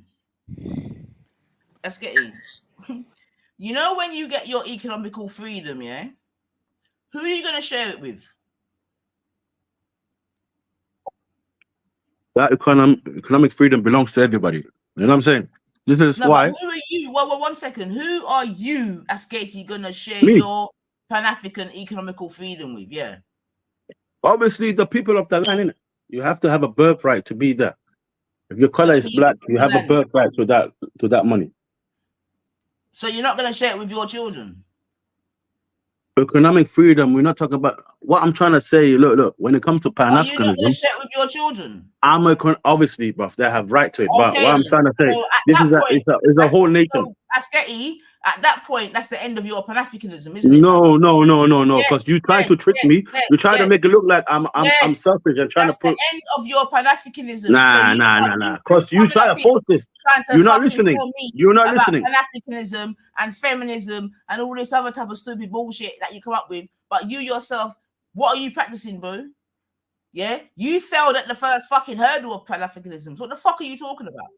I'm practicing an Ayatollah way of life. You want to come up here and feel like you can come and beat me, bro, and you fell at the first fucking hurdle of Pan-Africanism. Yeah? Bro, you don't advocate for Pan-Africanism. You advocate for black opium. You are black opium. And you do this all the time. No feminism, nothing. Because you, Mr. fucking Africa, fell at the first fucking hurdle. Yeah? You didn't even reproduce another fucking African. So what the fuck are you talking about? And you want to come up here and fucking think that you can fling words after me? This is my major point to you is, what does it matter, 9? What does it matter who I sleep with when we're not united? You don't care about Africanism. You care about pro-black, European black. So what does it matter what I sleep with? went to the same fucking European that you keep fucking running out. You sound like a retard, boo. But what does it matter though? You don't really care. You don't care. Nobody cares. Wait, Asketi, did you have babies with a white slice? Hey, Asketi, did you have babies with a white slice? With them, come on, man. A cheesecake, mate. A whole cheesecake. Wait, Asketi, nah. Hold on a second. Wait a minute. You had babies with a white slice. And come on, man. You're a whole cheesecake. Man kept it on the DL all these years, bro. All these years. Nanifa, are you telling? Oh, wait, Asketi, please don't troll me. Did you have babies with a white woman? Irish. To be fair, Irish girls are kind of cute. Irish lad. Eh? One step further than white lad. You know, Irish people are the closest to black when it comes to European. What? Here we go. I swear down, bro. Yeah, all right, yeah, go ahead, lad, yeah. Wait, Asketi, what are you saying? You couldn't find a sexy Somali slice, He was looking for minerals. I was looking for minerals and found a ginger Irish slice. Fucking hell, Asketi. My point, I thought about this point. My point is this: look, if none of us are Pan-African like the way we're supposed to be, hold on. If none of us are Pan-African, when how we're supposed to be, when we look at black better men, I've noted this, and I've noted this throughout these years. The European black that we talk to daily, they only care for better men around the white man. They're thinking, if the white man can be less racist to me, I'm happy to live under him. None of these people are thinking about let's unite under Africa, economic freedom for Africa, Africa better man, this and that. Nah. And then this is the same people that are telling me they have a problem with what I sleep with. None of you really care for black better men. So why do we already fuck? Why do you care about one person? You're always bunning out Whitey though. You're always bunning out Whitey. They come over that girl. They fucked up our shit. They took our minerals. But then you had a baby with. You had a baby with the people you complain about most. I'm gonna teach my kid like Malcolm X, man. I want Malcolm X. Man's calling it reparations. My mixed race kid is Fixerations. Asketi, you're gonna have to make that make sense, because let's be honest, few people bun out Whitey like you do, and then secretly, you had babies. Bro, I already been excommunicated from my community, but then they took me back. You know what I'm saying? They picked me up after a couple of years. They took me back again. They said, "Allow it, man. We can't do nothing." No. They took me back, bro. I'm not gonna lie. Look. I hope the relationship is I hope you're still together, because statistically, a 2-parent household is better for children. But I feel like maybe take it easy on Whitey if you're gonna have babies with them, innit? Yeah, just take it easy. Look at Malcolm X. Malcolm X was a mistake. I hope you haven't disowned your kids because they're not full black. They're part white. Yeah. Asketi, I can't lie, bro. You're gonna have to take it easy on Whitey just a little bit. If you're gonna have babies with Whitey, you can't really be bunning them out. I did this, bro. I just want to say something. You know why I did this? I came here on to troll, and you know why I did this? I was listening to Kanye begging, always no counter attack, bruv. No counter comment. Yeah, 9. You're right, 9. Yeah, 9. That's true, Yeah, right, 9. Come on, Khan, man. What kind of man are you, bro? I said, nah, man. I'm scared they have to come in with some counter convo. I hear you. Are you not listening to Khan left Islam for bacon. What did you learn from Andrew Tate? What did you learn from Andrew Tate? But what I'm saying is, wait, forget Andrew Tate. Forget Andrew Tate. I'm saying, Asketi, if you've had babies with Whitey, right, and I'm not gonna lie, something about the situation says to me you was in love with that ginger Irish slice. I know you was in love with her. You had babies with her, no problem. But you can't then fall in love. You can't fall in love with the mother of your children and then bun her out in the second breath. It's crazy. Yes, lad. Well said. I never bun out Irish people, to be honest. I never bun out Irish people. Oh, so it's just the English. Come on. Remember, the Irish they were fucking hell. They went through substitute. The Irish were the best by the English. Don't forget. Yeah. Fucking hell. Asketi, you make me laugh. The Irish done fuck all to us for 700 years, didn't they, Asketi? Yeah. They didn't enslave us for 700 years. Yeah. Brother, totally innocent, the Irish. Yeah. You lot are proper scums, bruv. I was watching Braveheart the other day, you know. You lot are proper scum, bruv. How you colonize Scotland for almost hundreds of years? Oh, Huh? because Somalia's just been the same size and guess since what, day brother? dot, hasn't it? Hey, the Oscar, guess Somalis what? have never captured any lands, have they? Hey, Hold on. you But this is never what you guys did. invoked This is what you any guys other did. tribes. Any Yeah. All right. bride on her wedding night, yeah, she had to sleep with a lord. She comes to get kidnapped by the lords, and she had to sleep her first night with the lord. Yeah. Some lord of And England. what you're expecting me And to then she defend returned that, to her lad? Yeah. husband.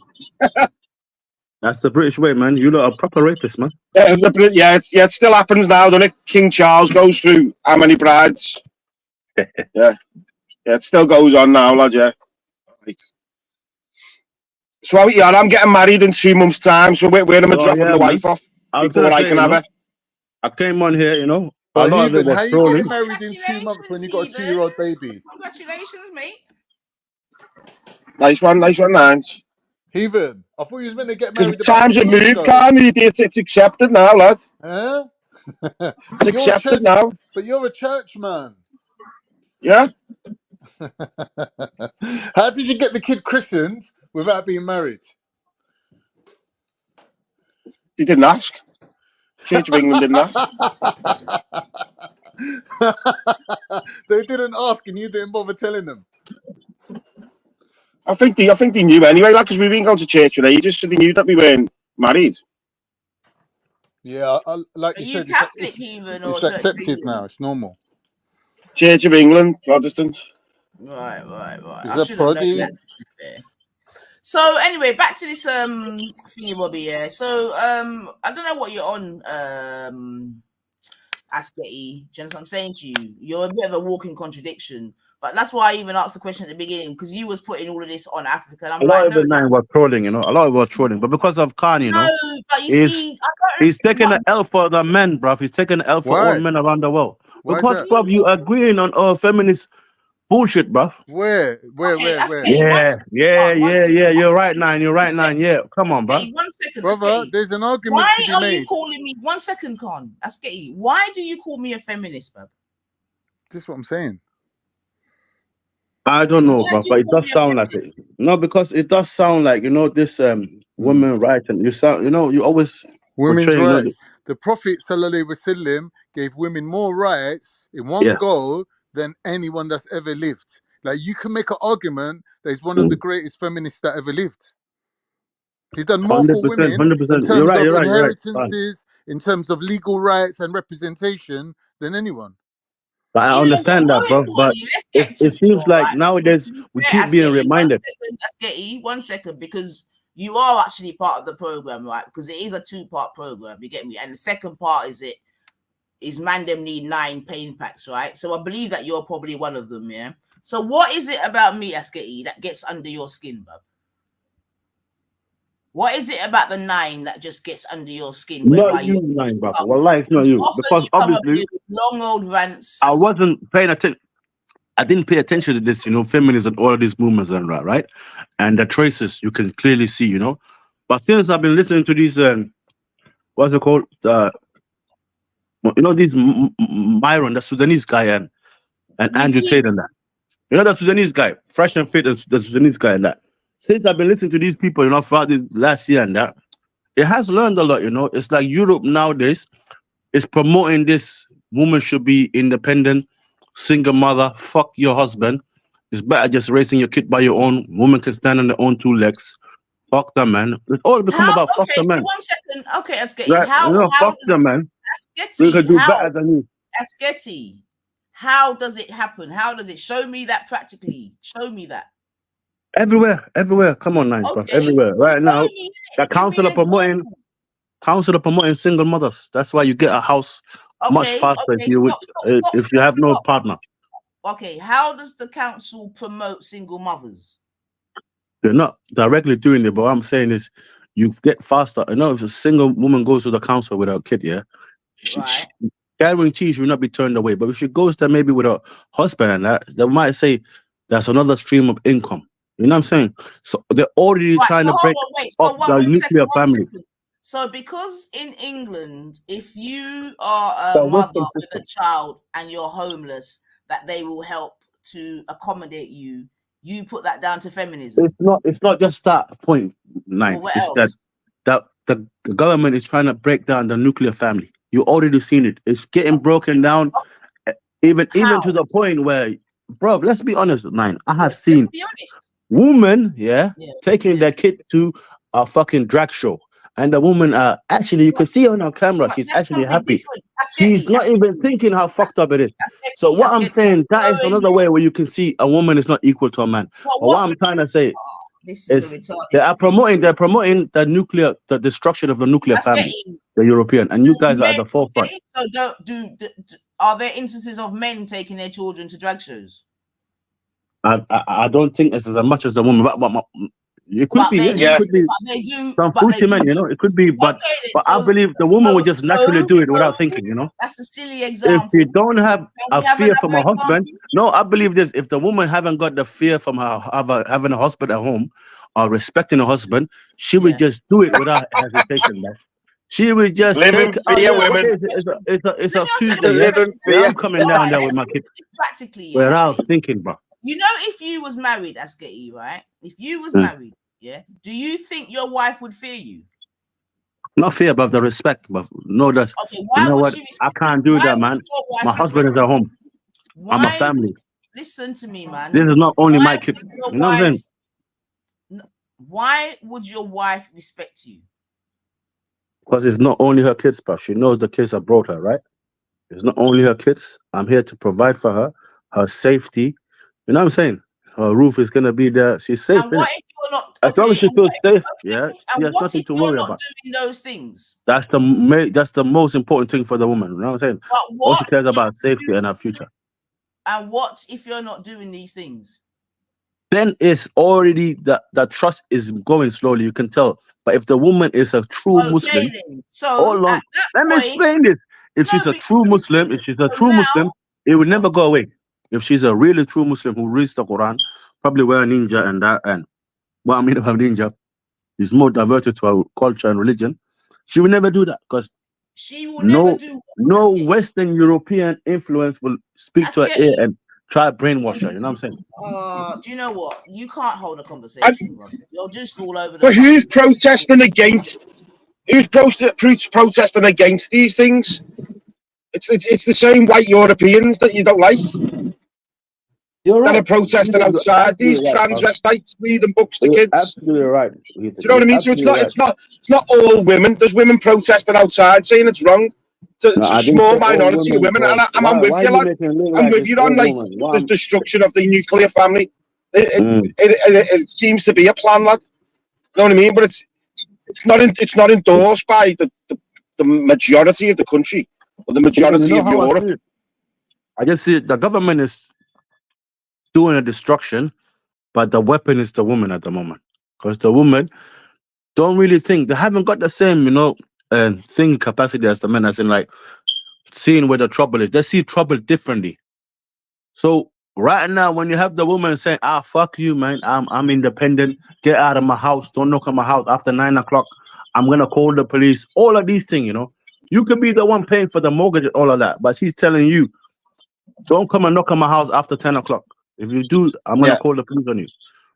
That is... Yeah, and that's not as black and white as it seems. Do you know what I mean? Because obviously they're giving it to the woman for women's nature with the child. Do you know what I mean? So it's more about the child's rights than the actual woman's rights, isn't it? I'm just saying the woman is giving the child a house to be able to stay in.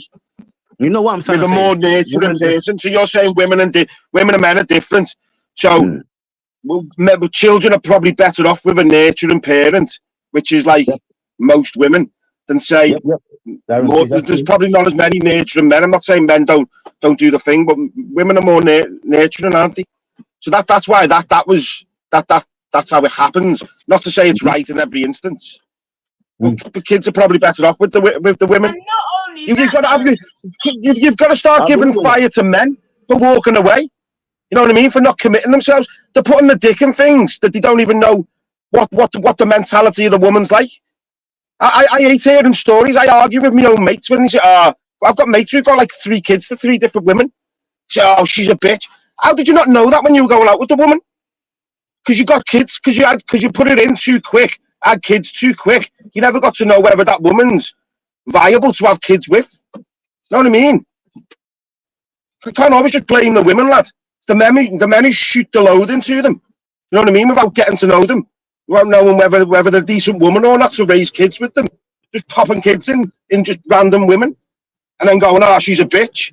It's like, yeah, if you would have spent another 2 months getting to know her, you'd have found that out anyway. The man is 70% guilty. The woman, at least take the 30%. But it looks like the woman don't even want to take 5% of the guilt. That's what I'm seeing when I see feminism and this shouting and we are better than you men. Fuck you men, you know. I'm gonna have you locked up and all of that. And come on, bro. You can't see your kid because you fell in love with some other woman or you slept with another woman. You can't see your kids. Who is that gonna suffer? You know what I'm saying? Why are you sleeping with other women? Why are you sleeping with other women and then complaining about the woman you got kids with? Having a problem with that, lad? Without even thinking. As a Muslim man, why aren't you sticking to one woman?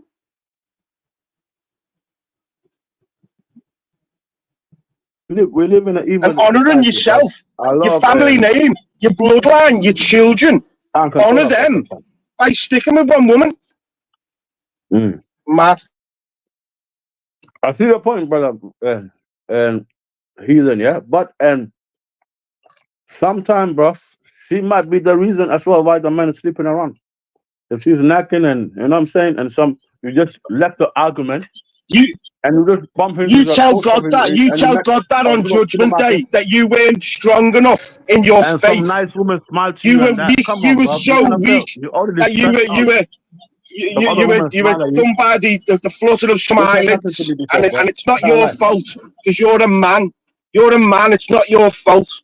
It's not your fault that you slept around. Not your fault. You tell God that on Judgment Day. I'm not here to judge you, but you see how far that gets you at the pay gates, lad. Know what I mean? Heathen, let's be honest, bro. Let's say you just left your house, yeah? Big argument, you know what I'm saying? You just got home from work and a whole hour of argument, you know what I'm saying? Then you said, let me just go to the supermarket. You went to the supermarket. Some woman starts smiling at you and give you a nice compliment. That are you telling me you're not going to feel some type of way? Yeah. Huh? You don't have to get your cock out, do you? But that happens automatically. You can't control that, bro.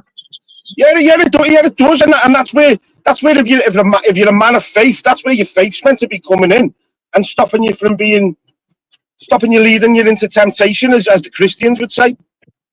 Let's go round temptation. Temptation's there as God's test, isn't it? Isn't it a test by God, temptation? It's very hard, man. But you hear my point, Keelan, right? Imagine even I know your point, lad, and I hear it a lot. Women are pissing you off, and another woman makes you happy. It's like that, bruv. You know, that's why men end up eventually cheating in the first place. Your old woman makes you angry at home. You remember the situation at home, but then you find something else, and just because of the curiosity, it makes you do your thing. Yeah, it is cheating. And you know what's wrong? Cheating, right? It's undefendable. You can explain it, and I get the explanation. There, you could have an excuse saying that you wasn't thinking right. Why is there no option of that? Oh, you were thinking right, lad. You just pissed me off. You were thinking right, lad. You were thinking about getting your nuts. You pissed me off. You know what I mean? That part of your brain worked. Just the responsibility part didn't work. Yeah. No, bro. I'm saying, look, you pissed me off. I had to leave the house. Some other woman gave me some comfort. I found a comfort somewhere else. I came to the house and trying to get some comfort and love from you and that, but you pushed me away. I just worked fucking 10 hours shift. I deserve some fucking dinner on the table and some little massage and that. But then that woman down the woman down in Holland Barrack, when I bought something, she gave me a smile and I gave her a smile back. Why? What? I understand, but it's wrong, bro. And then can you determine by that smile that woman's going to be the one that puts food on the table when you get in? What? You know what I mean? Lust is an evil thing, lad. Lust. You know what I mean? Recognise it, lad. It is, man. Temptation, man. You know what I mean? Like you're saying, some girl just smiled at you and that's temptation. Yeah, but you don't know whether. How do you know that she's going to be the one that puts food on your table? You could You know dump what I'm your saying? wife, get with her You because she don't know smiled that, at bro. you, You don't know that. and then the But you next thing, lad, already you get her back, angry. and she doesn't do the washing either. She doesn't even wipe down the surface. So then you just made another bad decision because a woman smiled at you. You know what I mean? You've got to stand by conviction, lad. You've got to stand by your woman. And that's why it's more. Yeah, 100%, bro. And sister have mad. to stand by. She has to stand by her man all the time, even at the worst time. That shouldn't be a Yeah, time it's because remember this, acceptable. Yeah, that man is a definitely provider, agree. right? The man is a provider, right? So she should even though I understand she's got her 1 week of period and this and that, mood swings and that. That's understandable. But this sudden just anger for no reason and jealousy and all of that. This is where I'm saying we're not equal. That's either provider and that's the one that's staying at home, right? That's happy to welcome her man home. Remember this, you build the house for her. You are that guest, but when she makes you feel unwelcome, why do you want to come back to that house? You know what I'm saying? That's my point. You know what I'm saying? But yeah, man, I'm gonna listen from the back chat. You guys pick up and let me on that.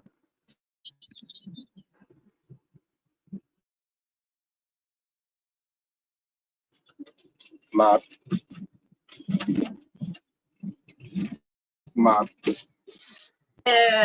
Yeah.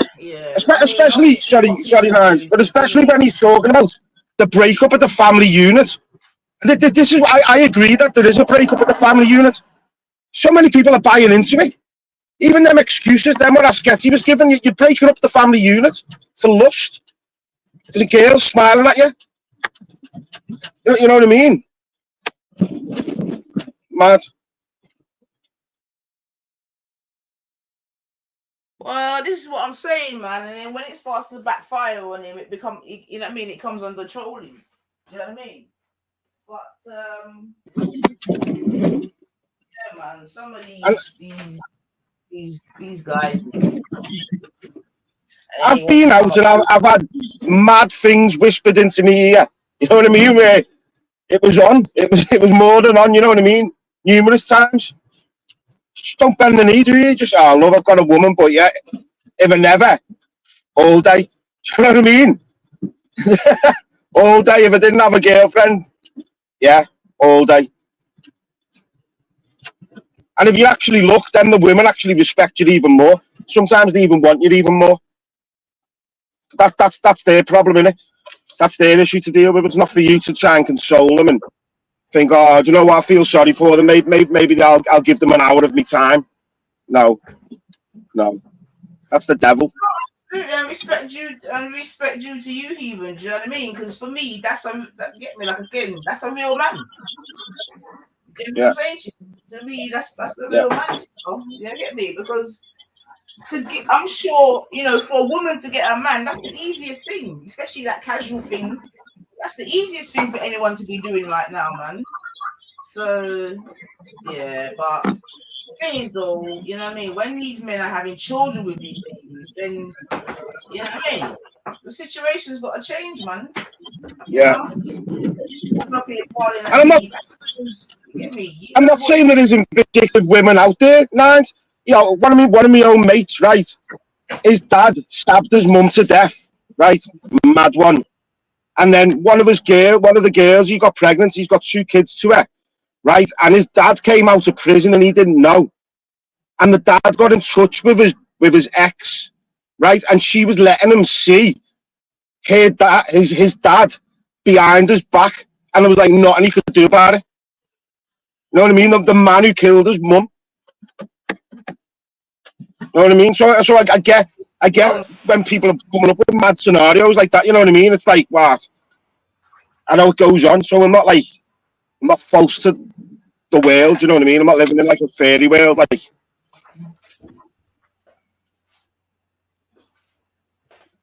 No. That scary always comes and you know, a lot of them, they're just in pain, man, and they just come up here, shed their tears, and keep it moving, man. I don't know, it's a mad thing still. But all right, I just came into this thing, but let me get back to this as well. Hold on a sec. Where we at? That's my phone. Which one's this?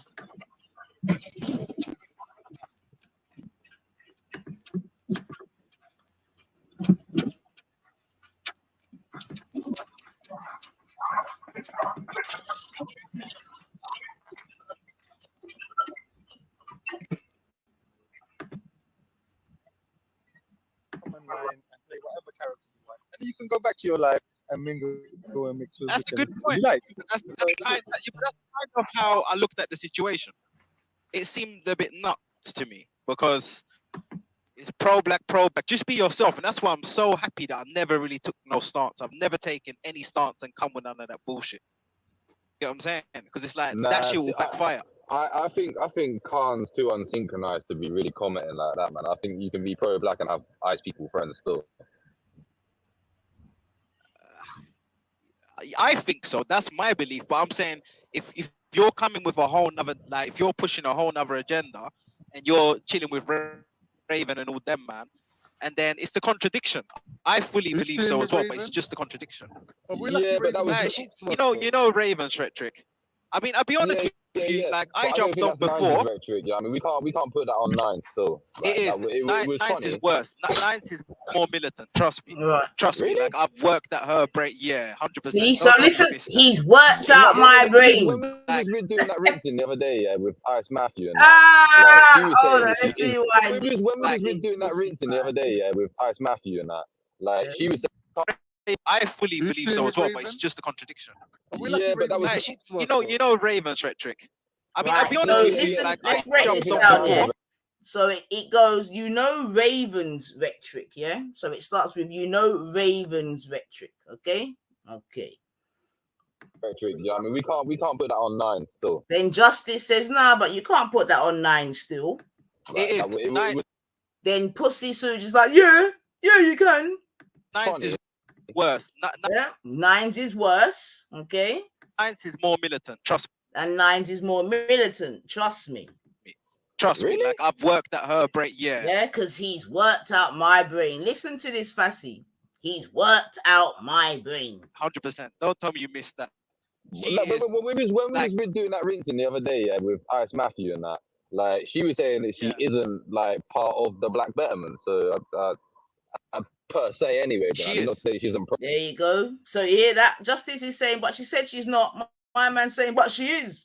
She is. She is. The desperation. She is. She is. Pro-black, but she vehemently said that she wasn't part of the whole Raven rhetoric. There you go. So Justice is telling him verbatim exactly what I said. Yeah, which is that definitely I'm pro-black, and I also said by default that would make me a black betterer. Yeah, but I'm not on his thing. I'm not in his thing. Yeah. All right, cool. Seriously, Raven's thing is just dead, isn't it? Like Raven's thing is just totally dead. So then now we hear soon start to bitch out and ball out about something else, how Raven's thing is dead. Yeah, so he's another one that's been touched by Raven, and he's none fucking. Woo! Let's have a listen. When I jumped on, I always speak from the heart.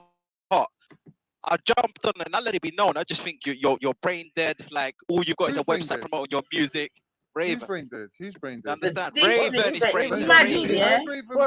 Imagine the disrespect of this little Fassi here that he's gonna call Raven brain dead and this and that. Even if you don't agree with the man's policies and this and that, you get me? But for you to come and call the man brain dead and all that, yeah, you're just a disrespectful youth, man. Yeah, I just want to say you lot are just, yeah, we don't need enemies with people like you in the family, man. I'll keep it 100, man.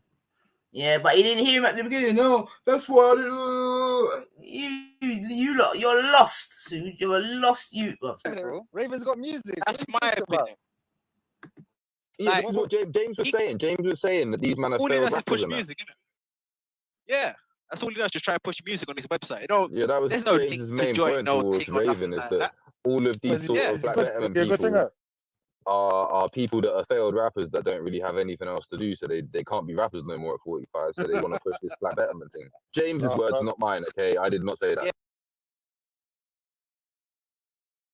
James, you see what I'm saying to you? So now we hear what James is saying, that they're all failed rappers and blah, blah. And this is what I'm trying to say about these people, man. I swear to God, man. I mean, look, it's one thing not agreeing with the thing, this, that, and the other, and you may even have protestations about this, that, and the other. You see what I'm saying to you? you, but the vitriol and the things that he's I'm telling you, you would think that it would be the opposing side that would have more vitriol, but no, sir. No, sir. Not when we got these people in our camps, man. Yeah. Trust me. Yeah. Yeah. This is just Rat Raven, you know.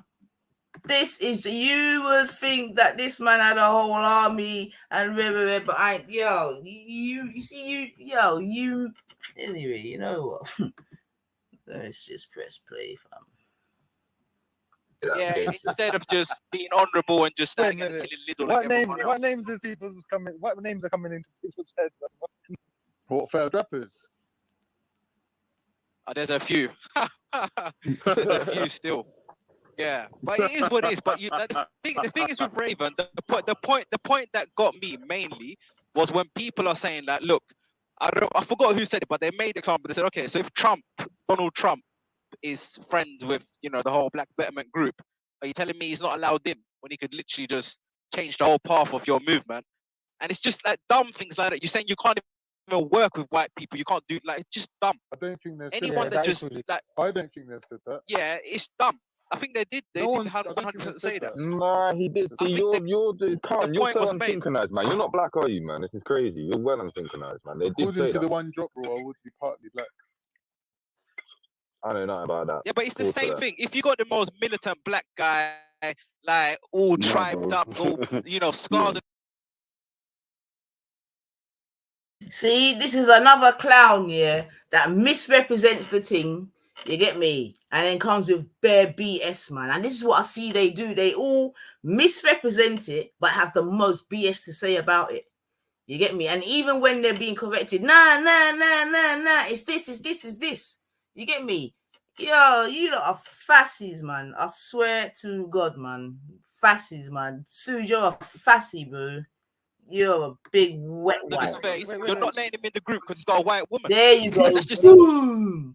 And this is what Raven's getting all the heat about, family. And really, it's quite embarrassing. If I was to be really truthful, it's quite embarrassing, really. You get me? Because all these men are bitching out, all because they can't bring their non-black wives to the party. Yeah. And instead of they just know it and just keep it moving, what they do is just bitch about it daily. Now, what does that mean, family? What does that mean? What does that mean? Someone tell me, please. What does it mean when these type of guys just daily bitch about an entry policy? That apparently they don't rate anyway, and they don't care about anyway, and all the rest of it. But on a daily, they just bitch and bawl about it. What does it mean? Someone tell me, please. What does it mean? Because if there's a club that I can't get into, I'm just going to keep it moving. Get me? But we got these men that just bitch. Friends with the whole Black Betterment group. Are you telling me he's not allowed in when he could literally just change the whole path of your movement? And it's just like dumb things like that. You're saying you can't even work with white people. You can't do, like, it's just dumb. Right. So that's the first lie. Because he never said that. Yeah, he definitely said that you can. Yeah, and he's even broken it down X amount of times. Yeah, as to how it can go. Yeah, but instead of the people them hear it and take it as that, they always want to keep remixing the thing. Yeah. What are you saying, Shifa? No, man, this here, man. I thought let me support the show. Excuse me? I thought let me come and arrive and support the show. Big up, man. Big up. Oh yeah, cool, no problem. I would there. I was getting timed out by your moderators, though. I don't know what I did. Huh? I was getting timed out by your moderators, though. I don't know exactly what I did. I got timed out for some reason. In the chat. I don't know. I don't know what. I'm not sure what you've been saying, but all right. Well, you made it to the panel. I can tell you particularly, I did say that I wasn't sure if the Black Betterment movement by Brother Raven even had 10 members. That was my only comment. I don't know why if that was offensive to someone, it was offensive, but. Nines, I got to go to class and stuff. I just put in the back chat a couple of hadiths that refer to about beating women, and we can see if how they play into 434 of the Quran. And it's just interesting. You can screen share them. One of them is Sahi, and the other one is Hassan, which is still acceptable inside of Islam to teach as truth. So yeah, there you go. You can have that. Be safe. So is a beating a blessing? Thank you for that, Waiso. All right, I know this is Waiso's area still. So yeah, pick up yourself. Was I hearing right earlier though that the beating is a blessing?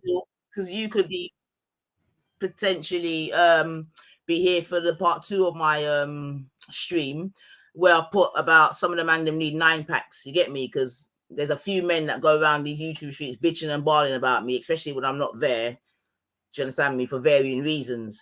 So I don't know if you're one of them, but have you got any protestations about the 9, about any of my vibrations that you want to speak about whilst I'm here on the panel, as opposed to doing it elsewhere?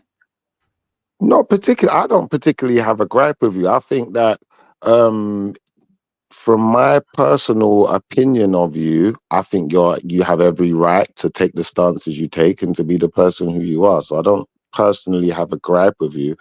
I think that some men, feel challenged or maybe even threatened by women in, certain areas of life, more due to, how can I explain this now? More due to what's expected from men, and the expectations we have of women are limited, I believe, in modern times. I think that, historically, we may have expected more from women than we do in modern times. And I don't think that's directed at you, though. I don't think that anyone could say that you're the reason for that.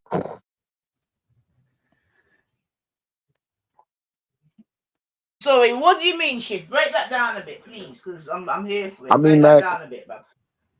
For instance, then I come from a family where, my mom had to work hard. Like I would assume you've had to work hard, and you've had to obtain most of what you've attained in this life yourself, and you've had to do for self. So to a certain extent, I'd see you as an autonomous member of society, like any other autonomous woman doing their own thing, independent, XYZ. Now, a lot of women would claim to be independent, but have never really done much. In fact, a lot of the wealthiest women, I would suggest, and the ones who have done what we may see as the ones who are doing the best financially, a lot of those women didn't obtain their wealth by working hard for it. So I think this is why a lot of men feel threatened by powerful, minded women. Oh, because of the potential financial imbalance between them, and the man feels threatened by what the woman's financial success then is what you're saying. Well, this is the thing now. When you say financial success, I would suggest to you that the most financially successful women didn't get financial success by working hard for it. I would suggest that. And I'd suggest that due to a lot of men knowing this or being privy to this information, it creates a certain mindset amongst the men that women are quite scandalous then. And, they're out for what everyone else has got. They don't want to really... women have never really been able to work and establish themselves to the level that men have. That's how a lot of men may see it. I'm not saying I see it that way, but a lot of men may see it that way. I'm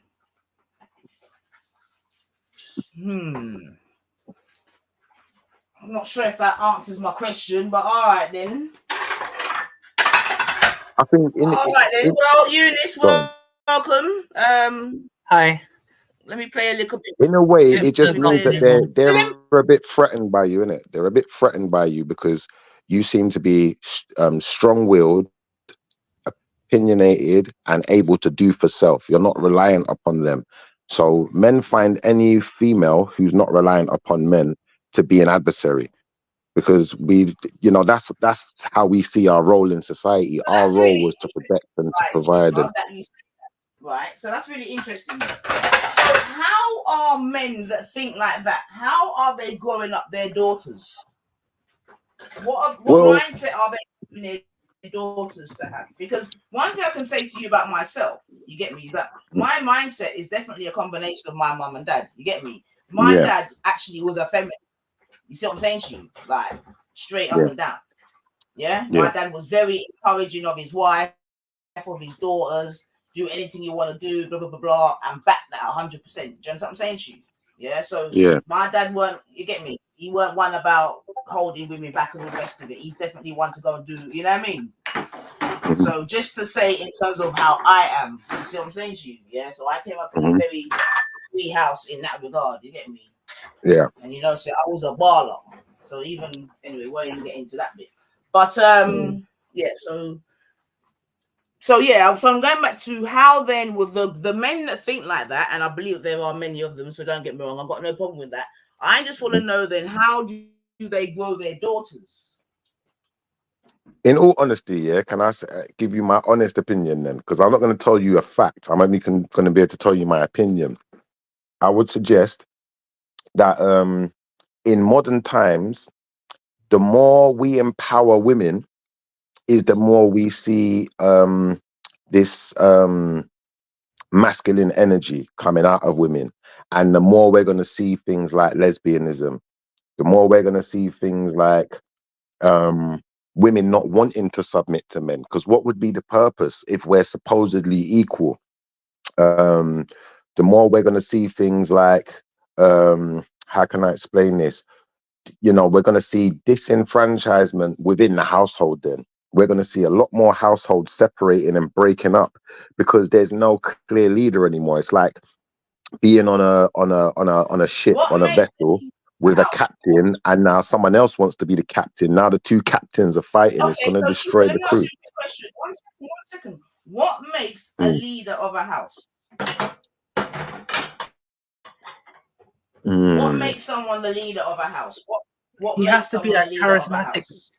I think a leadership style is charismatic. Authority. I'd say authority. Authoritative. Okay. But me and you both know that there's many men out there, Schiffer, that are not authoritative, right?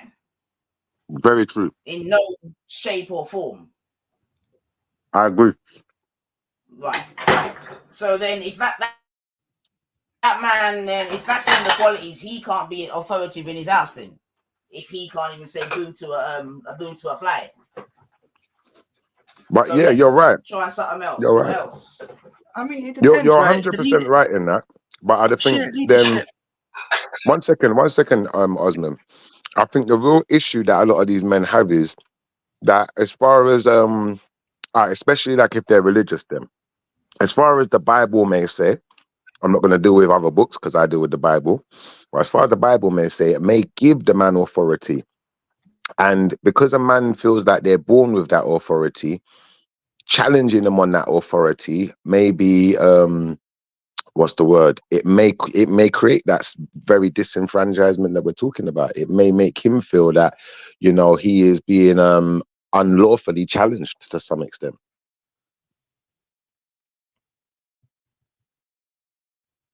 Does that make sense?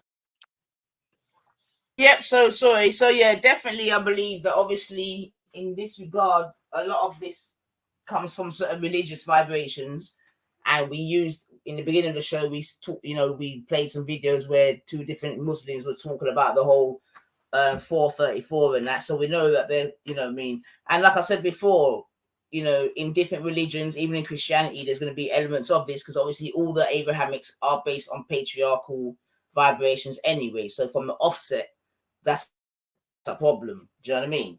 But okay. What was I gonna say now? Right. So in terms of this head of the household thing, I've heard someone say charismatic. I've heard someone say authoritative. I mean, it has to be a mixture, right? It has to be a mixture of leadership styles, right? So obviously that leadership probably developed you know, if you're at Because work, remember, this or is the arguments that you lot are through, you know, making for men being through, the you know, leaders of through the house, right? parenting, or, you know, or for Yeah, instance, that's or it. even education, right? So, it's not just a one size fit when it comes to, you know, being Oh head no, of the no, it house. definitely You is. It have to be definitely is, charismatic. You have bro. to be, No, you no, no, know, no, bro. It you know what I depends mean? on you see, from your personal standpoint, it could be that. But if we're gonna go by the Bible, then it is a one size fits all exercise. The man is given leadership and authority over the household by the Most High God. So to that extent, yeah, it is a one size fits all. And if I go into most other religious practices, I'm gonna find similar kind of bearings. Now, I'm not gonna say all, because there may But be some where. it doesn't dismiss, you know, the leadership style, right? What do you mean, the leadership style? For instance, in the context of, you know, charismatic leadership or No, autocratic that's leadership, not necessity. That's not necessity. You're it is just because you're the trying to only galvanize the household, right? listen. The only necessity in leadership, according to the household, if we're going to go by religious rights, is that you are the man. If you want to lead the household, you have to be the man. You have to. It's a genetic Absolutely. right. It's got nothing to do with charisma. It's all to do with genetics. Now, if you want to talk about charisma and a charismatic leader and all of these type of things, I could show you some leaders that are very uncharismatic but are very successful. So it would kind of blow that argument out the water as well. So we don't want to go down this road of saying pretty words to, you know, make an ugly situation. That's what I'm saying. Okay, cool. All right, then. So let's even look at that then, yeah? Because obviously you're going to back to biblical days and Islamic days, right? So we know them days, basically women were just at home, innit? That was it, right? They had their children, they cooked, they did whatever. The men were the providers, the men went out to war, this, that, and the other, yeah? So we agree that it was a And the completely women were different time, also, yeah? yeah, but the women were Yeah? also seen as more easily corruptible. That's how the woman was always seen, as being more easily corruptible. Now, I'm not saying that's true, but I would say that in a lot of societies and a lot of especially masculine opinion across, you know, leadership, I would say that women were seen as more volatile and more corruptible. No, well, of course. I mean, listen, from the second or third book of the Bible, like I've said before, women were done out here. They didn't even need to write the rest of it. You get me? From Eve done what she did in that book, women were done. That was it. There was no coming back from that. You get me? When we speak of the books, yeah. So yeah, of course, the religious men are going to stick to those books because those books are patriarchal books. Yeah, no problem. I kind of agree with you. Sorry? I kind of agree with you, but then it's like, to me, I also look at it like this. The man also becomes, in my opinion, to some extent, he becomes a slave to the woman. So as much as the woman is being punished, it's like the man's also being punished. We're all being punished. Let me ask you a question then, yeah, because I hear you're a man that always bangs on about women and feminism and all this different type of shit, yeah. So let me ask you a question now, right? Say if me and you were together, yeah. Say we was a couple, yeah. Am I allowed to work? If you wanted to, I wouldn't stop you. Okay. I would probably suggest against it. But I wouldn't go out of my way to stop you. Okay. And okay, so you'd prefer for me to stay at home, yeah? Hold on, wait a second, actually. Let me just alter my answer quickly.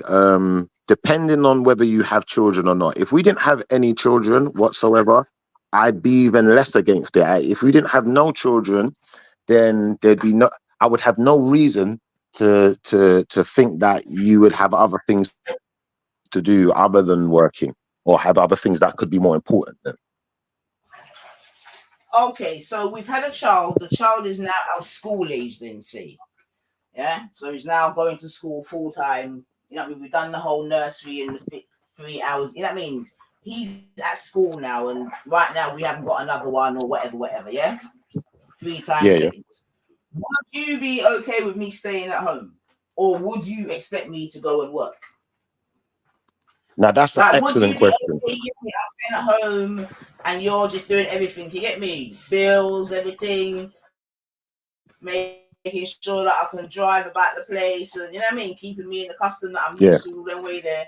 You'd be willing to do that, yeah? I would be willing to do that. I would be willing to do that based on based on the level of sacrifice that you're willing to make. So if that woman, if you as the woman is willing to what's the word, to submit to me as the man and to my authority, then I would see it as my duty to ensure that all of those things were provided for you. And if I couldn't provide them for you, then what I'd have to do is go and find a way to provide them for you, whether that be retraining myself, beg, steal, borrow, whatever I have to do to make sure that your lives aren't going downhill. I have to put myself in that situation. Okay, excellent. Excellent. And this is even the probably more important bit. What does this submission look like? What does it look like when I'm submitting to you? What is it? Because I've already read in the Sura 434, it spoke about being disobedient, blah blah blah blah blah blah. So okay, so for you now, what does being is it submissive? You said, or obedient? Which one? Yeah, did you being say? submissive. Being submissive in the sense of I'll give you an example there, so you can kind of understand. So let's say, for instance, in the army, you've got a general, yeah, and the general has a bunch of lieutenants. Yeah, he has a lieutenant then, or a captain, or whoever is the person under him. Yeah, the sergeant. Yeah, so the general's got his sergeant. Now, the sergeant may disagree with an order the general gives. He may not be enlightened to everything that the general is privy to, neither. So he may disagree with the order, but the general has the right to override whatever his disagreement is and tell him, look, this has to be done, just do it. And he's just going to accept his authority and do as he's told at that point, although he may even disagree. But is that what you call submission, Bab? I would call that submission, then I've submitted, bro. Like, what the fuck? If that's what you call submission, is that it? Yeah, because I personally, like I said, I don't have a problem with you. And, you know, your personal character, I'm not referencing here. I just mean in the sense of, you know, if we're going to talk about submission, it's not necessarily just doing what you're told without having a say. Nah, we're having a conversation, Shifa, and that's why I'm asking you, what does it look like? You see what I'm saying? Yeah. Because I'm going to also make a point that I believe persons like myself get a very raw deal. You get me? Food perception, this, that, and the other. Yeah? Because people just want to paint me out to be a particular way, which is no problem. I get it. You get me? That's just the powers. You see what I'm saying? Yeah. But now we're having this conversation. I just want to see from you what it means, isn't it? Because you know what I mean? Like at the end of the day, we're like, yeah. So what does it mean, isn't it? Because I'm saying if that's part of submission, and that's something that most good women would do. As far as I'm concerned. I'd agree it with may you. not be all the time. Of course, from time to time, you're going to allow your man, your partner, whatever, to override certain decisions that you've made jointly, if he can provide the evidence or whatever that you get me. So I forgot. Yeah, and I'd agree with that as well. I couldn't disagree with that statement. I think that was very fair. I just think that how can I explain this? I think that there are the situations where how can I explain this then? Where a man's authority may be overlooked also. That's what I want to say. There are situations where I've seen that a man's authority can be overlooked within the household due to certain powers given. I would agree with that. I would agree that if a time comes when I really, really think that your thing is the wrong thing, you understand what I'm saying to you? And it could be detrimental to us, whether it be financially, socially, whatever, then I may indeed override it. Do you understand what I'm saying to you? But I will tell you why. And usually, you get me, because at the end of the day, ultimately, we want the best for each other in that household, isn't it? So it's not even like it's a warring thing, we want different things, right? You get me? If you would agree with that, right? I would, and I'd also agree. I'd also suggest. Yeah, I'll give you I a quick would example, right? definitely agree. My mum is. I definitely agree with the last example you gave. Yeah. Right, because and also what I was going to try to give a like a working example, for example, yeah, is like I remember like my mum and dad, yeah, my mum like I remember they showed me whereby my mum's like saying to my dad, "Come, make we get another house, yeah, let's buy another property or whatever, yeah," and my dad's like, nah, do you know what I mean? Doesn't want to risk it, do you know what I mean? Just in case, whatever. You know, so them days, obviously, he was the main breadwinner, talking back to what he was saying before. You see what I'm saying to you, yeah? Yeah, yeah. And my mum's like saying, come, we could buy another yard, you get blah, blah, blah. And anyway, he resisted. You see what I'm saying to you, yeah? Yeah. And the point being is that years later, when that sort of conversation was had again, you know what I mean? My dad kind of, you know what I mean, fell back and said, well, yeah, do you know what I mean? If we had done it sooner or whatever. Do you get me? If He I saw his listened to error. you, basically. Yeah, he saw his error. He saw the Exactly. error of what you said. Right. So I'm just making the point in terms of sometimes a woman can override a situation, as it were, for the benefit. You get me? Of the Yeah, a woman can be your best advisor. yeah. Facts. Yeah, that's just the point I try to make Facts. on that. When you say that, I would say that in my historical knowledge, I would say that a lot of the times the best advisors have been women. In most cases, when you're talking about, people of royal stature or people who are, largely influential, and had massive impacts on society, some of their best advisors were women, and in other cases, homosexuals, which is weird, but it is what it is. I just think that, sometimes it's I'm glad that I'm it's definitely glad that difficult. you agree with that. Because even if we take it just to England itself, Shifa, and the Windrush and that, you get me? Oftentimes, behind every good man, there's a woman, yeah? So I'm saying oftentimes, I go on, Right. the man them are leading, yes, in terms of whatever. But behind the scenes, the woman is pulling all the strings, bro. True. And the man True. them that And I didn't would have agree with that. you see, But you see what the thing is. that didn't have strong women at home and all that, yeah. Them are the man them that you find them in the betting shop and all them thing there back in the day, bro. You get me? When Pitney have to find Pupper in a betting shop. But that's a whole different story. You know? If left to their own devices, Shifa. You see what I'm saying? Yeah. So I'm just trying to also give you the upside of the coin. I would agree with Where you. some women were obedient to the 100%. I agree with you 100%. Obedient and submitted to the wrong I type definitely of agree with men what you're because saying. 100%.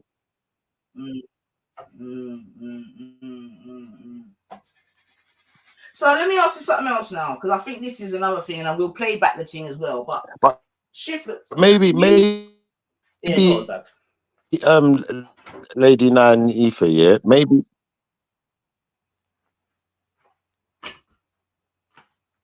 Can you hear me though? Can you hear me? No, you just out a bit there, Bab. Because I just wanted to make one comment on what you just said, because I think taking advantage of the fact that something now. Yeah, go on. Hello, Go any on. better?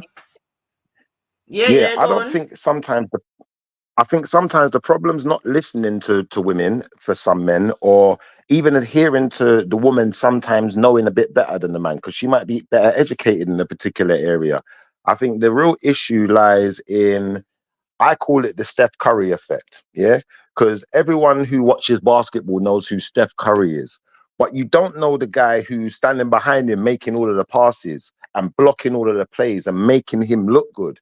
And although that guy doesn't get a mention all of the time and everyone don't know his name, I don't even know his name, but I know what he looks like, yeah? But I'm saying, although he don't get all of the mentions, he's never trying to push himself into the limelight and take away any of the fame from Steph Curry, or say, well, Steph Curry wouldn't be this without me. He's not doing that.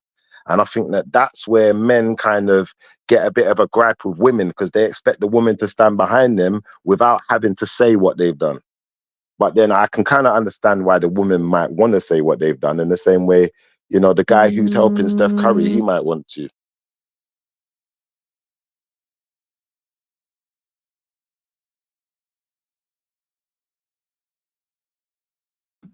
Yeah, all right. I think he's dropped out, but hopefully he'll be back still. But yeah, okay. So thus far, like I said, an example that I've heard Shiva give of submitting, I believe that, you know what I mean, that's something that women will just do generally if they're in a loving and committed relationship. Do you know what I mean? I don't think what he said there is anything outlandish or sort of out of the ordinary and all the rest of it in that regard. So, all right, let's get back to the plane. Stop. I think they did. They didn't 100% say that. Nah, he did. See, you're so unsynchronized, man. You're not black, are you, man? This is crazy. You're well unsynchronized, man. They did According say to that. the one drop rule, I would be partly black. I don't know nothing about that. Yeah, but it's the same thing. If you got the most militant black guy, like all tribed up, all, you know, scars on his face, you're not letting him in the group because he's a white. Like, that's just insanity. We could. How you gonna literally? I think guys, we could. Well unsynchronized, man. They did According say to that. the one drop rule, I would be partly black. I don't know nothing about that. Yeah, but it's the same thing. If you got the most militant black guy, like all tribed up, all, you know, scars on his face, you're not letting him in the group because he's got a white woman. Like, that's just insanity. We could. How you gonna literally? I think guys, we could ask this question directly because look, we could ask someone like Kale. Look, mate. Let's just say. All tribed up, all, you know, scars on his face. You're not letting him in the group because he's got a white woman. Like, that's just insanity. We could. How you gonna? Surge, the answer is no. Yeah, the answer is no. Like, you lot need to get over it, man. All you men like are being touched by this thing here. You need to get over it, man. Like, seriously, you lot are sounding so emotional, man. Oh my gosh, it's a mad thing. The thing is, yeah, in one instance, you're berating the movement, you're berating the man, this, that, and the other. You get me? But then you want to be upset, yeah, that you can't get into his club. Do you see how stupid you sound, man? Like, yo. Oh, little Raven just touching up these little unsynchronized mandems. I think guys, we could ask this question directly because look, we could ask someone like Kale. Look, mate. Let's just say that in your group there's a white person in the world who has got enough power and influence to genuinely make a difference and get you lot popping. Yeah. Now he's somebody who understands your plight and he agrees that as a white person we owe you money, we owe you stuff, and we owe you power. Yeah. Now if he's acting that way and fighting that cause, then his ideology aligns with your ideology, regardless of skin color. Bro. No. But they would still reject him because of his skin, and they would lose out on his benefit. Yeah, they would. Yeah. Sorry, that's brain dead. That's literally brain dead. Then for a minute. No, that's yeah, but it's just let them do their shit, man. I mean, well, yeah, of course they can. No one can stop them, bro. It's not my thing still. But what are we gonna mollycoddle them? Like, we can't speak up. Like, I have to tell Raven that's why I jumped on. We all. No, but it's like every man speaks about the same shit, bro. Like, but yeah, but it's dead. It's completely dead. If you're listening, Raven, it's completely dead. Your whole thing is finished, completely finished. Like, and I'm glad when I said it first, people said, "Oh, you're just a hater. Why are you coming on here? You're a hater." Blah blah blah. But listening to what people were saying the other day, making nice, qualifying points, yeah, saying in a more articulated way, it just let me know. Like, come on, they're just saying. Everyone is saying what I'm saying, but it's like I just said it kind of like to them directly. I don't think this movement is going forward with that ideology. I would never join a business that has a policy of just one race, because that's just closing off so many other opportunities. Yeah, but you know what? I did ask him. See, family. So once again, it comes back to the sort of closed door policy. Is that you, Disco Bunny? Let me put up my things, because there's mad people out here, and we not time for it. So let's just see what I got. Is that? Oh, okay. Yeah, sorry about that, family. Where am I at? Yeah. So you see, it keeps coming back to the same thing. You see, the policy of getting in with a non-black partner. It's crazy. But let's look at. ask him that, and I think he did agree that Raven actually said. I remember him saying, literally, he said that they would not discourage people doing business with people of other races. Exactly. But there's a certain inner kind of organization that they want to maintain, which is a fair point. You know? So he did. Selective elitism, cause selective elitism. It's not elitism, it's self-determination, right? If you want to set up a movement for people, even if you love them people and you want to help them people, by taking up a leadership role, let's finish. Is that you, Disco Bunny? You got to look at it as universal. You can't just look at it as Hello? No, your thing sounds like a Dalek. Yeah, your signal's really bad. I don't know if it's your Wi-Fi or something's gone wrong. It's like as if he's a Doctor Who character, isn't it? Yeah, it sounds crazy. I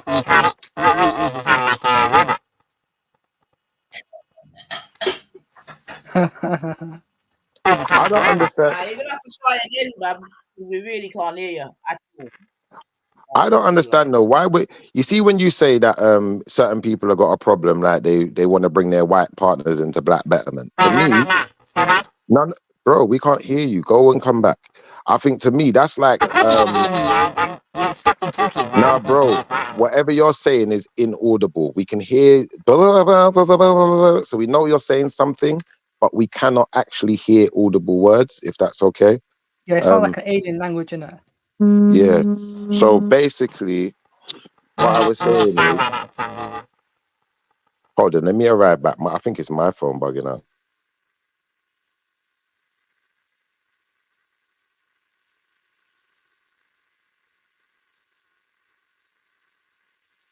Mic check, mic check.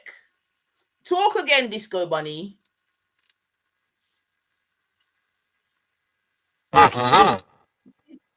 Nah, yeah, come out and come back, man, because we really can't hear you, man. It's properly inaudible, like proper.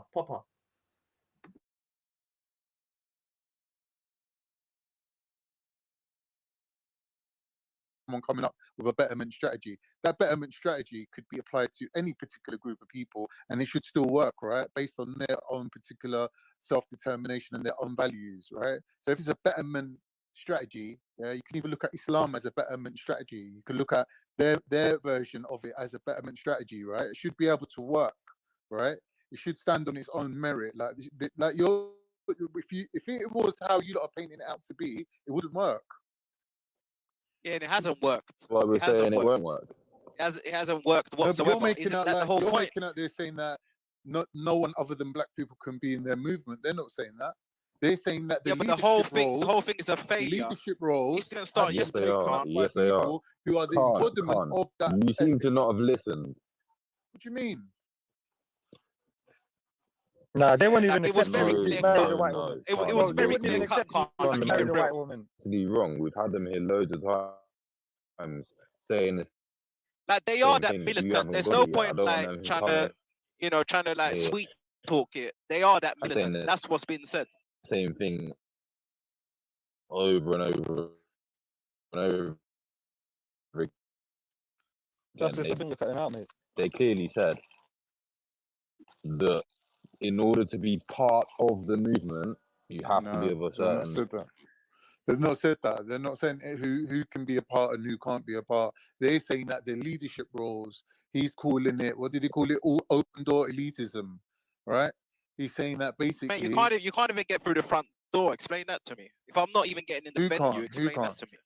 Who can't get They're saying if you got a partner, look, they're saying if you got a partner that's non-black, you're not getting through the front door.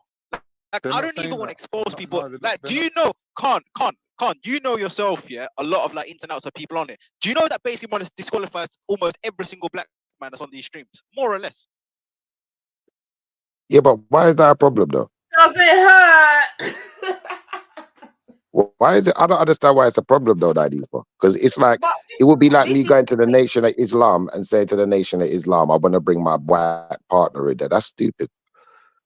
But this is what I'm saying, Shifa. I don't understand it. Yeah, if the door policy, remember, first of all, you're bashing the man's thing in the first place.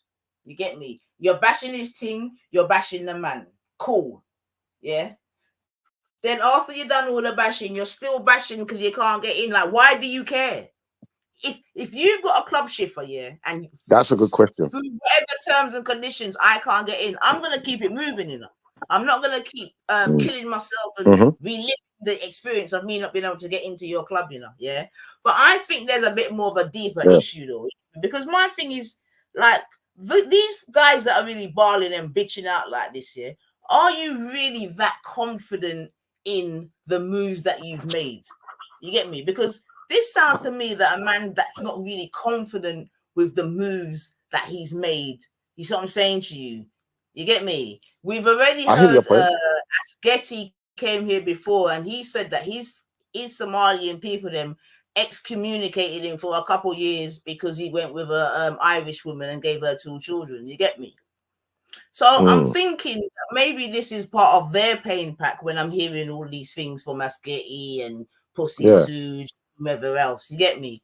Like they're not comfortable in the decisions that they're making. I'm starting to think because other men that are comfortable with their thing, they would be having these kind of, you get me, discourse about the situation. Yeah, I think you're right. I think it don't make sense to want to get into a club that's not for you. I'm telling you. It don't make sense. You better boring. Let me in. I want to bring in my bacon and eggs. Let me in. The man told I don't think that's a sensible approach, neither. I think that, you know, whatever Raven's doing, whether I agree with it or whether I disagree with it, I think if he wants to do black betterment in a particular way, I would just like to see it work. And if it works, I've got nothing, I've got no reason to be against it or to do anything to stop it. You know, if it doesn't work, it doesn't work. But at least he's trying something. That's how I'd look at it. Now, you know, from a person who's an outsider, I don't think that stops me if I choose to not be part of his particular movement of black betterment. It still doesn't stop me from doing things for my community. It doesn't stop me from being a black person, and it doesn't stop me from wanting to see better from my community. So, you know, if that's just another way of bettering our community, then what's the problem? I don't get it.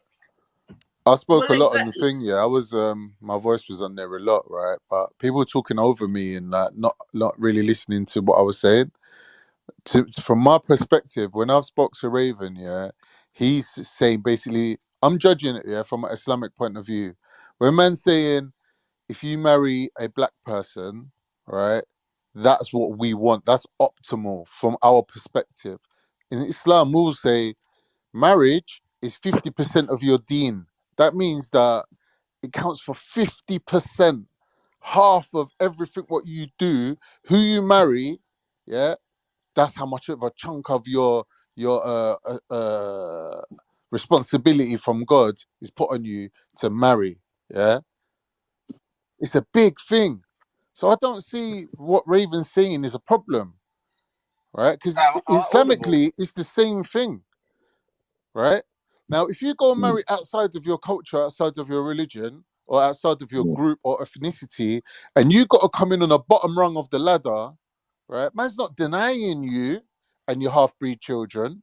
He's just saying you're coming in on the bottom rung of the ladder. For you to make it to a management position, you have to prove yourself through his open door elitism. In other words, you have to do stuff, yeah, actively do stuff. You can't just turn up and say, I'm black, yeah. You have to do something. There's the onus of there's the onus of your actions being involved. In other words, if you look at it religiously, you can't get into heaven, right, on your deeds alone. Get me? But that's a good point. That's a good point, Quan.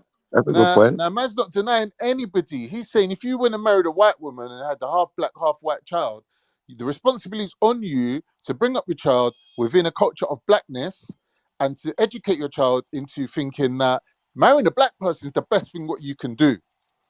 Now, for him to say that, there's nothing, as a black man or as a person who's for black betterment, there's nothing wrong with him saying that. Yeah, I'd agree. I'd agree. Right. I would also say though, Khan. So far, I me, would you, also say, Schiffer. So far, me, you, Schiffer. Sorry. So far, me, Schiffer, Raven, and Allah agree on what's right and what is betterment.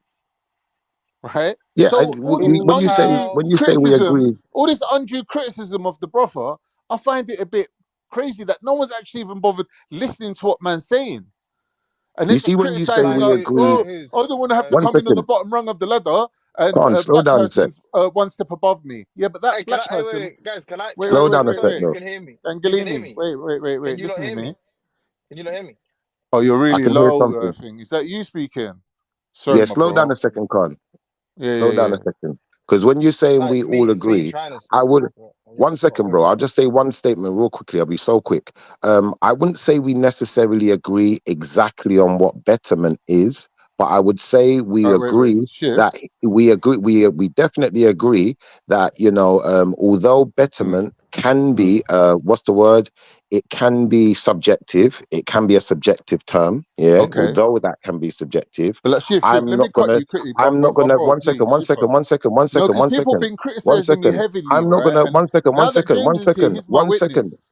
one Wait. second, bro. I'm gonna say let me finish the sentence. Now let me say I'm one not thing, gonna Shiv. I beg I'm not you. gonna I I'm not don't never gonna cut I'm not you. I never cut you, Shiv. I'm Let not me gonna say one thing. I criticize. beg you. Bro, I'm finishing the sentence. I'll be Oh, finished go on in then. like 2 seconds. Man can't never I'm allow not me gonna though. Go on. I'm not Think gonna I noticed. criticize Raven for calling what Raisin, he do. allow it. I'm not gonna criticize Raven for calling what he's calling betterment. But what I am saying is, if say for instance, any manager of any football club or any country or any president, anyone who's leading something, when you're leading, you have to also be prepared to take the fall. So if any of your methods backfire, it could be detrimental to your cause. All That's right. what I would Listen, say. Shiv. Let me land my Listen, point now, yeah? Let me head just say mandem. I'm gonna leave you lot here for 10 minutes, right? I've got to quickly do something, so I'll be back 10 minutes. All right. no worries. No I came problem. for the church. I came for the church service, man. Yeah, man. You stay there and chill a little bit. I'll be back, man. Don't worry, man. There's some crisps on the side. And I tea know and you like a biscuit. packet of crisps and a Snickers. Big up. And a protein bar for Psycho. Yeah, sweet. Shiv. I'll hang around. Schiffer. I know James You Jones listening? knows something about this black Schiffer, are you betterment stuff listening? Are you anyway. listening? Let me say one thing, yeah. I'm black and I'm better. This is what people miss, this crucial point that Psycho Bunny even put to Raven, yeah. Not gonna use his new name Raisin. But he said to him, historically, in the civil rights movement, there's been non-black people, yeah, like some high-level Jewish barristers and intellects that have done a lot for black people. He goes, what would you say to that? And Raven said, we would count them as honorary members. In other words, you ain't even counting you as an honorary member of Black Betterment. Where are we? Now, huh? To honorary Aryan. Sorry, go on. Yeah, coronary Aryans, right? Aryans with heart, that is. And he's That's basically, right, Schiffer, he's even said that even a non-black person, if through their actions and their deeds showed that they was for Black Betterment, Raven will not deny them entry into the movement, right? That obviously they have to do a lot more than the average black man who just have to turn up with his kids and sit on a pew, right? He would have to do a lot more to prove himself, but that's normal. That's acceptable. That's still, you can't call the man. Number one, you can't call him supremacist, and number two, you can't call him a racist. Yeah, Well, that that's why puts I'd him say clear. he's either That puts him clear. listen. I would say he's either an absolute genius, yeah, or he's an absolute fool. It goes one of two ways. For this reason, Bruh. it depends. I'm going to tell you why. No middle ground. I'm going to tell you why. And I've not gone down this road in conversation with him yet for a reason, because I want to wait till people drop their own cards. I don't want to do too much praying, because at the same time, I'm black. So if this is something that can help black I'm black, people, it's y'all. not my I'm black, place to try and tear it down. You wanna slow roll him? No homo. I just want to know No this. homo. I want to know this. Look, at the end of the day, yeah, if we're talking about where was I again? I can't remember what you just said. It just threw me off. So you don't know. You said you don't want to reveal your cards too soon. You said he's either a Yeah. fool or a genius. Yeah, or a he's either a fool. fool or a genius. Because watch this: if when you start talking about blackness, yeah, there's a reason why you can't say he's being racist. And then once you work that reason out, you can realize why this is a genius plan and why it does make sense why a white person, Jewish person, whoever could get right behind this movement and support it and prove themselves. Because we're all from Right. the same family, right? Originally. Where did we Yeah. start? What did it start with? Starts with Woodle. human rights, bro. Starts with Woodle. Well, it starts with blackness, bro. No. Does it? Before Oh, Yeah. he's on blackness comes he's human on some like What does rights. science say? he's What on does some like science what say? he's on some like who were the first men kind of thing. You That's see what he's it? saying. Everything's coming from one place. You're coming from a black mother. What are you doing? You know what I'm saying? You know what I'm saying? What I'm saying? It's actually nuts, but it's true. Think about it. What you What not do your even scientists debate? say? What you not debate? Like, what's the conversation about? Just chatting about Raven. Well, kind of in a way, what the sister was saying is that, certain people seem unhappy with Brother Raven and his black betterment because he won't allow them in with their partners who are not black. But I'm Now, saying he ain't said that. me personally, yeah, it's about they Raven can't. hasn't said that. Yeah. I think. Okay, I thought he did say that. I may be mistaken. That's what the No. premise Well, was I as think. far as I was Well, aware. I think think no. about it I think logically. wait. Daiko, Wait, Con. I think I think no. I think what was said, like maybe people are inferring, but I think there's this like sentiment concerning fucking being synchronization, and like the idea is that actually if you've procreated outside your race and or in a relationship with someone outside your race, then that constitutes being unsynchronized. And then so Right. You obviously to can't be a infer from black that, then betterer. he's saying if No, he's you're not saying you can't be unsynchronized, a black if you're unsynchronized, you can't be part of the whatever the group. The black And then betterers. The black betterers. if you say so, and if you have like a white part or non-black partner, then you're Mm. obviously unsynchronized, isn't it? I You, think that's the Yeah, idea. but yeah, you you're can't. Yeah, referring to basically. a retrospective view of unsynchronicity, right? So basically, if you haven't yet developed yourself fully and come into your understanding, your political understanding of who you are, and up until that point, you procreated with other people and you've created life, you can't go back in time and delete those mistakes.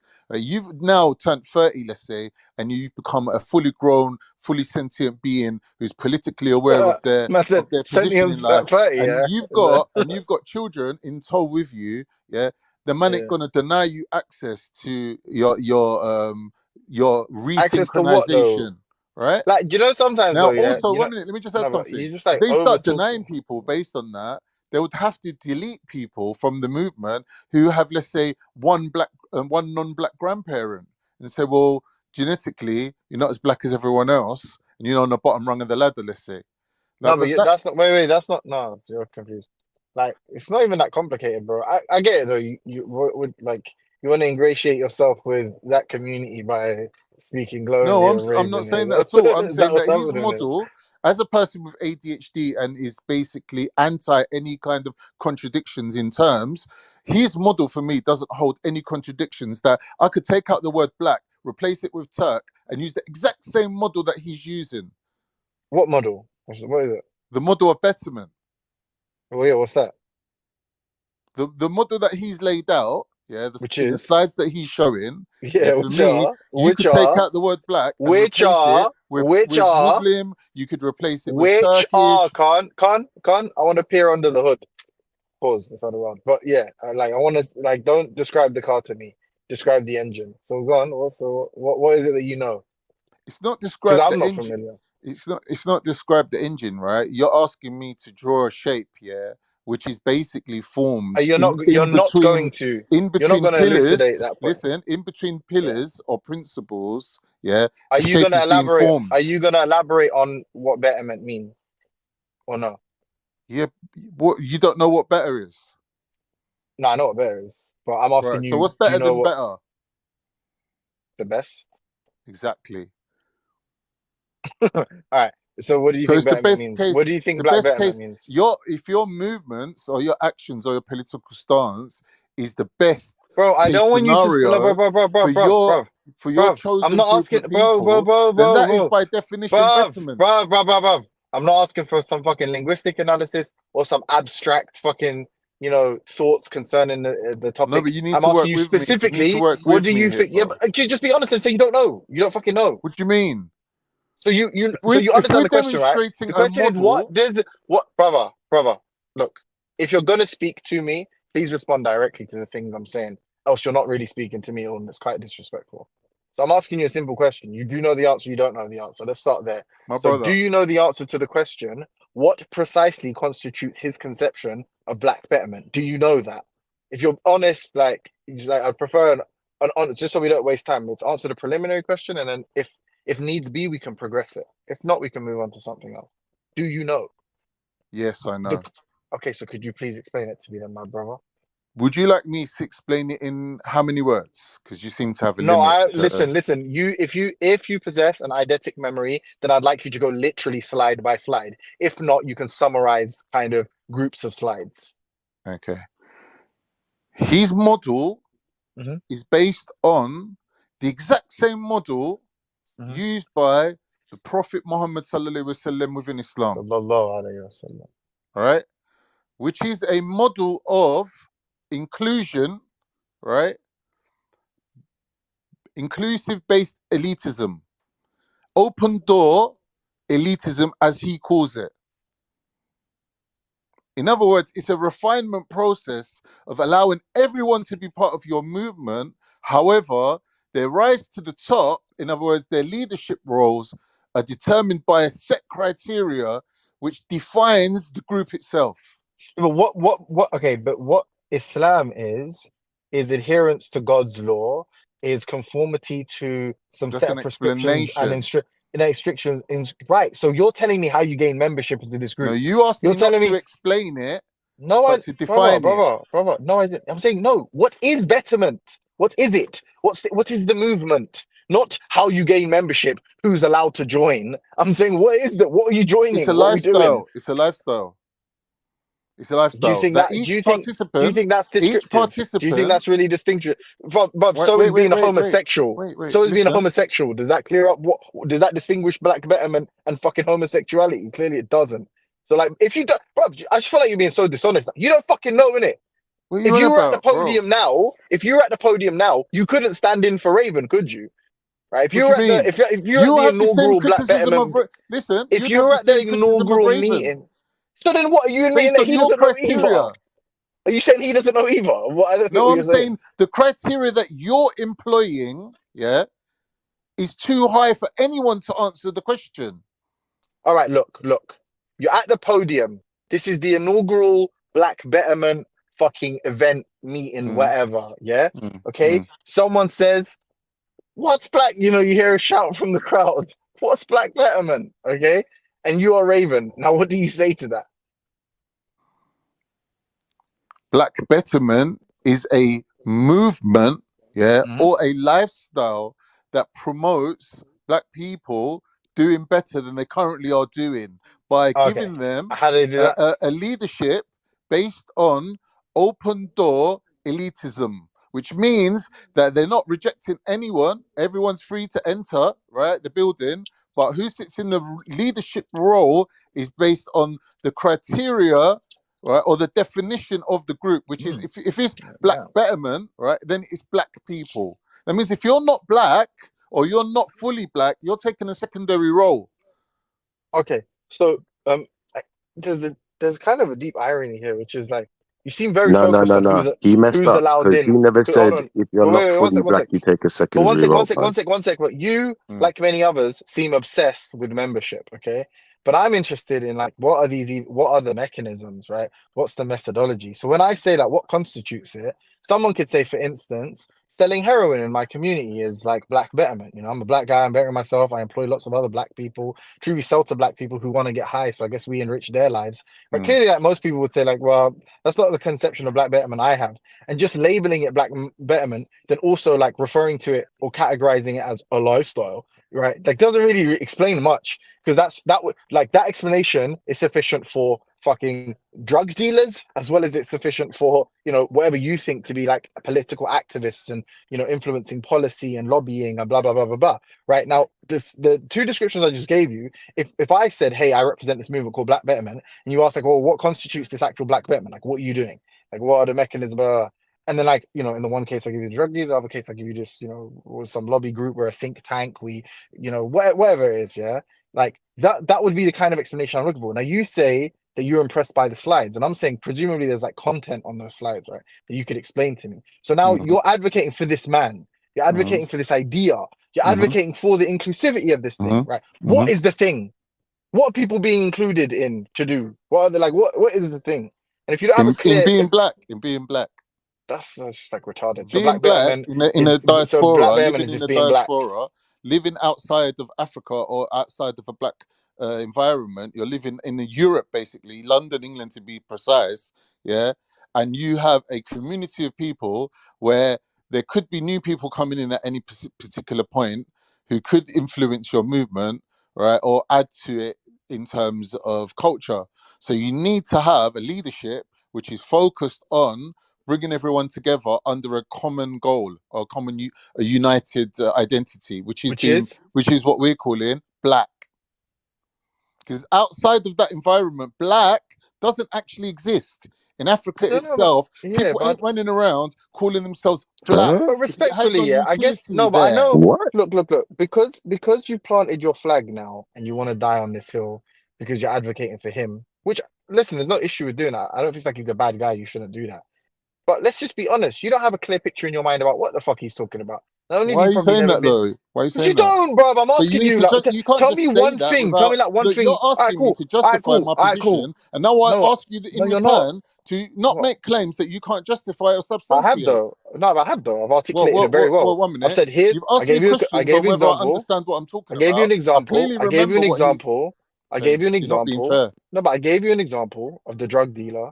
And the you haven't let me answer think tank that, policy. I haven't. But you've just been speaking for the past like 60, 90 seconds, and what you never got around to the last thing the thing that you're supposed to be responding to. That's the evidence. That's the evidence I have now that was just. So is that a Trojan I'm horse asking then? you. Put that into the conversation yourself. I'm asking you a specific question, bro, about like what you know about what like everyone keeps quoting slides. About heroin dealing. Everyone keeps quoting slides, and I'm saying like, all right, cool. Give me some of the content. I haven't seen all these like that. So give me some of the content outside of like dating preferences and all this inclusivity bullshit, right? Clearly, you don't remember anything, or you're just like whatever. You're no, I fully remember everything. You're prevaricating, and you're uninterested in giving it to me. I don't understand that.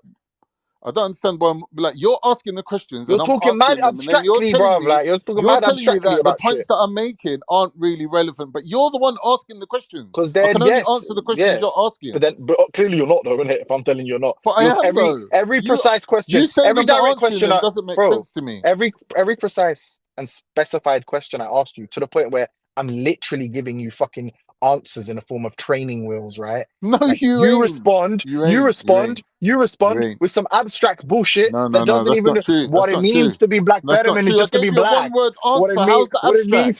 it means to be black betterment is just to be black. It's a lifestyle. Yeah. You know? Like, no, I've not said that. Bro. I've not said that was the answer to a previous question. No, so why you're conflating them. So right, you got that last shot. Yeah, you've got it now. Yeah. You see on those slides, like there's like I'm saying, hey, we want black betterment. Trivially, like most people, it's not really. It doesn't seem complex to unpack that.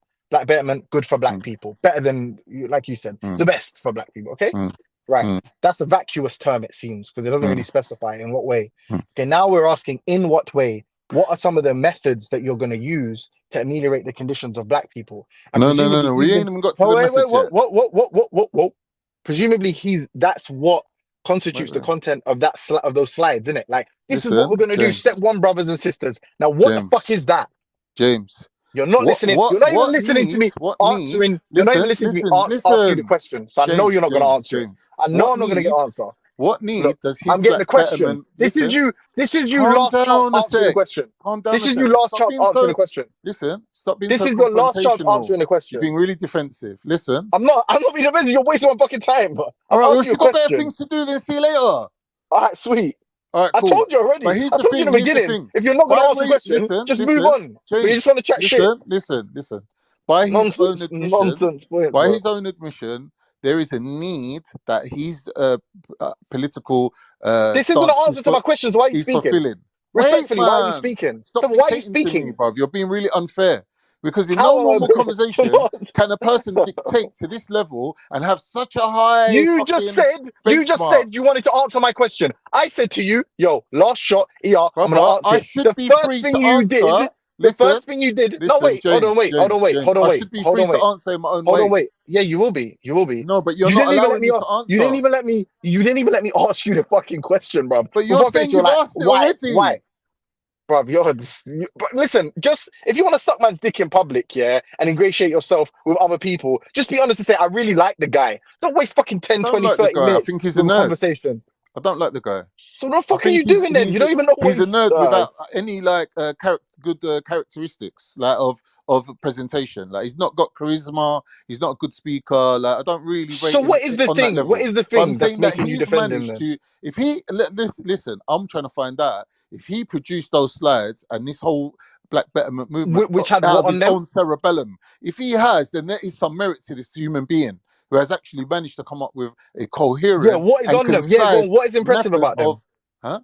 Yeah, what is impressive about what is on those slides? You're saying if he's managed to blah blah blah blah. Okay, what impressed you about those slides? There's no contradictions, right, in his ethos, right, and it's actually concise enough that if you follow it, it's the shortest route to the goal that he's determined. Bro, my dad is tall. My dad is African. There's no contradiction. There's no contradiction in those two statements. Are you impressed? They're completely consistent. Like what? Yeah. Bro, it's just bro, it's a mess anyway, man. Look, this is how grifts are fucking you either have a very short crystallized, attention established. span. You either have a very short attention span, or you're requiring answers in a certain number of words because you seem to only be responding to the first part of what I said. If someone asks you a question about, lopsided, if someone asks you a question about fucking Marcus Garvey, do you think people would just be talking about some abstract nonsense about he potentially had slides? Listen. There was A4 pieces of paper in Marcus Garvey's library, and it's really impressive. And if you don't play fair, if the words on the A4 pieces of paper. You're undermining. You're trying to claim a victory, but you're undermining. What victory, bro? Your own position. If I ask someone a question, and they're unable, listen. If I ask someone a question, and are they're we unable discussing to answer or are we debating here? If I ask someone a question and they're unable to answer it, what do I win? No, I can't win. Unable by your standards. Unable by your standards. Yeah, coherent standard. Right? So you have a high standard that you want to answer coherency and relevance. Right? Those is that high? Cool. Are those high standards? Can I speak now though? If I ask you your name and you start telling me the history of your ancestors, bro, is that you fucking directly responding to my question? Bro, you're wasting time. What particular inadequacy? Time's already been wasted. Is Raven saying needs to be addressed? What is he saying that is lacking in black people that his betterment movement will address? So now you're asking me the question, just to be clear. Brother, So now when I ask you about what you understand, I don't see why it should be a one-sided thing. Look. I'm an empty glass here, right? Vessel. I don't know shit. So I've come and you're waxing lyrical about him. You're effusing over this guy. So I'm asking, all right, cool. What is it that you know? Why are we going back? Lyrical. Yeah. So I'm asking what you know. And then now, hold on. Listen. Now, because you're unable to not only admit that you're unable to answer the question, but unable to answer the question at all. You're asking me. Can I say pause on the waxing? The fuck, bro? I don't know what he's like I said, just be honest. Listen, see with me, I don't even mind. James, you're not being fair. James, I take it more disrespectful for someone to understand exactly what I'm asking. No, they can't answer it. Yeah, I can't answer exactly what you're asking, bro. Yeah, so stop abstracting nonsense about some random person as you want it answered. Yeah, so just stop abstracting about the guy. I've already stated 3 times that your exacting standards are detrimental to this conversation. Why? Because your standard of or the benchmark that you've set for a coherent answer is so high that for you to expect me to meet it based on any fucking reasonable expectation is fucking not gonna happen. Bruv, you are too used to imprecise interactions, then, my friend. That kind of I'm not says you even. don't know the I'm not answer, even though, gonna lie. bro. Listen, Yeah, listen. do you know That what I'm does saying? kind Like of say you don't know the answer, Listen though, to what I'm bro. Let's saying. be honest. I know the You're too used to answer. just I know the waffling. answer. That's I'm what that means. asking you what need or what lack does Raven claim he's addressing with his Black Betterment movement? What is he saying Yeah, is but I missing in black told you. people? I said, look. When you said I could jog on, I'm alright to end the conversation. I asked the question. You can't If end the you're not conversation capable, without fielding a of question course I from me can. in return for your question. What I said to you? Of course I can. I say, Alright, go on. Ask nicely. Say please, and I'll answer it. all right, please. Yeah, go on. What's the question? I already asked it. You know the question. Sorry, a collective inadequacy. Right. So if there is collective inadequacy that needs to be addressed, Raven's slides point towards how to generate or create a elite group of people, or a higher what's the word? Higher echelon within a society that can basically address that. So he's creating an elite. He's saying that there are certain criteria that if we meet them, we could bring about a higher class of black person that would benefit the rest of people, whether they be black or not. I'm just gonna guess, right? Mm. You're not gonna be able to elucidate on those You're criteria, making this right? sound crazy now, Khan. I'll be honest, bro. You're not, but you're not gonna You're be able making to, Khan, Raven right? sound nuts. Brother, You're like, not gonna be listen, able to, I'm right? 50-year-old man. You I said was some born in weird stuff. London. I've lived it all my life. Let me tell you something: that there is You're not black gonna answer my people. question There's now, innit? black Look. See people what I out just here. asked? There's You're black not gonna people answer out that. here that Yeah, meet I'm just Raven's gonna go on. requirements of creating an What are the elite criteria? What are the or a higher criteria? level What black are the people that criteria? could be role What are the models. criteria? What are the criteria? Uh, You don't know, yeah? establishing a Just be black honest. family, in other words, Okay. marrying All right. black, Let's go. having black Okay. children, and raising them black in Yeah. Okay. identity. Yeah. Thank you. All right. That's one. Let's go. That's Yeah, a that's it. That's criterion. that. It's No, but not that's a complicated. That's it. criterion. No, that's a criterion. There's Right, that's one criterion. Yeah, thing. yeah. Yeah. So what's the criteria? That's The why what would you criteria say? is that they would also be involved in the Black Betterment movement, Yeah, which is what? which is Like, being role models and working together for the betterment of the entirety of the people. yeah, but okay, but why isn't the heroin dealer included? I haven't said that they're not. Oh, okay. So do you think they are based on like your understanding of the slides? That would highly depend on what the laws of the land that you was living in. No, If we was why? living in a country where No, but wait, you had a wait. company called ICI that was selling chemicals, and part of those chemicals were opiates, then you'd be dealing heroin still. Yeah, but no, you're You missing go the to the point. Like the NHS reason, and get no, morphine. look. The reason it's interesting, yeah. The reason it's like a not necessarily a counterexample, but like it seems like it's underdetermined what precisely outside of your dating preferences determines whether or not you're granted membership, right? And you seem to think you understand what like how he's particularly conceptualizing black betterment. So now I'm asking, well, a simple way to say that is like, for instance, like, oh, what it means to be a Muslim is to pray 5 times. Like, here's the 5 pillars, here's the 6 articles of faith. You need to do this, you need to do that, you need to do this, and the whole fucking project is to like exalt, God, right? It's to All right, exalt God and blah blah. And it's like, all right, okay, so now we kind of understand. The membership aside, okay, the membership is you have to do a shahada and you can't drink alcohol and blah blah blah blah blah. But like, oh, here's the actual things that like this is the actual project in and of itself. Like this is what right, we're going to be doing.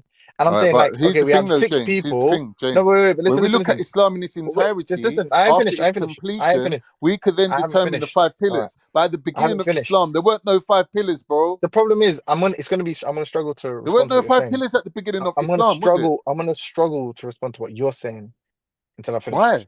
I'm saying Why? because I haven't finished what I'm saying. Like it's an Dickhead. analogy. I'm not really interested in you fucking picking apart the analogy because the common property isn't that black betterment and Islam are identical. And what I'm saying is like that's what a description of like what the fucking goal, what the project, like an explanation of what this thing actually is. That's an example of one, like a brief overview Mm, summary of one. And I'm mm, saying, all right, cool. mm, The way the reason it's useful to give mm. that kind of explanation is because now we can say this is how Islam is not Christianity. This is how Islam is not atheism. Do you understand? This is how we distinguish all. Actually, forget atheism. That's a bad example. But all the different religions that all claim to exalt God, we can say this is how they're different because they may all Right. make the same thing. They Okay. may say that they're all, but they're not, right? And I'm Right. saying, okay, but if myself and others say, oh, I'm a member of Black Betterment, clearly, like you might say, like, well, actually, it's not the fact that, like, oh, you haven't done this one thing. Like, you don't tie your shoelaces backwards. That's how you gain membership into Black Betterment. Because now you have to tie that to the actual mission statement, which is improving the conditions for Black people globally. And it's like, oh, why is tying your shoes No. That's not good, right? What's you saying? Globalist viewpoints don't really factor into what Ravens currently showed us up until this point, and what Okay, I can national actually then. remember All right, national then. of what All right, he's national. shown us. Okay, national then, that's fine. Or Okay. whatever, just community based. Like, that's fine. That's not really Okay. stick with I it. What think I'm Khan saying is might that be a it's bit like confused. I think he might be a bit confused. So at that point, confused. I would say I don't think you're very sure about that last answer, Khan. But just let's say, but what my point Everyone's to you, Khan, entitled is to like, their opinion, but Shifa. That's the beauty of it. what differentiates Black Betterment across all different conceptions? Sorry, No. what differentiates his Black Betterment from all different conceptions? That's the All right. question. If we look at it the opposite way around and say, does Black Betterment, as laid out by Brother Raven, contain the pillars or the structural integrity of a movement such as Islam? Right. In other words, is it betterment? Does it contain betterment? Does it contain betterment based on structural hierarchies? Yes, it does.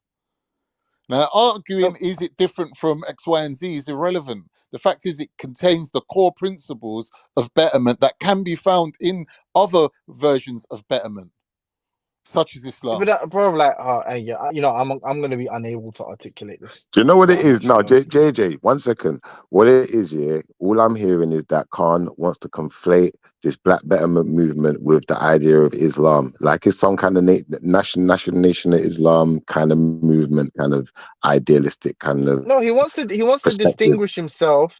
He wants to distinguish himself as like a supporter of Raven, which is fine, but you don't have to like waste time pretending I to don't even know understand. if Raven came To up with this understand. No, thing. it's not really that, JJ. What it is, You can still wait. the That's like reason not he wants, relevant to whether or not the you're trying to reason he wants to ingratiate yourself. conflate it with Islam, what he's trying to say is that Raven stole the idea from Islam, basically. I haven't been here long It's enough not for that. that Raven stole the idea from Islam. It's that as a Yeah. Muslim looking through a lens of God. Islam, if I'm seeing something that basically is identical in terms of its essence, then looking through an Islamic framework, I can determine that. I would be able to look through an Islamic framework and say this lines up with our beliefs, this doesn't. Right? But So if how we do look you at, for know though, example, an bro? Like, what do apartheid you know? state through a Muslim eyes and say, is this a fair way of living? Is this a betterment way of living? No, it's not. It's detrimental. No, hold on, wait. But this is what I'm saying. Like, let me maybe try to illustrate the point. Like, let's say, contained within his overall strategy is like some specific kind of like economic kind of policies, right? So let's say he leans like socialist or something, for instance. And then let's say like Islam is like fundamentally a kind of a capitalistic way of promotes a capitalistic way of organizing society, for instance, right? Now you wouldn't say they're reconcilable anymore. Because you'd say like, and you'd say he's wrong. Because let's say like that actually Islam influenced your own kind of ideology and your kind of economic outlook. Then you'd say like, oh, actually, you know why Black Betterment's bad? Because it's like super socialist, you know? And it's like, oh, all of these, right. So now what I'm asking you is, I'm saying, when you say you're impressed by the slides, like, what is the content that you will point to say like, oh, this is why this is actually betterment? Because the statement betterment is vacuous. It's like black goodness. It's like, do you want black badness? And the heroin dealer says, no, I want black goodness. You know, Frank Lucas. He says, I want black goodness. Now, most people will get together and agree, like, actually, that is in conflict, right, with our kind of principles about how society should be organized. Like illegal drugs or drugs that have a deleterious effect shouldn't be disseminated in our community. And that's why Frank Lucas's bad black betterment is garbage. And someone else who says, actually, I'm going to laud Frank Lucas's thing, they're going to give a reason why. They're going to say, I saw his slides. And on his slides, he says he's going to sell heroin for 2 years. And then after that, he's going to use all of the money. He's going to ban heroin. He's going to enforce some fucking prohibition on it. Do you see what I'm trying to say? So when I'm asking you what you see on the slides, I don't want some abstract. Understand it, bro. Yeah, there's I nothing don't to want some understand abstract. or not understand. Yeah, but that's what I'm saying. But I don't want some abstract. So when I ask you, I don't want some abstract bullshit. I want All right, precise. so we These are can the take things a I value. pause because now we can really, you know what I mean? No one doesn't need to talk for the guy. The guy's here himself. Big up yourself, Black Raven. Alhamdulillah, alhamdulillah. Black Tag Betterman at all. and all that good stuff. So, Tag Disco Bunny, the man is here himself. So, you know, all these questions that you've been asking Yeah, everyone all exactly. over the internet, you can ask him directly. Okay. Yes. All right. So The first Brother question I Raven, wanna. before you speak, yeah, She just said I me. want Like, bro, wait she one just sec literally. though. Wait one Bro, sec. I'm you're interrupting actually you. I know. insane. Allow me. I want Brother Raven Because to you wanna. stipulate whether or not he's been listening up until now, and if in any way he feels that I've misrepresented his position, This is not please all you're interested in. wait, This is like mad man. self-serving. But we don't It's want mad any self-serving. I told you. confusion. Listen, we don't want any Anyone listening, I confusion. told you. All right. Anyway, I'm going on mute. Anyway. It's mad self-serving, bro. You didn't engage at all in the conversation because I guess you wanted to ingratiate yourself with particular people for whatever kind of, I don't know, whatever other motivations you have, bro. Some kind of social hierarchy. Or... Family, I'm happy people are talking about constructive methods that Black people can improve. Just so you know, Black Betterment is a concept that is community driven. So even though I speak loud about it, how we collate information and get together, it's a collective concept, and we invite other constructive brothers and sisters to join in to add to the concept. Fair enough. As we're speaking now, I'm actually designing more of the blueprint just to present on today's actually Friday, today's show. Yeah, so yeah, but yeah. One thing I would say is if definitely you have questions, definitely ask people who probably speak more on Black Betterment. We're always happy to help you. But remember, the concept is Black people helping Black people on Black issues whenever it's constructively possible, and that's very important. All right, so can I ask you a question here? So there was a question posed recently about about whether or not a Black person could have like a white friend who genuinely was their white friend and their ally. Because I guess your idea is like we have no friends, right? So yeah, can you speak on that? Yeah, so the concept okay, sorry, go. So the one of the double dilemmas. So those listening, we're talking about the double dilemmas, and this is the things that keeps us continuously trying to improve. And then I'll read the double dilemmas now. So one is Black people can be individually efficient but are collectively inadequate. And number two, dilemma two is Black people may know a friendly non-Black person, however, collectively Black people have no friends. So, you know, we don't really track the one good friend. We're talking about as a collective group. I'm sure there's anomalies in the world where people who are non-Black do nice things towards Black people and generally have some care and consideration. But that's not how groups get by. So, for example, in Nazi Germany, I'm pretty sure many of the Jewish people had many good German friends. However, they shouldn't live their lives based upon those one or two good friends because collectively they have no friends in Nazi Germany. If that makes sense. Right. But like the problem I find is like, wouldn't it be true of the white person who has so like let's say there's like one good, really good. So you said that anomalies exist, okay? There's one anomalous white person who has, you know, nothing but, you know, affection for Black people, okay? Okay. And sympathy. No. Why couldn't that white person be like the president of a country or something? And then in that sense, then Black people do have a friend that is so influential that, you know, that collectively they all can count on this individual. Yeah, good point. So one of the things is the double dilemma tells us that Black people are collectively inadequate. And because of this, for us to then put all our hopes on this one European or Asian, whoever president, and then make us change the philosophy that actually collectively Black people have friends because of this one person, that would be an inadequate way of thinking. No, I think you misunderstood why it's a counterexample. Okay. Because I'm saying that I don't think you can have individual white friends. Okay. Like I'm saying actually the way the principle would apply, I think, consistently, is that actually for each one of those, they just can't truly be your friend. Because it's either the case that Black people can collectively have a friend and or friends because they could have an influential white person who affects policy that favors Black people, or that kind of situation is impossible. But the reason that's impossible is because they just truly can't have a white friend. Because actually there isn't a white person that would ever elevate the interests of Black people above their own, which is what Black people require. That's what I'm kind of asking. Well, maybe it seems like there's another double dilemma, right? You know what I mean? Yeah, it is always. But the good thing about the lifestyle is it's self-serving. So it's black people helping black people on black issues. Whenever we start speaking about non-black people of a certain amount of time, it's no longer a black issue. It's more, I'm also I'll be right up maybe this week or next week the concept of failure fabrication and success simulation and how that works when you're talking to black people. What we find, and I've been doing a whole lot of interviews. What we find is whenever we're comfortable to say that black people are at the bottom or struggling or have been hated by almost everyone, if not everyone. But when we try to talk about the necessity of black people doing what others do, as in fixing our own issues, then this concept that we're pushing forward, the failure fabrication comes in, where, whenever black people want to do good, we describe it as failure or it's going to fail. And whenever we want someone who historically has harmed us to who might do good, we create a success story. Like, what if this one European man comes down from heaven and he has wings, and then with the wings. No, but do you understand that? No, but do you understand? No, but do you understand the problem? The problem you have though, bro, is that would just be a collective friend for black people. Yeah, like, of course, it only needs to be did one. Did you hear what I said about? So we're talking about frameworks now. Isn't it? So these individual analogies are cool, but I'm talking about frameworks. No, I know. What? Wait.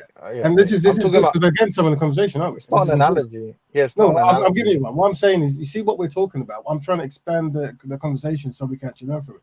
And what that is, but I don't think. Yeah, but I just don't think it was cleared up. So let me just be clear. I understand. If we listen, I'm not trying to stick on the point. I just need to understand if you agree with my assessment. So my assessment is actually we do collectively have a friend. If you agree that the anomaly, like technically, if there's more than one here, I don't know what the threshold would be, but let's just say if there's if you're going to go out more than one amongst 8 billion people, let's say there's a couple thousand, maybe 100,000 genuinely sympathetic white people. Okay. Right.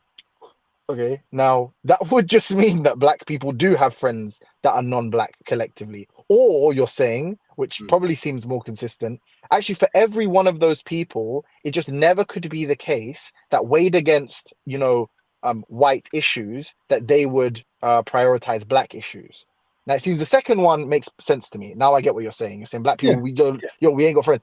The first one, though, it seems like you can't really grant that there's actually, there's this anomalous white guy. Because then you're saying, hey, whenever shit gets tough, let's all go to the anomalous white guy because he's an actual, he's as good as a black guy. He'll help us out. Yeah, right. That doesn't exist. We want right. people. So then why should black people have white friends? Because they listen. I'm saying, why should black people if I was to ask you, hey, do you want to be friends with this person, but they're really, really selfish, and when push comes to shove, they're going to sell you down the river. Would you think that was a good candidate for being your friend? Well, brother, if this is a philosophy you wish to push, you can. I mean, I'm asking you a personal question. If I told you, irrespective of their color, this is someone that will sell you out at some point, would you become friends with that person? Do you think it would be responsible of you to be friends with that person? Well, I couldn't answer that. Like I said, when people get into a relationship, there's multiple facet things going on of why someone. No, I'm saying ahead of time. It's a fact. It's stipulated. Well, the thing is, I mean, the thing is, there's much going on, brother. So technically, we could expand the conversation, because black people are so self-destructive in so many areas. Is it even worth having black friends? There's so many different analogies we can push forward. No, I don't disagree, but I'm saying it's not necessarily true. Yeah, no, I hear that. But what I'm saying is, we need a framework that works in black people's collective best interests. And right now, we presented it. And as far as but I'm saying the principle is white. Really well, right? Yeah, but I'm saying the principle that we agreed on is white people are bad friends. We'll always be bad friends necessarily. Well, we don't use the term bad. What I'm saying is we have a collective best interest, and it's not met by a certain group, or every group, sorry, right? So until that group can reform itself or do whatever, we are going to have inward focus mobility, right? And that's just what we're doing now. This is the thing. What tends to happen once again is the failure fabrication kind of whatever. Right? But it's the heavy load is being asked to be carried by the people who are most marginalized historically, and this technique is part of the mistreatment. You see, so if I wanted to mistreat an enemy, someone I despise, I'll say this: let us beat this person up today, but in future, let's make sure that everyone continues doing it. And when they try to get back up, let's make them feel bad for getting up. Let's make them the enemies. Let's blame them. I'm going to be honest, to resolve that. Just so you know, go ahead. Yeah, you might think I was making some route because it sounds like you're kind of navigating. I don't. I think we're collectively inadequate. And wait. What are you responding to? Because I didn't even finish the sentence. So what do you think? No, I understand. Here's what it is, bro. A lot of people think that. What did you think I'm just about to say? I think that you're about to say that I'm presuming you're saying something negative towards the No. case. No. That was what I was saying. I'm mistaken. That's fine. I'm saying it just sounds like you're kind of navigating a minefield. And what I'm saying is, I'm not actually really making a broad point. There is no real implication here. I'm being super petty and childish because me and Nidetha had a debate a while ago about a friend of hers, and people basically described your position as being one of accommodating individual white friendships and excluding kind of collective association. And I'm saying, like, I tried to make sense of this, right? So I kind of wrestled this in my mind, and I thought to myself, well, actually, I think that's kind of problematic. And I give counter example, Donald Trump is this like one fucking altruistic, black friend of the blacks, and like clearly White it's friend like of the problematic. blacks. Yeah. What did I say? You said black friend of the blacks. Let me say this. That's fine. It's not really. No, but if he's going to be petty, I'm going to be petty too. Go on. Yeah, hold on. Before you It's not really. But hold on. But let me just. I got one sentence. I'm done. Trust me. So I just want to hammer home on the principle, and that we agree. You and I agree that it cannot be the case, right? If the principle holds about black people collectively not having, that they can individually have friends. Because if they collectively can't have friends, then there can't be an individual exists who can be a friend to us all. Because then we do collectively have a friend. Does that make sense? So we have to agree that actually black people can't be having white friends, right? And claiming that those people want good for black people. If principially it's impossible. Does that make sense? Do we agree there? Where I would agree, how far I agree with you, is I would say that it's not necessary for black people to bring forward non-black people and identify these are my friends as some kind of statement to prove something. And this is going to add to it, right? There's things that I just don't track, right? And what I'm saying is, for example, we promote black men marrying black women, right? Jesus Christ, Raven, come on, bro. Yeah, what we don't track, right, is if there's going to be a whole lot of men, they're sport athletes, they play music, this kind of thing, and they're partying with women, and they do things, they drink and this kind of stuff, and they end up being intimate with women, this kind of stuff. I'm not tracking that. We're saying that when it comes to meaningful relationships, as in like marriage, mortgage, and motherhood, we want to reserve these arrangements to black people for the collective benefit of black people. So I can't then have a whole campaign trying to always get into the personal lives of black men doing whatever. So it's the same thing with the whole I've got one good friend, right? We're not going to entertain any meeting where they bring their one good friend away. It's not necessary. Exactly.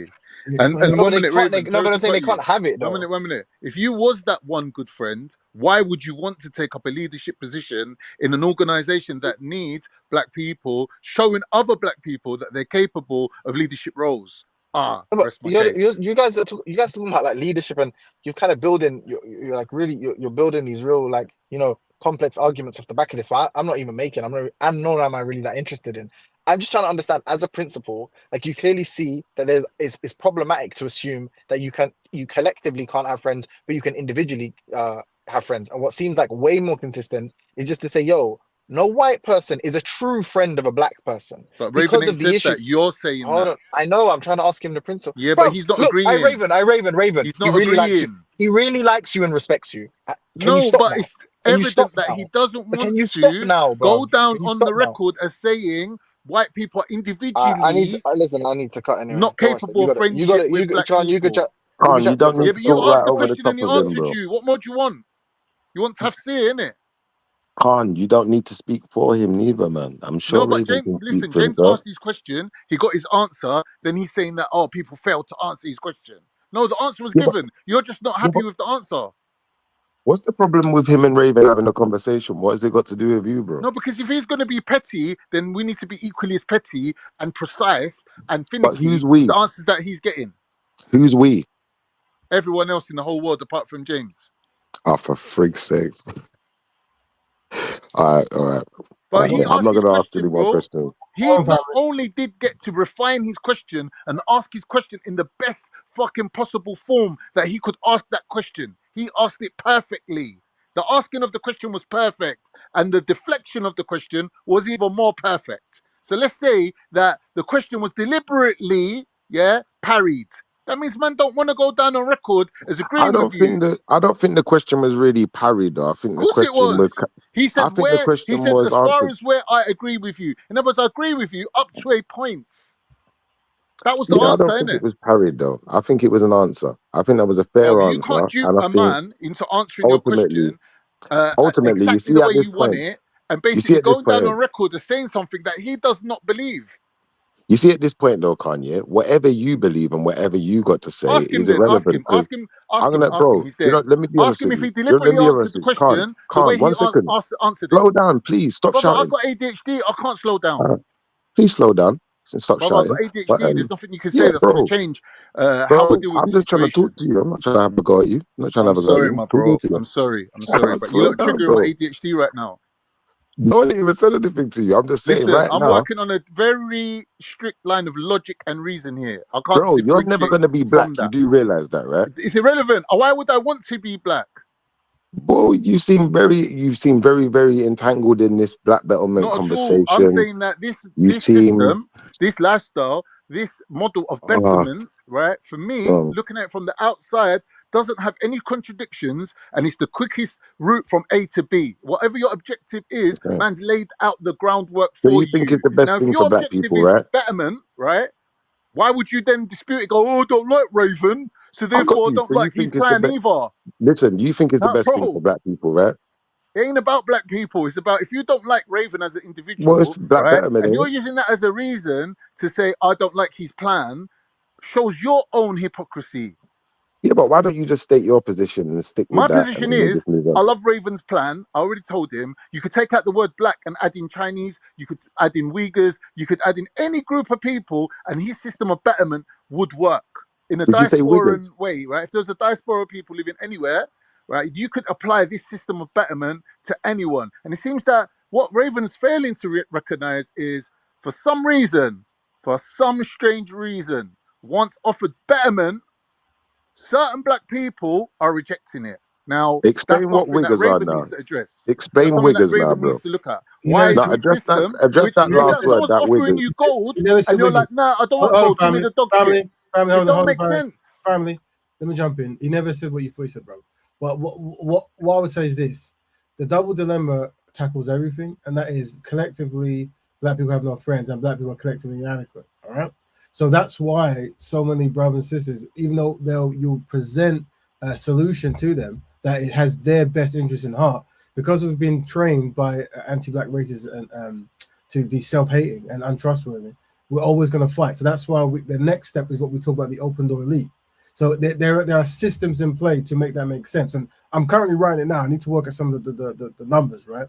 But it's methods of how to do that, right? And so we're dealing with an innovation class and how they innovate to make black people by osmosis do behavior that's in our own collective best interest. But everything that's happening now is meant to happen. So black people are meant to reject any kind of solution, because the enemies of black people were very intelligent and very good, strategically knew how to train black people to be self-destructive, right? And that's why we see it. So in order to reverse that, it takes time, but it's a step-by-step process, and this is part of that. So we give thanks to these talks by Sister Nani for show and the brothers who are seeking betterment. And as time goes by, and as long as we're talking about it, we will see progression. But it won't happen because we've been trained to be self-destructive, and that's what we always see. Can I ask a question? Go ahead, family. What do you think about the idea of black schools and black colleges? Yeah, from a black betterment standpoint, these are good. If you can have dedicated institutions that specialize in the needs of black people, if we can get those and they're done correctly, this is very constructive. This is something that we definitely will promote. Because I think the reason I asked the question is when you say the words black betterment, these are the type of things that I would have expected to hear about. So obviously to that extent, is this something that you may be working towards, or because Right.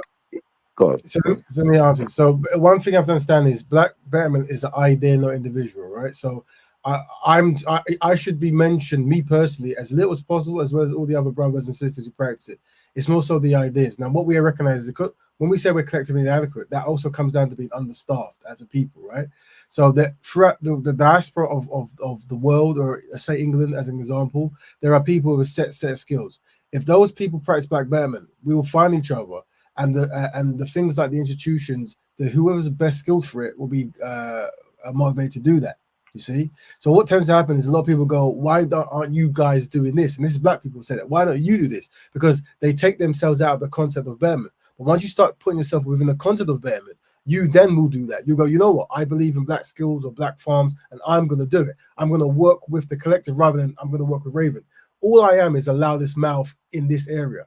But as black betterment goes, there's other brothers in other cities or other places where they are the face of black betterment because they're the loudest. So the idea is to have a collective concept where the idea of black people helping black people and black issues is ingrained in the psyche of a person. And this is how we reverse the years of inadequacies, the years of anti-black racism, and collectively being the bottom in every single metric I'm glad I asked you that question now, because it clears up one issue for me, which is that if we're going to talk about betterment as a people, we can't have other people controlling our narrative. And obviously, especially if we're remaining within the frameworks of society as it is now, without having our own institutions within the society, then we're always at the beck and call of someone else when, we need that reference, then, if you want to call it that. So, a lot of kids, when they go to college, they go to school, it's the teachers and the students in their schools who are dictating, what level we go to when we leave, and, what type of reputation we leave with also. And I think having our own schools and our own colleges and our own establishment is a powerful thing, because then we're the one who dictates. They can't tell us our kids are lazy no more. We'd be telling you what our kids are. You can't tell us our kids are violent, because we'd be telling you what they are, because we'd be able to dictate and write their report and say, and dictate what type of disciplinary actions we're going to put in there to help curb their behaviors if they did get out of control. Yeah, so that's what we agree with. This is what we agree with. Other people are not really equipped to handle some of the unique situations that black people find ourselves in. So as many institutions we can that can help, our community group progress, we promote. So that's what it is. It's a B1 philosophy, isn't it? Black first, fix black issues because you know the issue best. And but once again, it isn't me. Like, there are going to be scholars and elders of the past and of the present who are going to come to and collect. Black betterment is the kind of like, it's collating every idea that works and refining ones that no longer work. That's it. So when you say school, well, black people having their own schools is not new. It's old, right? But it hasn't been achieved to the best standard in certain areas, or just in general. Yeah. So how do we modernize that concept? So the idea is, what we tend to do is we tend to look at each other as enemies when we're talking about black progression. That's because we're collectively inadequate. But what it is you know what happened to the black schools, though, right? Back in the days, they used to have black schools. Stuff like that. Yeah, I understand. But that's part of it. As in knowing that, remember, the double dilemma teaches us that we have no friends. So we should expect everything to always try to work against us. But if you're constantly refining what you're doing and adapting and learning, what we can't do is succumb. We can't say, well, because people dislike us, let's marry into their community. Let's give them like else. Let's be subservient. We have to have a method of getting by, right? And that is black betterment. So no matter what goes on, black betterment is your core. And that's what we write the framework to make sure we never forget that. Because unfortunately, as generations go, generations get skipped and they forget the importance of self-determination. And let's face it, succumbing or being subservient isn't even a viable option. It doesn't even give you the end result that you hope to achieve. Because if it did, everyone would submit and surrender, because then it would be the path of least resistance to actually a better life, but it isn't. It just, they sell you that dream, like, yeah, if you be like us and you give up your own cause in favor of our cause and jump on board with our shit, yeah, you're going to get the best case scenario, the best result for your people. But that's not true. That's the illusion that they're selling you. And that basically is a problem what people are facing, that they feel that this assimilation into this culture will kind of like end up with them being in a better position. I disagree. It I won't. disagree. Let me I tell you think something. the illusion is that the illusion that they Let me sell tell you us is something. Hold whiteness, like on. whiteness Let me was tell you something something, my good to bro. them. The Jews that were kicked out of Nazi Germany had lived in Europe for millennia, right? And they still put them on boats and ship them out, right? Then people were, over 50%, no, actually genetically over 70% European in their DNA, and they still put them on boats for that last Okay. 30% and ship them out. So let's not forget, right, that times change, bro. And Those people ain't black. They be ain't got ready, nothing to do be with us, ready. unfortunately. So I'm not including them in our argument. What I would say to If you you is this, can't though, Carl. extrapolate, As far as no, any brother, I've heard benefit you. I've from heard what I you. said I've into heard what you, you need and I to can know, then extrapolate. I that's can your problem. extrapolate because what you're doing now, is you're conflating these Jewish people with the black man struggle. Please don't conflate. We're not the same. We're not in the same position. We don't suffer the same. We don't even eat, sleep, breathe the same, bro. To certain extents. I don't know So I'm why gonna the say to same. you, Why is I'm your gonna say to criteria you, I'm gonna based say, on the bro, same? bro. Who said the The same? reason why it's based on the same is because they Not ain't only are black, you and we're talking misrepresenting about my black point, betterment. We're but not you're talking about basically Jewish betterment. We're not talking about Chinese listen. That's not what betterment. we're talking We're about, not bro. talking about That's not what we're Turkish talking about. No one betterment. said the We're talking same. about black betterment. All Listen, right. no one's talking So about the as far as same. I'm Because if concerned, your as far as I'm criteria is concerned, the same, you whatever won't be able those people's, to learn whatever those anything people's from history opinions, because nothing is the criterias, same as feelings today. were, it Listen, was nothing. It was Shifa. The nothing to do with obstacles you're us, facing and it had today no are bearing on what we unique was thinking or and feeling. individual issues that you will not be able to learn anything from history to help you with if you're looking for the same. No Okay. one said the same, my bro. Okay. Anyway, what I'm gonna do, I'm gonna disregard that last statement because I'm not wasting time going around in circles with you. I will say this: as far as the black betterment movement is concerned, like I was saying, I think that it's imperative for for us to understand the ideas that are gonna propel us, the ideas within it that are gonna propel us.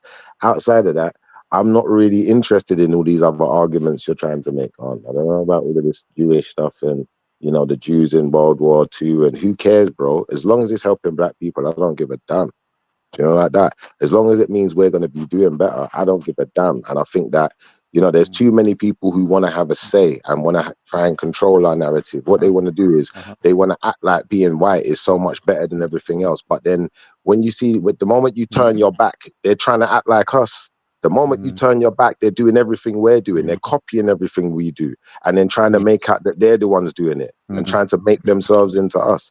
So Cool. I think Let that me that's the not real remind narrative, you, bro. Shifa, that you're the same black man that said the black man's best friend is the white man. No one's cutting a black man a better deal than the white man currently is. That's You not said what I that said, your actually, life bro. wouldn't be the same anywhere else in the world, right? And the best deal you could get for yourself would be to live in a white community. All right, You you said bring that. the clip of me saying that, and then we'll You've agree 100% said that, that bro. I You said that, 100% bro. said that. Listen. I'll tell you what You you do. 100% said that, bro. I'll tell you what you do. Yeah, you bring the clip of me saying that, then we'll agree on it. I don't Brother, think I it's even agreed possible. with you. I In even fact, agreed with you and in said fact, bro.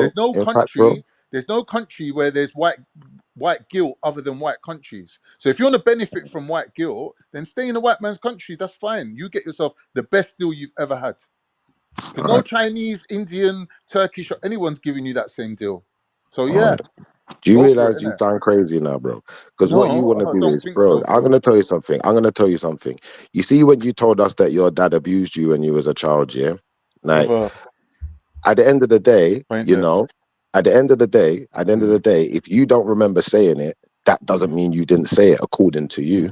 Like that. So anyone could make up any statement and just say any wild thing online and just make out that it was true, bro. That don't make it true. So what we need to do is we need to stop just making wild statements.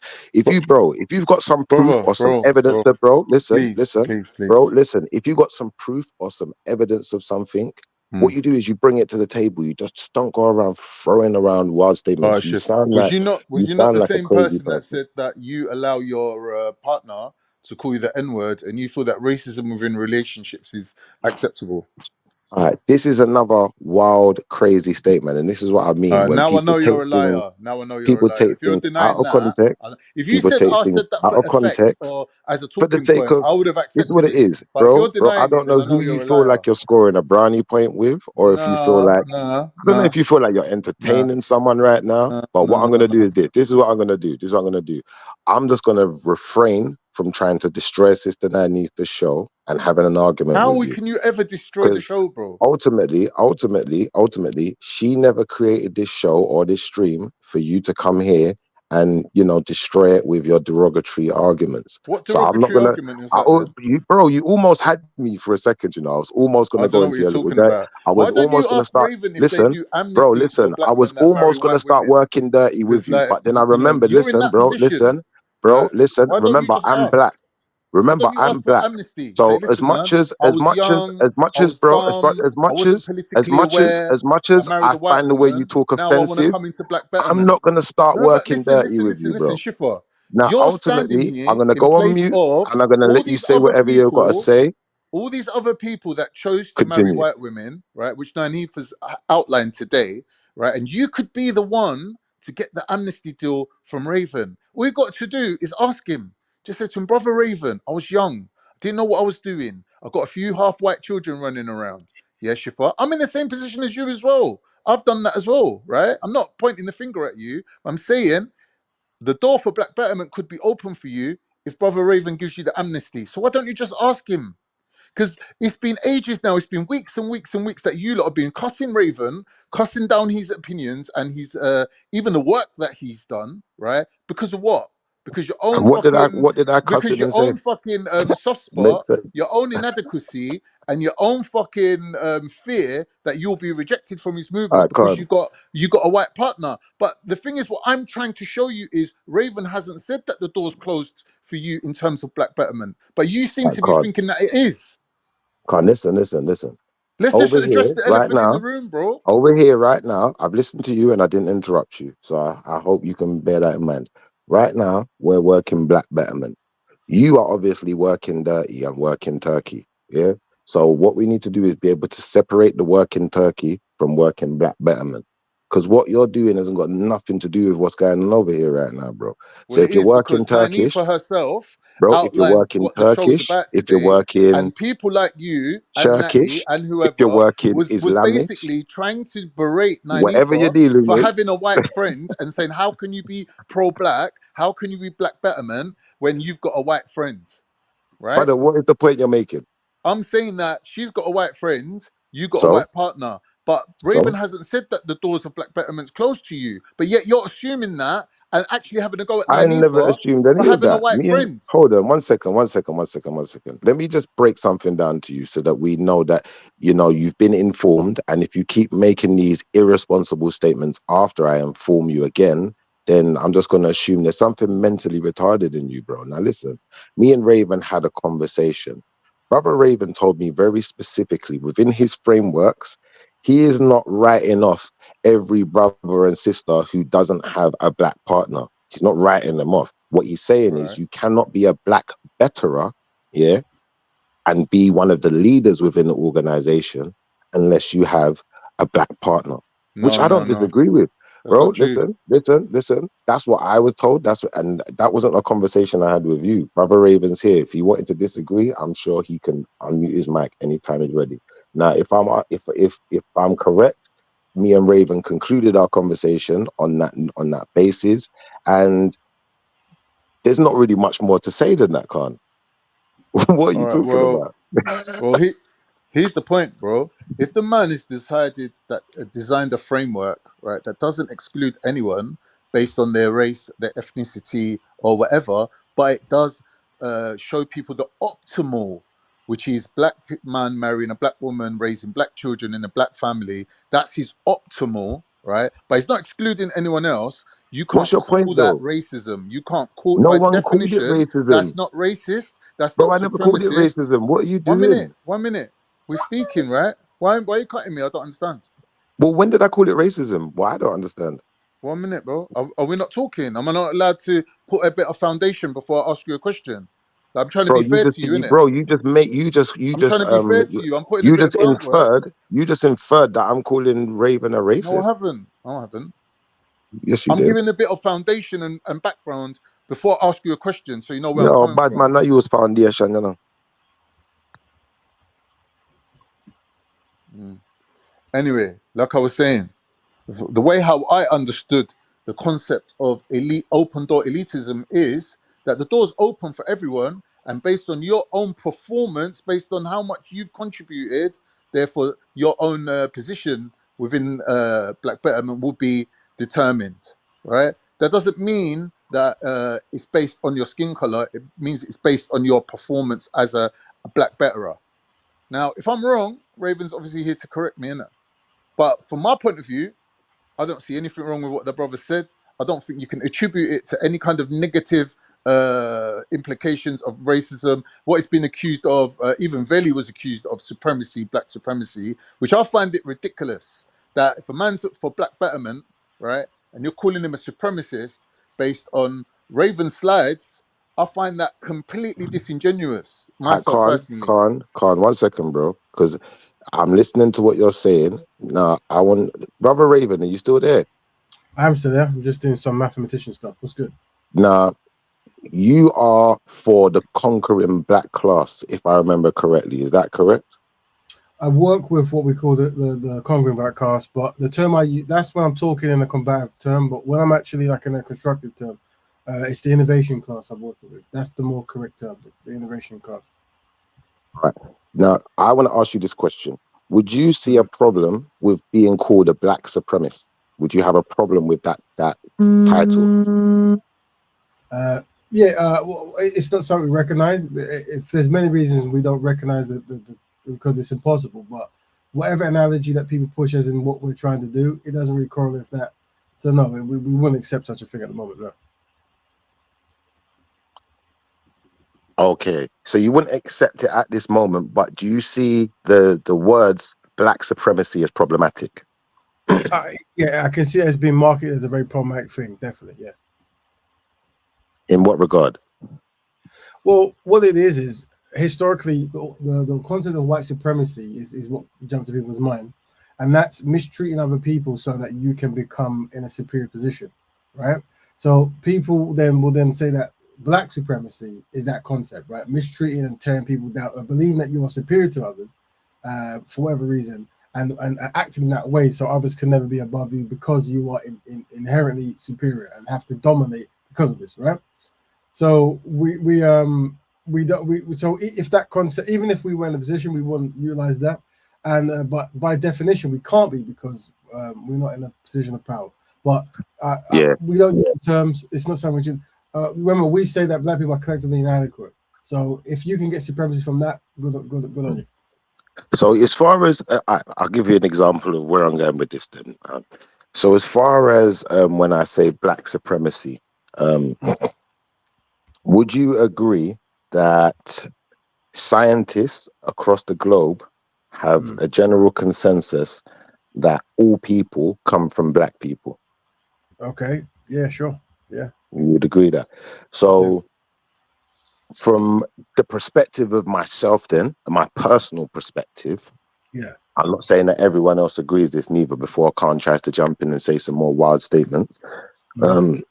I would suggest that if everyone comes from black, then black supremacy could encompass all people to some extent. Look, if you have a philosophy and that's what you want to promote, so be it, my brother. I mean, it's not, that's your thing. Speaker's Corner has many ideas. It's not something that we will be promoting and pushing because we have these things called the 4D values, right? And with the 4D values, one of the values is discernment, you see?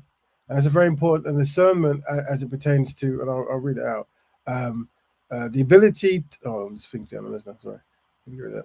The ability to notice the fine point details, the ability to judge something well, the ability to understand and comprehend something. And the context of black betterment, understand how people groups gain progress and being aware some practice could be working against progress and using correct information to find solutions that is most desirable. So what it is if we start going down the if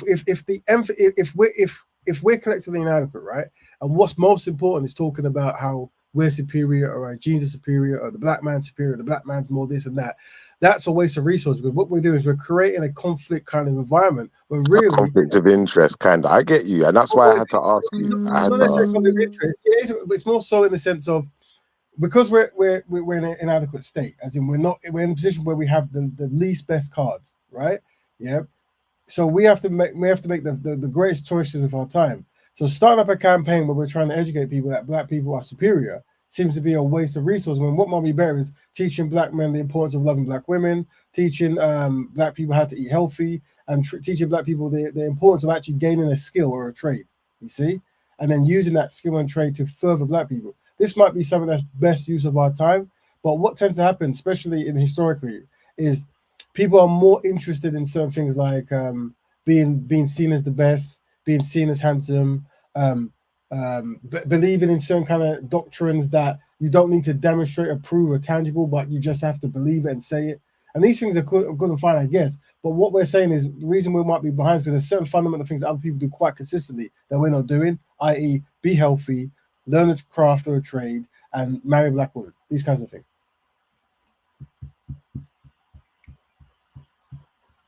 No, I definitely see your why your approach would make sense. So I'm not going to oppose it anymore. But I thought I'd put that that question across to kind of understand where you sit with the supremacy idea, because obviously there are a lot of black people who push that kind of supremacy idea also. Yeah. So one thing I say is there's tactics and trauma, and I'm saying that as a collective, it's about time now we start using tactics and not trauma. So usually when black people are talking about being supremacists, it comes from a traumatic state where it's like people have called me inferior all my life, and I've read this book and it actually says that we came first. So, well, technically, does that make us superior? And now I'm going to let you know that. I'm saying that comes from a traumatic place, right? Whether it's true or not, I'm not here to debate. I'm just saying that let's have tactics.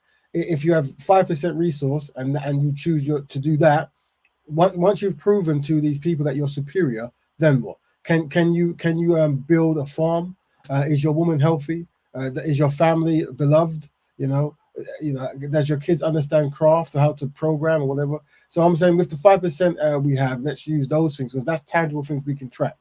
Whether a European or an Asian thinks we're superior or not is irrelevant, because what tends to happen is people look at power when they see it. So once you're in a powerful position, they know you're in a powerful position. They don't need to have a narration that makes them believe it. If that makes sense.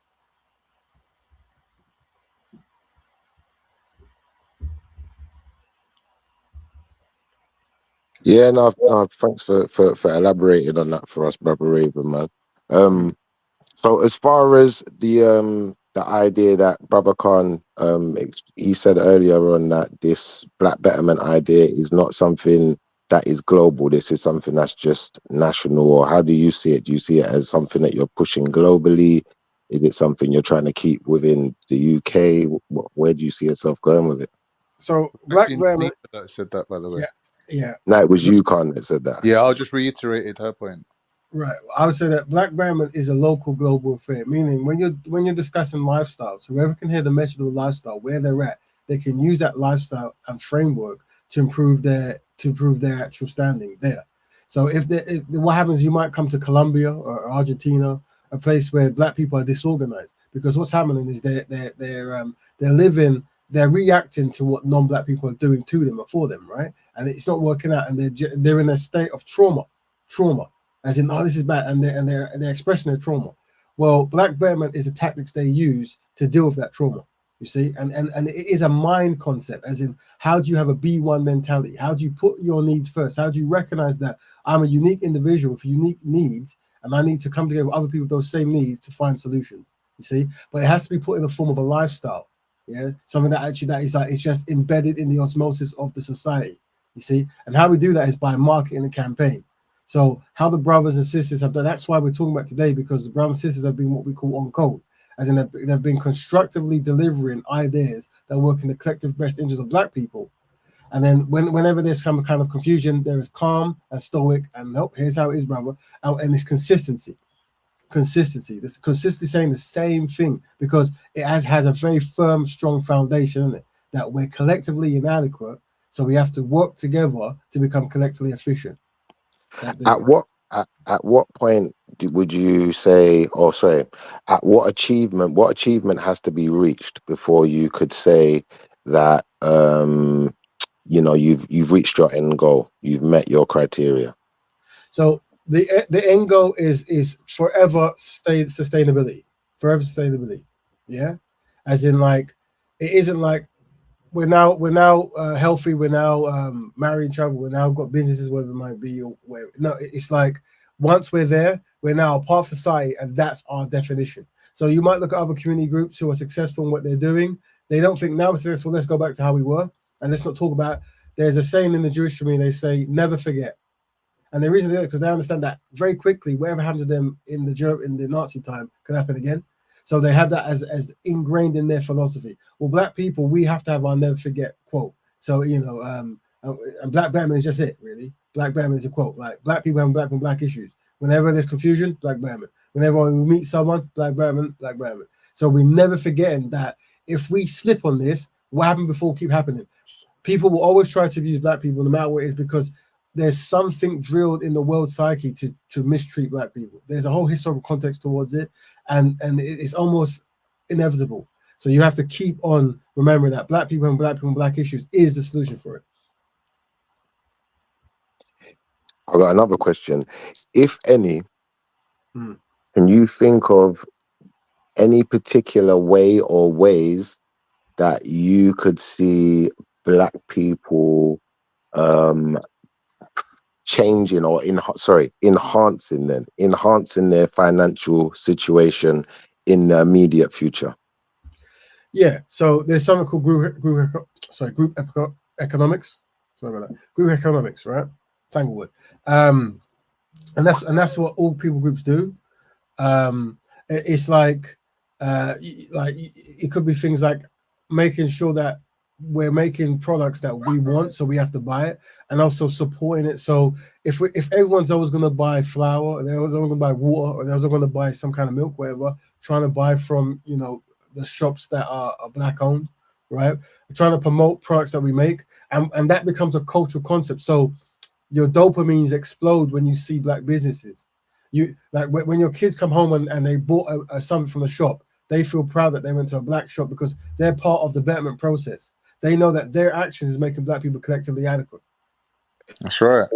Do you see things like, for instance, then someone said this to me a few weeks back about like, for instance, in America, you've got the South Americans, like the Mexicans, whoever, and they kind of monopolize on certain particular areas of industry, like, for instance, the gardening, certain types of things.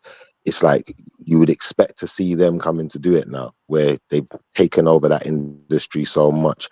Do you see that as a viable tactic for black people to conquer certain particular industries and try and take them over completely, or be the main faces of, or how do you see stuff like that? So there's easy wins that black people can have. So, for example, music is one of those ones, you could say, because with music, a lot of the trends that come out is run by black people. So the idea is, if you're making music, you can actually own and distribute music and also support the music.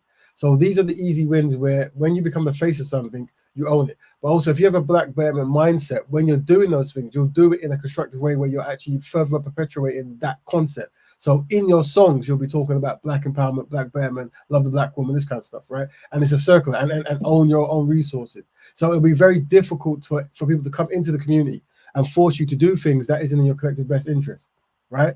But that's the first one. They're the easy wins. And the harder wins is learning crafts and skills that we're not necessarily culturally, collectively, I should say, steered towards. So maybe programming, an algorithm. We're doing a course on that today, right? Like how important algorithms are in this digital age. So having your children learn algorithms so that when they build apps, they can make sure that the apps are looking out for the best interests of black people. You see? So that now becomes a part of black betterment. That now becomes how we thrive. Like, how can we get our children to behave in a way that works in their own collective best interest? So what will happen is it will make sense. So right now it doesn't make sense. It doesn't make sense to marry a black person or to have a black business. It's like, what are you talking about? I want to marry non-black people. I want to have a business with whatever, right? Because we're conquered. But what I'm saying is, when we get the framework there, the kids they won't know any different. They'll be like, no, I'm black. I have a black business. That's what black people do, right? Like they won't understand any other concept. And that's where we want to be, that kind of framework. See, I kind of agree with your point on that one. And I think that what I see when I look around, like, for instance, growing up in South London, then, like, I used to go down to Brixton, and you'll find you've got like the like the cafes for the South Americans, isn't it? You don't really see anyone but them in there. Same way you got the one for like the Polish, or you don't see no one else but them in there. And even if some of them have got partners outside of their group, that doesn't stop them from owning their businesses and having their Polish shop and their Polish this and their whatever, I don't know, Arab shop or whatever. Do you know, like that? They've always got their establishment within the family or within the group also. And I feel that it is kind of imperative for us to start, working towards having these things, because otherwise, like you said, we're always relying on someone else. Yeah, I mean, I go. Me and my friends, we visit like a black-owned restaurant every week as part of our belief system, right? And there was one. They're one of the most favorite shops from one of my friends. It's actually owned by. I think it's Turkish or something like that, right? But when we go there, they all speak in the same language. So we went there, okay, let's try it because you said it, right? But they were speaking the same language. So already there, it's like there's cultural things that just make sense for them, right? But we have to be conditioned to do that. Exactly. It's not within our. I agree with you, Raven. Like with me, my kids are half English, and I pick them up from their mum every 2 weeks, right? And when I take them to like these huge Turkish supermarkets, and I can walk around there and actually talk to the members of staff in Turkish, my children are all inspired. They're like, wow, like there is places where it's like Turkish is the language. There is some higher level purpose to having this language skill. Right, and that reinforces their Turkish identity. I don't just take them there just to do my shopping. I'm taking them there, showing them all the produce from all around the world, where they're like, "Oh, is this Turkish sausage from Germany? Is this Turkish sausage from Kosovo? Is this Turkish sausage from wherever?" And I'm showing them, like, listen, there's Turkish people all around the world, and this is their produce, right? So this, like, basically just reinforcing the point that you just made, basically. I know, but you had to use sausages as your example, didn't you? Pause. Well, nutrition's my field, isn't it? I'm a qualified nutritionist. But the thing is, though, if I can just quickly cut in, sorry, gentlemen, Shifa, your people are from a certain place, right, Shifa, cool, right? So let me ask you a question. Do they practice collective betterment, Shifa, in England in particular? Let me see how honest we are. In what regard would you? I don't understand the question. So you see your partner, right? Yeah. She's from wherever, right? She's mixed though. She's mixed. Okay, no problem. She's Colombian or whatever, right? All right, cool. Yeah. So what I'm asking you see the Colombian side, if I may be so bold, do you see them practicing Colombian group betterment? It's an awkward question. Yeah and no, because in the immediate family, how can I explain this then? Like I said, the immediate family is mixed. So the majority of the South American family, they don't live in England. Does that make sense? So I don't see them like that, if that makes sense. I don't know what they do but I know that they live in Colombia, so it would make sense then, doesn't it? So I don't know. It's an awkward question for me because I don't know enough of them like that. So the reason why because like I know of a few Colombian, say, let's call them enclaves in London, yeah, and I see that they're doing what every other sort of ethnic community is doing, right, which is just trying to build. First they try to get a shop, you know what I mean? Yeah, I'd agree. Yeah, that's what I'm saying to you. So yeah, looking at the community like that, family wise, her immediate family I couldn't speak for, but as far as like seeing the Colombian community in England, I would say yes, they do think for themselves first, just like the Portuguese community, just like a lot of other communities, like I said, explaining before. If I go to so my thing is, why does it become problematic when we verbalize doing the same thing? Why do we get a fight? How come how come the Turkish, the Portuguese, the Polish, the Albanians, how come they don't seem to get the fight that we, or is it just because we're in these sort of forums when we're sort of I don't know, publicizing what we're trying to do, this, that, and the other? I don't know. What do you think? I don't think that it's necessarily that. I don't think people I think people may be a bit scared of the idea of black people, you know, having their own things, like in general, like financially as well. So you Financially, do believe definitely. there could be because I've used the term, you know, the old Public Enemy. I don't know if you know the album Fear of a Black Planet. I don't know if you know that album. Do you know that album? No, All right, all no. right. So I know you're a little bit younger than me still, but there's an album by Public. You've heard of Public Enemy though, right? I have heard of it, but I don't know it like that. Okay, so there was basically an American rap group, yeah. But anyway, one of their albums was called Fear of a Black Planet. You get me?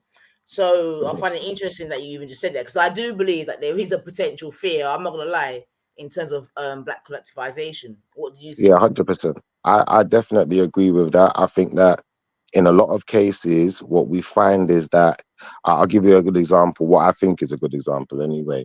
In the Caribbean, yeah, you'll find that we may have a lot of herbs and spices similar to what you may find in other places, but we do better food with them.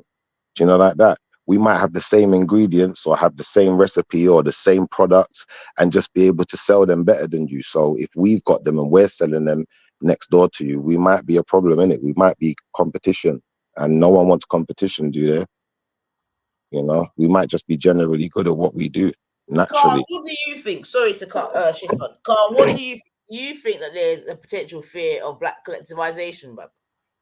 Obviously, I think black people have distinct advantages, and people can see that in them. If they was to collectivize and put them skills to good use, obviously they could carve themselves out a little niche where it'll be hard for other people to catch up with them because obviously they wouldn't have those same skill sets. So, you know, like with the thing is with black people, they are People very learn a lot from us, Carl. specialized That's a at fact. certain things that they do, right? But they can work in the general settings as well where they're not so specific. So black people do have a lot of diversity, which I feel that is their strength, And really. charisma. Like looking at it from the outside point of view, that is. Sorry, Shifa, what was you saying? No, I was saying and charisma. Well, that's what I mean. Like when you're talking about specialized and general, right? So Naturally charismatic. there are a lot of charismatic black people. So obviously, working in show business, working in any kind of field where personality and character is at the forefront, you can see that there's a lot of black people in them spaces, right? But But when we're isn't that talking every about single black business on people planet as a Earth, though? diverse group of Isn't it? people, Hold on one we can second, see that Khan. there's certain black people that Isn't that don't the have truth of those. every business on planet Earth, though? Because 9 times out of 10, a Well, I was business is midway more through about my. marketing and the face and, you know, how people accommodate towards you than anything else. It's like if you look at a company like what's that company that sells the supercars? Is it Rolls Royce? Yeah, Rolls Royce. Rolls Royce is not a Rolls Royce, it's a BMW. But what they're doing, they're selling you a shell that looks different, calling it Rolls Royce, and then putting a super price But tag that on it, and wasn't people always are the willing case, to pay the Shifa. money. That wasn't That's always the all it case. is. It's marketing, bro. It's No, marketing, it bro. That's wasn't what they're always coming the down to. case though. Rolls-Royce did have their own factories with their own designs, and they bolted All two right, engines together and made a fucking airplane out of it. it's Their not. design It's was that good. bro. It's not their engine. Not anymore. It never was. I don't see the point there. You cut me to say that. The point is that at the end of the day, because we are so charismatic, that's what makes us a threat. Because you know, anything we do, if we got the same product as you Brother, for the listen, same listen, price, they're listen, coming listen, to us listen. every Before we time. start extrapolating from a position, let's just cement Oh the man, position. if we Are started you selling kebabs, suggesting? Are you the suggesting kebab that shop might go out of charismatic business, bro. black people are the Imagine if you only could black get jerk people? chicken Are you saying kebabs. that there ain't no nerdy black people? I'm not saying that, bro. I'm All saying if right. you So could what get, then? You're bro, saying if you could get charisma and jerk being chicken black goes kebabs, hand yeah. in hand. If you could get, you see, like how you got doner kebab, yeah. If you could get stew chicken instead of we might put the kebab shop out of business, you know, like that. So they got to make sure that all the ingredients we use, anything we're selling, if we could get oxtail like you could buy kebab, I'm telling you, kebab shop will be out of business. It will be done out here. So it's like you have to look at it for what it is, isn't it? There's a natural fear that anything we do, it's gonna This is be a typical thing successful in I it. hear So from you got black to try people, and hold bro. us back Like a big bit. egos, black people sitting there You got saying to try things and like, hold us back if a I little bit, wanted bro. to, Come I on, could man. take your woman because Bro, I'm it's not black. that if we wanted to, Like, Khan. Let me explain I something to hear you. a lot See, of back this in like the day, ego no, stuff, Khan, man. listen. If you go into a West Indian shop and you order If black yourself an people started oxtail, making bro, kebab shops, they'll I'm do it better telling than you, Turkish people. that It's the kind of oxtail mad is shit gonna that cost Schiffer you. comes out with. Bro, listen, This is if you what, go in, listen. oh, can't. Shifa, give me a sec. This is what Raven pointed out to you. For you to put effort into this type of thinking is a trauma response. It's not a strategic thinking mindset that you've got. It's It a is a trauma response strategic of mindset. begging for attention and begging for some sort of How is validity it trauma? based on Can't. things that what? You don't know history, bro. Let me explain something to you. Historically, Yeah. oxtail is awful. That's supposed to cost you next to nothing. But guess what? Why? For some reason, the price of oxtail is stupid high. So you go into any West Indian shop and you order oxtail, it generally costs more than everything else. What are you doing? Why did that happen? And that's what I'm saying. It's like these little things that people want to discard in society, these little technicalities. You know, why do you think it is that all of the produce that comes from the Caribbean, none of the black people don't own none of the produce that's coming here? Why do you think that is? We used to have boats. We came here on boats, some of us, apparently. So why can't we bring some stuff with us and sell here? We were bringing stuff and selling here, but then guess what happened? We were making too much money. They had to shut that shit down. That's a fact. Go and look it up. Historical evidence to back it up. Telling you, bro. So I'm not here to just argue with you. I'm just trying to tell the truth, bro. Like, yeah, to an extent, we have been disenfranchised. That's a fact. And, you know, unfortunately, unless we work together, like Brother Raven has suggested, you know, we're always at the beck and call of someone else who can subject us to being less than. And that's not a good position to be in. So I think that I don't call it collective inadequacy. I'd say that we just need to work together better. But you know, he's put a title to it. I ain't got a problem with that. Let's run with Yeah, that but for a minute. here's the thing though, Shifa. If I'm gonna sit down and put time and effort and energy into building something, yeah, it has to address a need. There has to be something lacking that I'm fulfilling. Otherwise, what's the point of it? People could all day come up to you and say, "What's the point in what you're doing? I don't need what you're doing. I can get by without what you're doing." But you're showing them, listen, this is an active thing that I'm doing that is fulfilling, yeah, and an inadequacy that you have, which is so deeply ingrained in you that you're not even recognizing that it's your inadequacy. And every time you trip over and fall flat on your face, it's because of this one thing that you're ignoring. And I've designed this whole framework here to fit into that space and correct. Like it's basically a patch. It's a corrective patch that's gonna fix this. And you're No, like, you're no, but I right, don't need because that. I when I don't was need that listen, help. you see, when I was in Trinidad, bro, yeah, I walked past so many Chinese shops. I walked past kebab shops. I didn't go in not one fish and chip shop. None of that stuff, bro. Do you know like that? What's the And argument here? I it's not an know whole argument. It's not an families of argument. black Hold on one people, second. One second. 20, One 30 second. Nigerians at a time going Pause. into One Turkish second. restaurants on Pause. a 1 second. Sunday and having a whole Pause. slap up 1 meal. second, bro. What's I your ain't even point? finished. Bro, Yeah, I've but not what's even your point? finished It my. don't make sense what you're saying. Bro, I'm making my point, but you've not even let me finish.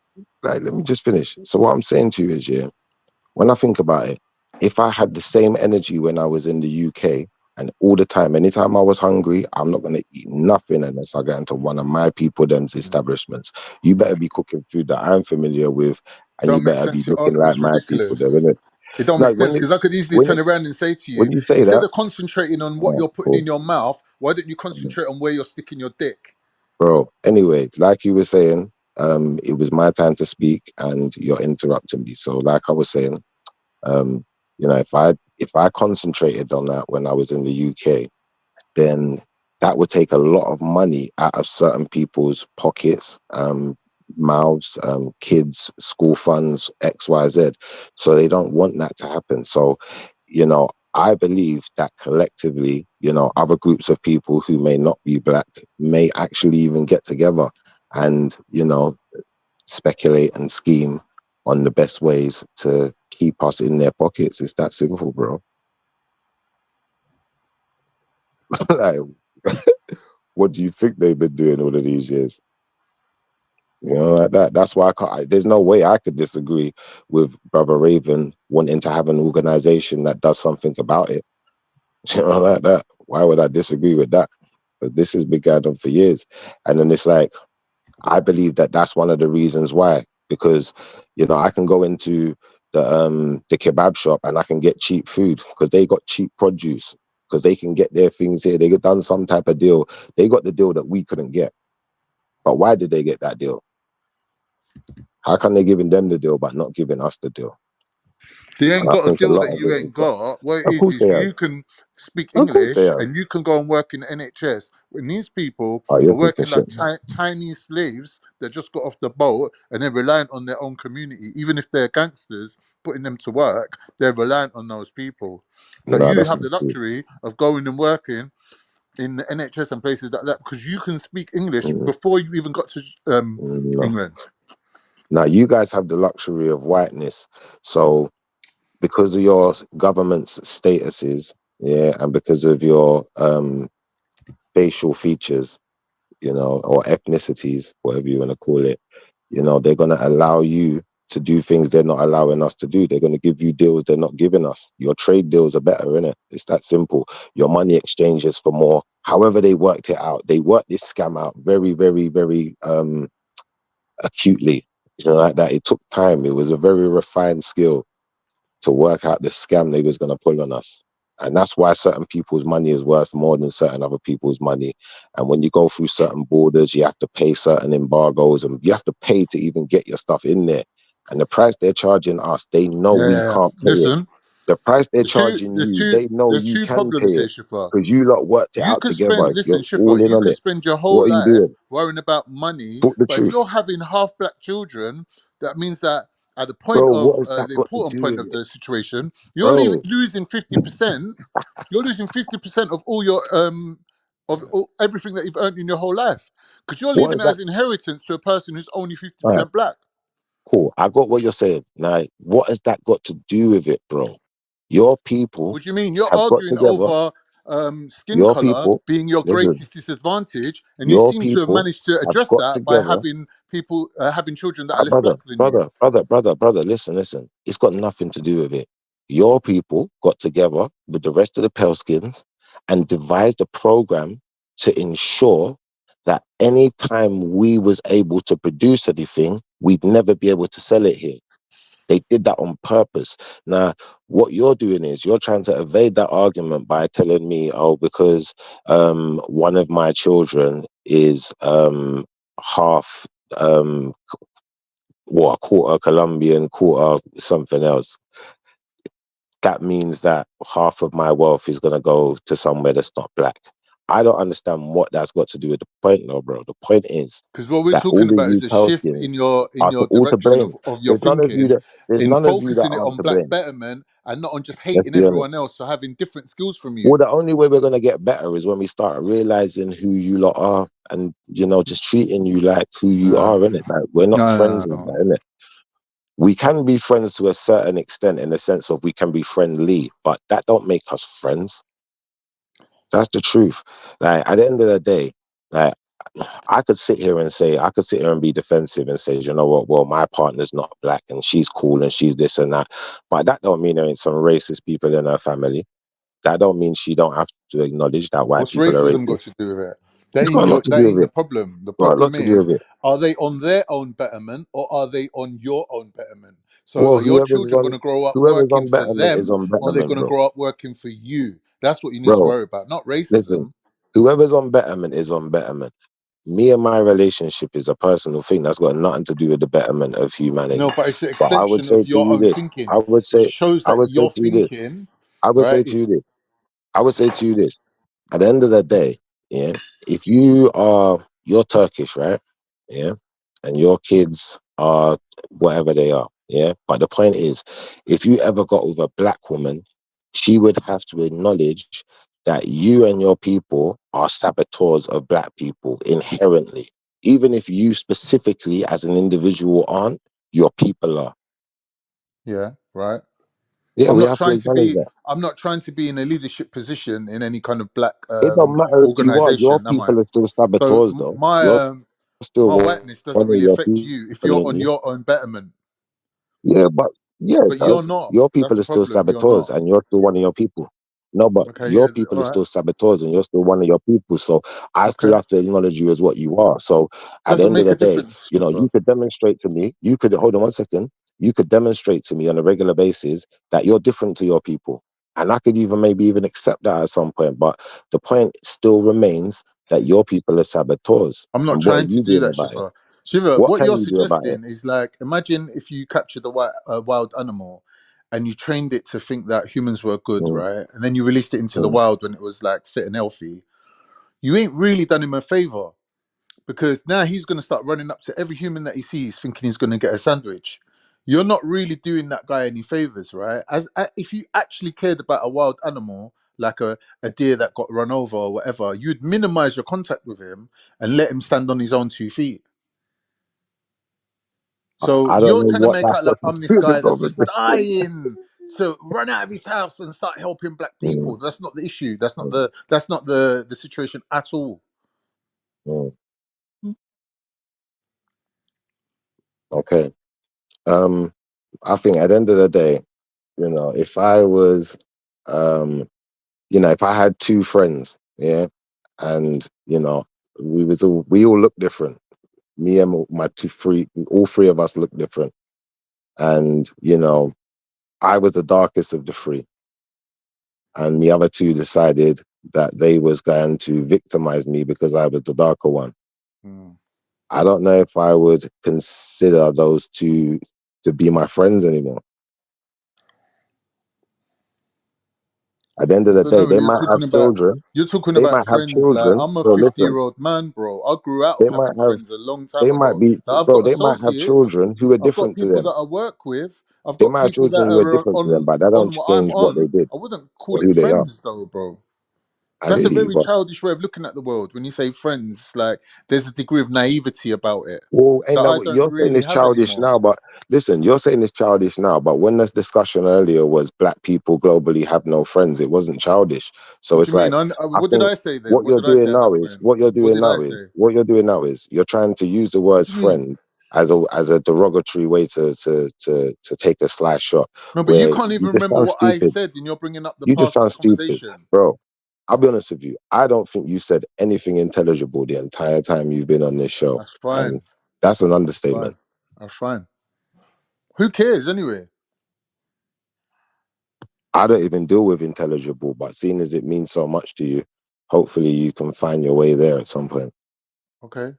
All right, that's great. Thanks for saying that. I don't see how you contributed anything to the logic and reason and the algorithm that we're on, because we're on being able to talk without actually contradicting ourselves, innit? And you are just full of contradictions, my bro. What is the contradiction? Explain. Contradiction is you're saying you can't have non-black people as your friends, but yet you go home to a woman who's not black. So you're a contradiction in terms. So for you to actually be the one that opened their mouth and said what you just said, you obviously don't have any self awareness that you're putting your own neck on the line and lining yourself up to get your head taken off with just one comment from someone who you're saying is not even worth talking to or dealing with. So really and truly, I don't know what you're doing, bro. You know what Bro, I'm do you know what saying? it is, fam? Do you know what it is? I'm Like, just not delusional like you. Obviously, you live outside of reality and you give yourself these false perspectives and bubbles to live within. And, you paint pretty pictures and think they look nice, and that's reality. That's it's not not how that. reality It's not actually, even that, bro, bro. that's, It's not bro, even that. listen, 1 second. That's not how reality actually works. Reality is an ugly thing to look at, It's not, it's not pretty to look at Mm, things in reality sometimes, like mm. the reality that a man could be dating like, for instance, a black man could be dating a white man, and not a A white what? man, A black no, man can sorry, be a dating black a man, white man. yeah, he could be How in can this a day black and age. man be dating a white man? He could be in this day and age, but that's not where I was going. Anyway, a black man could be dating a white woman, sorry, yeah, and the white woman could have a racist white man as her dad. It could happen, and those 2 could be in love, and they could have a perfectly healthy relationship, 5 kids, whatever. Yeah. Now that doesn't change the fact that she comes from a racist family, does it? Doesn't change the facts, bro. And that's what I'm trying to say That's to not you, the fam. issue. The issue is, will That you, is the as a issue. black man, be able to raise your children That will always as be the issue. conscious black people, even though they have a non-black mother? Now, Bro, if you you see the can fact that argue you that said that's point, not the that would issue. be more closer to No, but reality that than you highlights your talking racism, about bro. you being with someone who might have a racist dad. Because her No, but racist you, dad bro, ain't you there just when you you're just made a dicking her racist down. statement. Her racist You dad just ain't made a whole there when racist she's statement, cooking your bro. breakfast. Her racist dad Bro, doesn't really play a part in your life. What I got you, really but you matters just is, made a will whole you be able to racist look in statement. your children's face and tell them, I want you to marry black people? I want you to, Yeah, but like can't. for example, me, will I be able to raise my children to marry Muslims, even though their mum's not Muslim? That's my obstacle. Like, I'm not worrying about what black people are doing because they're not in my way. They're not my obstacle. My obstacle is being able to raise my children to reach the same end goal as my brother's children, even though my brother is married to a Oh. Turkish woman. No, but that was a whole racist statement. You don't get it. It does matter if your children have a racist grandfather or a racist uncle or a racist cut. They need to know, bro. That could be detrimental. What are you talking about? Of course it matters. Only a racist would I didn't think it say it doesn't don't matter. matter. I said it don't In matter fact, as maybe it's not much. just a racist thing. Maybe I because said I it don't know don't if matter you're a as racist, much. You're not but I really know like that getting the sometimes, full sometimes scope what of it what I'm is saying. that what it is, white people are only sensitive to certain things in it because they don't really accommodate for black people. And that's what it Why is, should bro. they? You don't really, Why should they? unfortunately, that's what it is. Because you don't really accommodate for black people. Certain things would never be an issue to you. We could go The through only thing that's anything. an issue to me is things that's a matter of humanity that affects I got everyone you. across the board. I got you. Right? I Thank think you. that So if you don't black really care people about black was to people then. employ So what I'm saying to a you is, structural, what wait I'm a saying to minute, you is, watch this, watch this, watch what Khan just said. Khan says it only matters if it affects people across the board. So Let me technically, land. as long I as think that everyone black else in the people, world was listen, you're not okay, letting me if speak, all of the bro. black You're not letting me people had speak. to suffer, You can't have a Khan would be conversation on quite your own, happy to bro. watch the black people suffer as long as everyone else across the board is okay. Listen. But I'm that not gonna is, listen to you hey, until you listen, listen to that's my point. controversial, bro. All right, Bro, anyway. that's You took the that's L mad and now you're though. trying to What are you get your doing? second Where you bite of the running to? cherry. It's not gonna Hey, work. God. Listen to what I'm Hey, saying. God, what are you Listen doing? to what I'm saying to you. Listen to what I'm saying to you. I personally feel that my life would be better if every black person was on black betterment.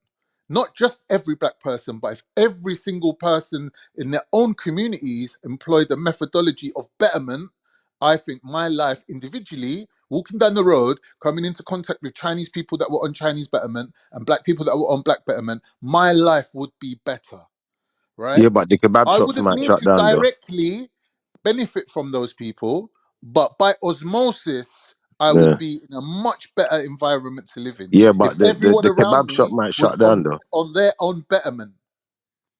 All the chicken shop, the chicken shop might shut down still. Some of them. Why? Why?